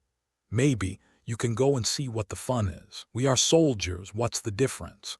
On the Qinghai Tibet Plateau, a team of Chinese border guards marched towards the camp, singing in unison. This is China's border defense force. Most of the soldiers appear to be hand soldiers. Each of them looks dignified. Although they are in a high altitude and cold area, each of them is dressed very refreshingly. With their strong physical fitness, even on the snowy mountains, there is nothing special about the soldiers wearing short sleeves. Each of these soldiers is a man loyal to his country. After the rotation, every soldier now has been to the capital and evolved. Every warrior here possesses power that is unimaginable to ordinary people. However, among this team of soldiers, there was one person who seemed a little out of place. Just because he is a blonde and blue-eyed foreigner with neat short golden hair and exposed arms with particularly obvious muscle lines. Thor, this guy has been in the border defense force for several years. I have long adapted to life in the military camp. Among the people who were singing just now, he was the one who sang the most vigorously. Thor, practice when you get back. After returning to the camp and finishing a day's patrol, several soldiers came to Thor. One of them patted him on the shoulder and spoke excitedly. Thor's face darkened. The soldier in front of him, codenamed Lang Feng, was quite capable in combat. He was a newcomer here and liked to fight with others. P.S. Guest appearance. I came to this military camp later than Thor. When Thor first came, China had not yet begun to evolve comprehensively. At least in this military camp, basically no one could be Thor's opponent. Even though Thor's power was sealed, Mjolnir, the Hammer of Thunder, had not yet recognized him. But with Thor's divine body, ordinary people on Earth are no match for him. At the beginning, Thor was very undisciplined and no one could control him. However, the superior later transferred a new instructor named Wang Wei, who severely dampened Thor's spirit and even shaved off Thor's beautiful golden long hair. This made Thor depressed for a long time, and he looked sad all the time. However, as time passed, Thor slowly began to adapt to the life in the military camp and was infected by the atmosphere here. Slowly, as the troops carried out several disaster relief and rescue missions, Thor slowly understood why the Chinese soldiers were able to pick up Mjolnir. Stand firmly with the people and serve them wholeheartedly. This is the sole purpose of this army. When Thor knew this, he discovered that Mjolnir, whom he had not seen for a long time in the military camp, had also become a little loose. After several disaster relief and rescue missions, Thor knew that he could pick up Thor's hammer again. However, Thor felt that this was not enough. He came here not only to pick up Thor's hammer again, he also wanted to learn the purpose of the Chinese army and bring the soul of this army to his own Asgard. He wanted the Asgard army to have the same beliefs as the Chinese army. He has already formulated the same principles and purposes for the Asgard army. The army is not only a weapon to conquer other worlds, but also a guardian to protect your own country. Realizing this, Thor became even more reluctant to leave the army. However, everything was fine, but for some unknown reason, 2 years ago, the army began to select some people to go to the capital of China. When they came back, each of them possessed unimaginable strength, which was not weaker than his. In particular, most of the soldiers, after returning, actually mastered the power of thunder, which made Thor very embarrassed. Who is Thor after all? Although he is Thor, the god of thunder, he cannot use the power of thunder and lightning without his hammer.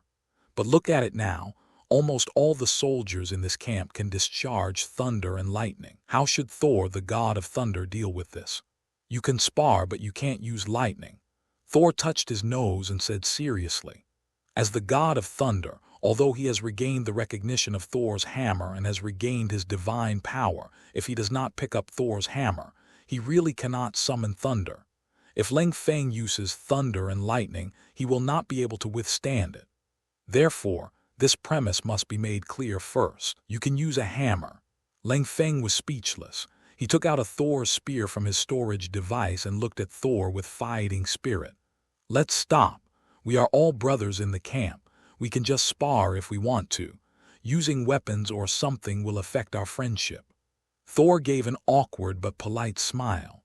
Can he say that his Thor's hammer is not as functional as Thor's spear? Thor's hammer Mjolnir is indeed more powerful than Thor's spear, and the power of Thor it carries is even more terrifying. However, it only has the ability to discharge electricity, while Thor's spear, in addition to the same lightning, can also use magic cannons. If it keeps firing, even Thor, the god of thunder, cannot withstand it. The key is that the opponent can also pick up Mjolnir. Don't be afraid that your hammer will betray you while you're fighting. That would be really embarrassing. By the way, wasn't it said that Thor's spear was extremely precious? It was a divine weapon made by China with the whole country's strength, but now everyone in the military camp has one, which makes Thor very helpless, as if he was tricked by Chen Mu. Well, I said I could use my strength properly. Lang Feng sighed, feeling a little regretful. Thor's face was full of black lines.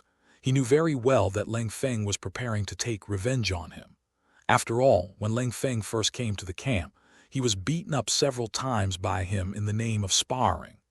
Anyway, now in the military camp, Thor is not as reckless as before.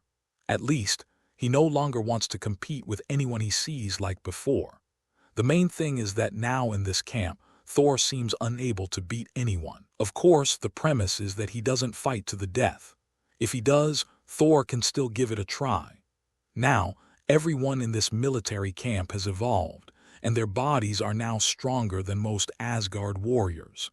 In addition, they all have the power to control lightning.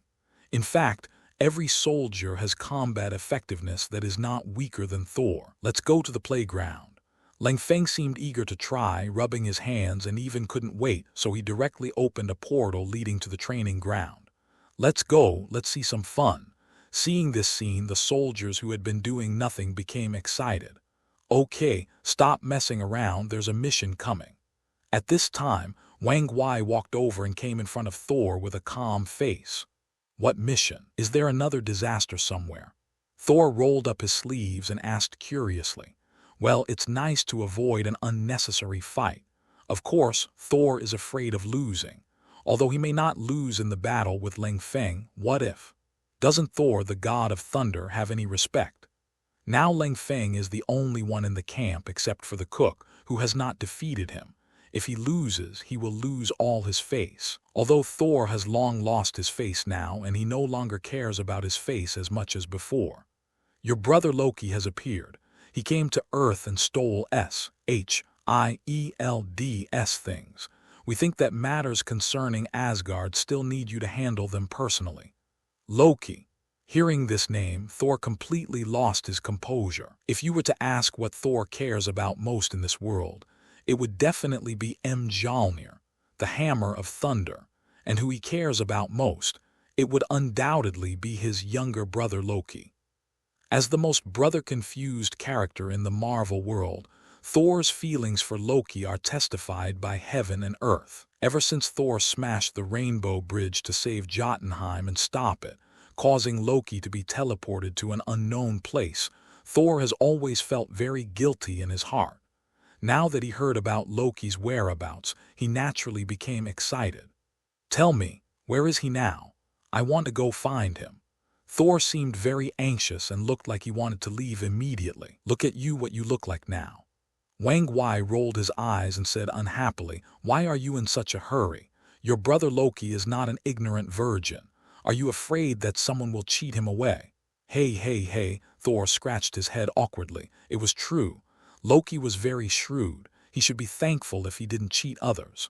Why would he worry about being bullied by others? So why are you panicking? After arriving at the Chinese army, Thor was no longer as reckless as before. He also learned to think before doing things. He was just a little excited when he heard Loki's name just now. After hearing Wang Wei's words, he calmed down. Hey, Loki is on Earth anyway, you can go find him anytime, no rush. So, let's continue sparring.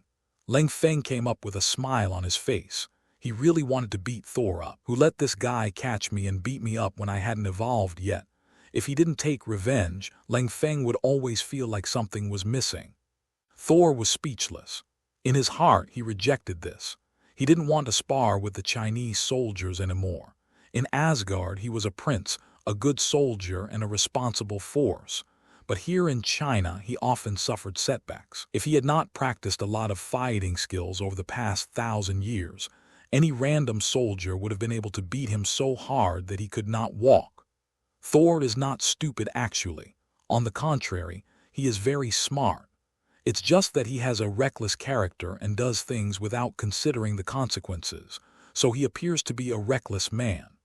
Well, it's not just that he appears to be a reckless man. After seeing the changes in most Chinese people, he guessed very clearly that Chen Mu might have really solved the human life equation and even found something special, such as the ability to control lightning, which had been engraved into the genes of the Chinese people by Chen Mu.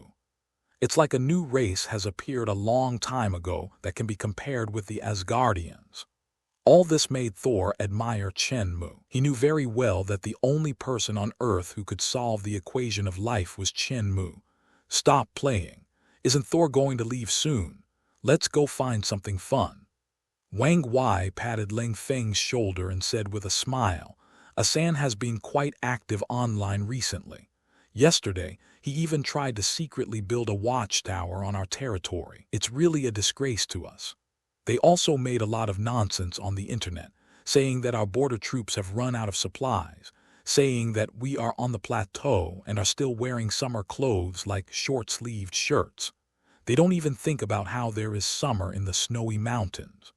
I have to say that there are many races on the earth, and there are all kinds of weird ones. Anyway, when Thor came to the border defense force here, his eyes were opened. What are you talking about? Go fuck them. Lang Feng raised his eyebrows. He was a young man full of vigor and vitality. How could he tolerate it when he heard that Asan was looking for trouble? We definitely can't show up directly. Wang Wei smiled and said, we will all place mines on Asan's base later. Thor, you will lead the way. We will send them another divine punishment. Yes, sir. No problem.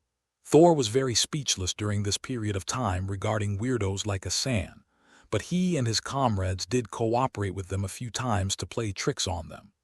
Using the power of Thor's hammer to control lightning, plus Thor's many years of experience in control, he gathered the power of thunder from more than 10 or 20 warriors and directly attracted the thunder from the sky, which washed away Asan's camp with lightning, killing many Asan. However, Asan believed that it was the wrath of the gods, and those who survived kept kneeling and begging for mercy from God. Seeing this, I found it quite interesting. From time to time, a group of Thor and his men would sneak up to the Indian camp and start playing tricks on them with lightning. Why should we show mercy to these enemies who dare to challenge our own country? Anyway, it wasn't the Chinese who did it, it was Thor, the prince of Asgard. Even if you're discovered, you Indians can go and cause trouble for Asgard. Thor, who had no idea that he was being plotted against, had always been happy to go and deal with the Indians with his comrades from time to time.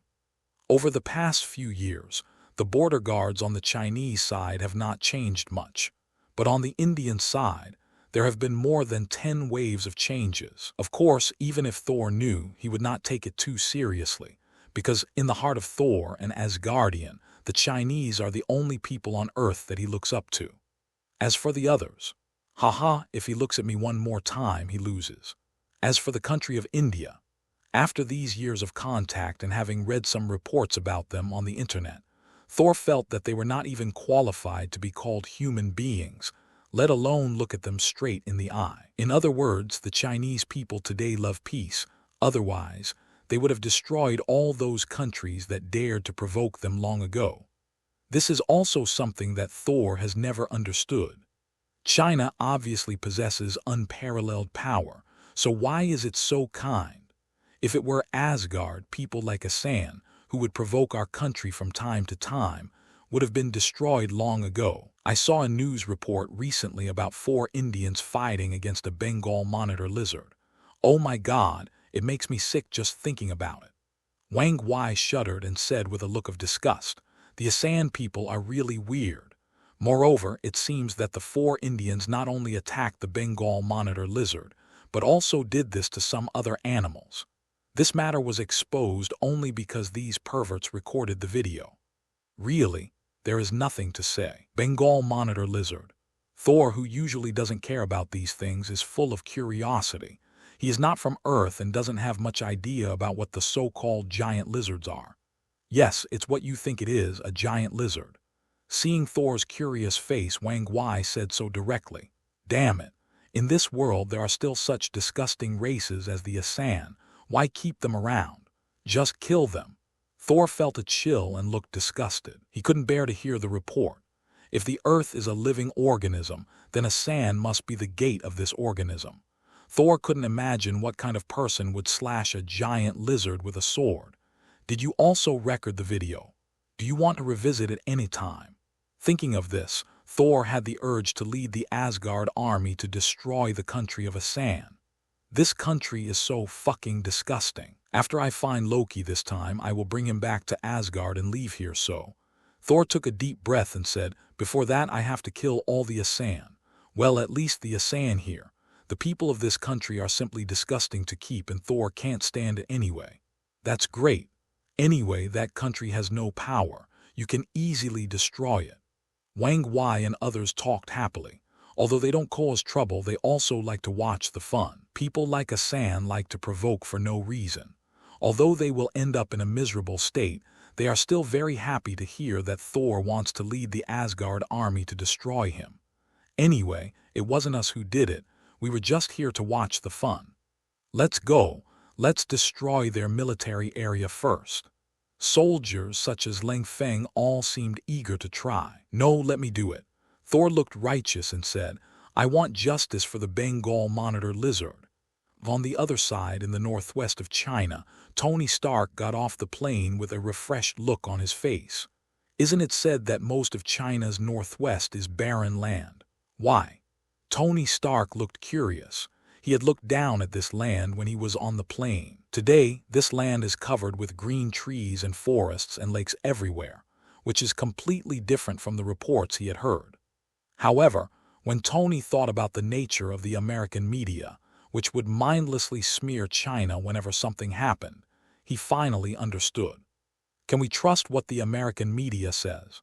Public opinion in the United States and other countries is controlled by capitalists and is used to fool the masses. In the eyes of these capitalists, only stupid people are the easiest to fool. "Hi, Tony, you're here." A big green guy walked out of the crowd and waved happily at Tony. The person who came was Bruce Banner. In China, Bruce Banner was not restricted in any activities, and he also relied on his clever brain to study how to green the desert in the northwest. Over the years, we have achieved some success. Now most of the deserts in the northwest have been turned into forests. Today, Bruce Banner is truly a pure scientific researcher. After devoting himself to this career for several years, he has gradually fallen in love with this job. That's amazing. Is this what you call the desert greening technology? Knowing that Bruce Banner has been studying this topic, Tony Stark believes that Bruce Banner must have contributed to the transformation of the desert into the forest. That's not the case. I just developed a nutrient solution. Plants soaked in the nutrient solution have stronger survival ability. The desert in the northwest can be turned into a forest today. The greater function actually comes from the Chinese people. Bruce Banner shook his head. He didn't dare to take the credit for himself. Chinese people have been spontaneously organizing the planting of trees in the deserts of the northwest for a long time. People across the country are providing funds for this. The funds are used to purchase saplings suitable for desert growth across the country and even the world. Now you can see that every tree here was actually provided by every Chinese. This is one of the biggest differences between Chinese and foreigners. Chinese people always hope to benefit future generations. Even if they have to suffer a little, they do not want their future generations to suffer. In the Northwest, afforestation is a matter that brings pain to the present but benefits future generations. Every Chinese is willing to contribute to this end.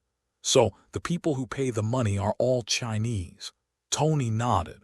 Although he had little idea about money, he admired the Chinese people very much.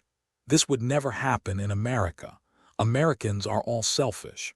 Do you think it is possible to ask them to contribute to others? So, even if I want to introduce this technology, in the end, I have to pay for it myself. Although this was an unimaginable investment, and there was not even a shred of profit to be made, it was not unacceptable to Tony. Tony Stark lacks everything except money. After learning about Bruce Banner's technology, Tony, who already felt empty and lonely, felt that he should do something for this world. For example, charity. By introducing this technology, we strive to transform the deserts on the earth into forests. Just thinking about it, the amount of money that would be spent is an astronomical figure. But Tony Stark is not afraid. Money can be earned slowly, but charity work will indeed affect a lifetime, and even the next generation. Do you think that technology and money alone will suffice? Bruce shook his head with a half-bitter smile and said to Tony Stark, "I can provide you with the technology for the nutrient solution for free, but planting trees in the desert is not something that can be solved with money." How do I say this? Tony looked curious. Is there any problem in this world that money can't solve? Can you imagine that countless people have devoted themselves to this cause, asking for nothing in return, doing the boring work of planting trees, carrying water, and taking care of these saplings for decades in such a harsh environment as the desert? Afforestation in the Northwest did not just start in the past 2 years, nor did it begin after Bruce Banner came here. Many years ago, the Chinese began to improve the environment here. Their only goal was to seek benefits for future generations, and provide them with a better living environment. This work has been going on for more than 10 years, and a lot of people have devoted themselves to this cause. Most of these people do not ask for any rewards, and some even lose all their wealth, but they have no regrets. To be honest, Bruce Banner provided a lot of help here, but that was all. He just made it easier for these trees to survive. However, now that the desert has turned into a forest, the people who have contributed the most are still the ordinary people who work day and night to take care of the trees. This is the main reason. Hearing this, Tony fell silent. This isn't a problem that can be solved with money. Although the salary is high enough, there will definitely be people who will do it. But how many people can persist in such a boring job as planting trees in the desert? Labor will be the biggest expense in the future, but I still want to try it.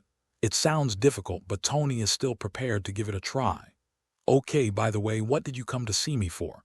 Bruce Banner shook his head and looked at Tony with curiosity. Something happened at Shield. Tony sighed and said helplessly. They were studying the cosmic cube which led to the opening of the portal. A guy came and stole the cosmic cube. The cosmic cube, what is that? Banner looked curious. He had never come into contact with this thing before, so he was naturally curious. Something with unlimited energy. Tony sighed and continued. I originally thought this thing was just a legend, but I didn't expect that S.H.I.E.L.D. was actually researching it in secret. Researching weapons. Banner smiled coldly. He was very familiar with the nature of S.H.I.E.L.D. Well, I hacked into their database and found that they were indeed researching weapons. Tony doesn't have much good feelings towards S.H.I.E.L.D. If S.H.I.E.L.D. didn't have some value to him, he wouldn't have agreed to become S.H.I.E.L.D. special consultant.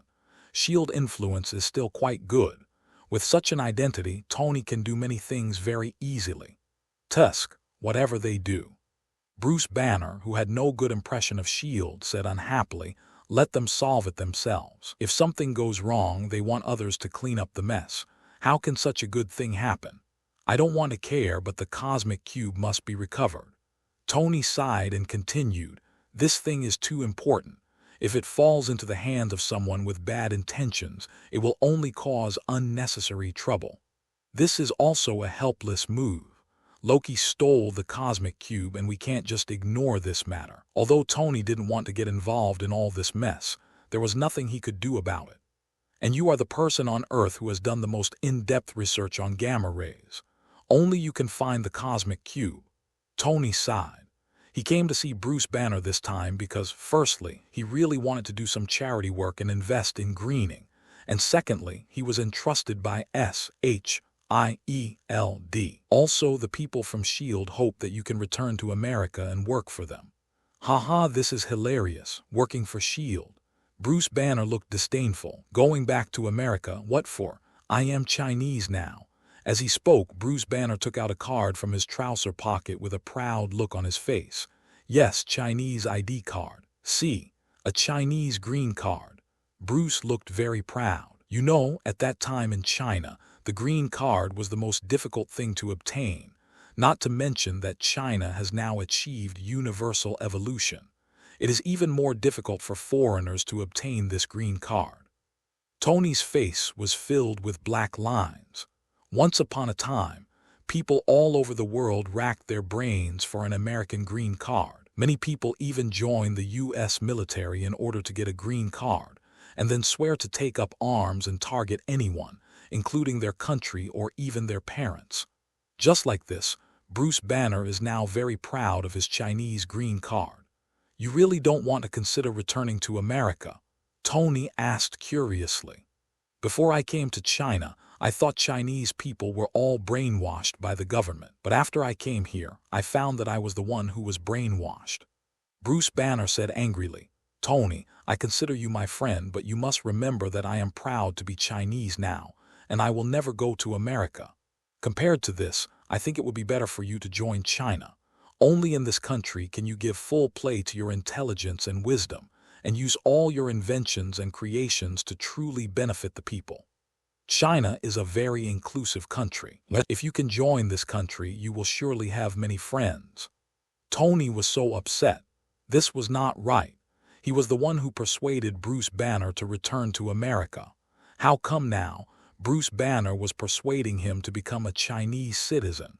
What's even more strange is that for some reason, Tony actually felt very excited. Indeed, since escaping from the terrorists, Tony has reflected on himself and closed down the weapons manufacturing department of Stark Industries, wanting to use the technology he developed to truly benefit all mankind. And this is what China has been doing silently all along. China's various inventions and creations are rarely used to manufacture weapons, not to mention other things, just the arc reactor. Tony also made breakthroughs in the above technologies and was finally able to stably utilize the energy generated by the arc reactor. But compared with China and Chen Mu, they are 2 or 3 years behind. During this period of time, China has already begun to promote this energy in an all-round way. In China, clean energy produced by large-scale arc reactors has long been available to thousands of households. However, when he wanted to promote this cheap and clean energy in America, he encountered countless obstacles. There is no way, because this new energy is cutting off the lifeline of those energy giants. It is simply impossible to quickly promote this arc energy in America. Tony is very conflicted. It is basically impossible for him to realize his current ambitions in America. Really, don't you want to consider it? Don't you have a lot of friends in America? If you don't want to contact S.H.I.E.L.D., you can come to my Stark Industries. I need your help. With the wisdom of the two of us, we can change the whole world. It has to be said that Tony was impressed by Bruce Banner's intelligence. As arrogant as Tony Stark is, there are only a few people on the entire Earth who he looks down upon. Chen Mu is one of them, and so is Bruce Banner. Only someone with such high intelligence can become Tony Stark's friend. I have been planning recently to create a steel army to protect the Earth. Countless steel armies will prevent wars from happening again on Earth and make the Earth truly peaceful. Tony Stark looked at Bruce Banner seriously and continued, "You may not know that there are many alien civilizations outside the Earth. Some time ago, a man from Asgard appeared in America and caused a lot of trouble. Thousands of people in a town died because of it. Building an iron army can effectively protect the world. When facing alien threats in the future, the Earth will have the power to resist. Are you planning to build a mechanical army to protect the Earth?" Banner frowned, then waved his hand and continued, "You don't have to do this because our country has already built an interstellar defense circle. With the power that China has, the aliens are nothing to be afraid of. Your iron army is quite suitable for planting trees." Hello, everyone! As we wrap up this video, I want to share a quick note. I have a Patreon account. If you'd like to support me and enjoy on-demand audiobooks, you can become a Patreon member. Alternatively, you can check out my Google Drive link, which has 500+ novel audiobooks available through my Ko-fi or Patreon shop. I appreciate your support.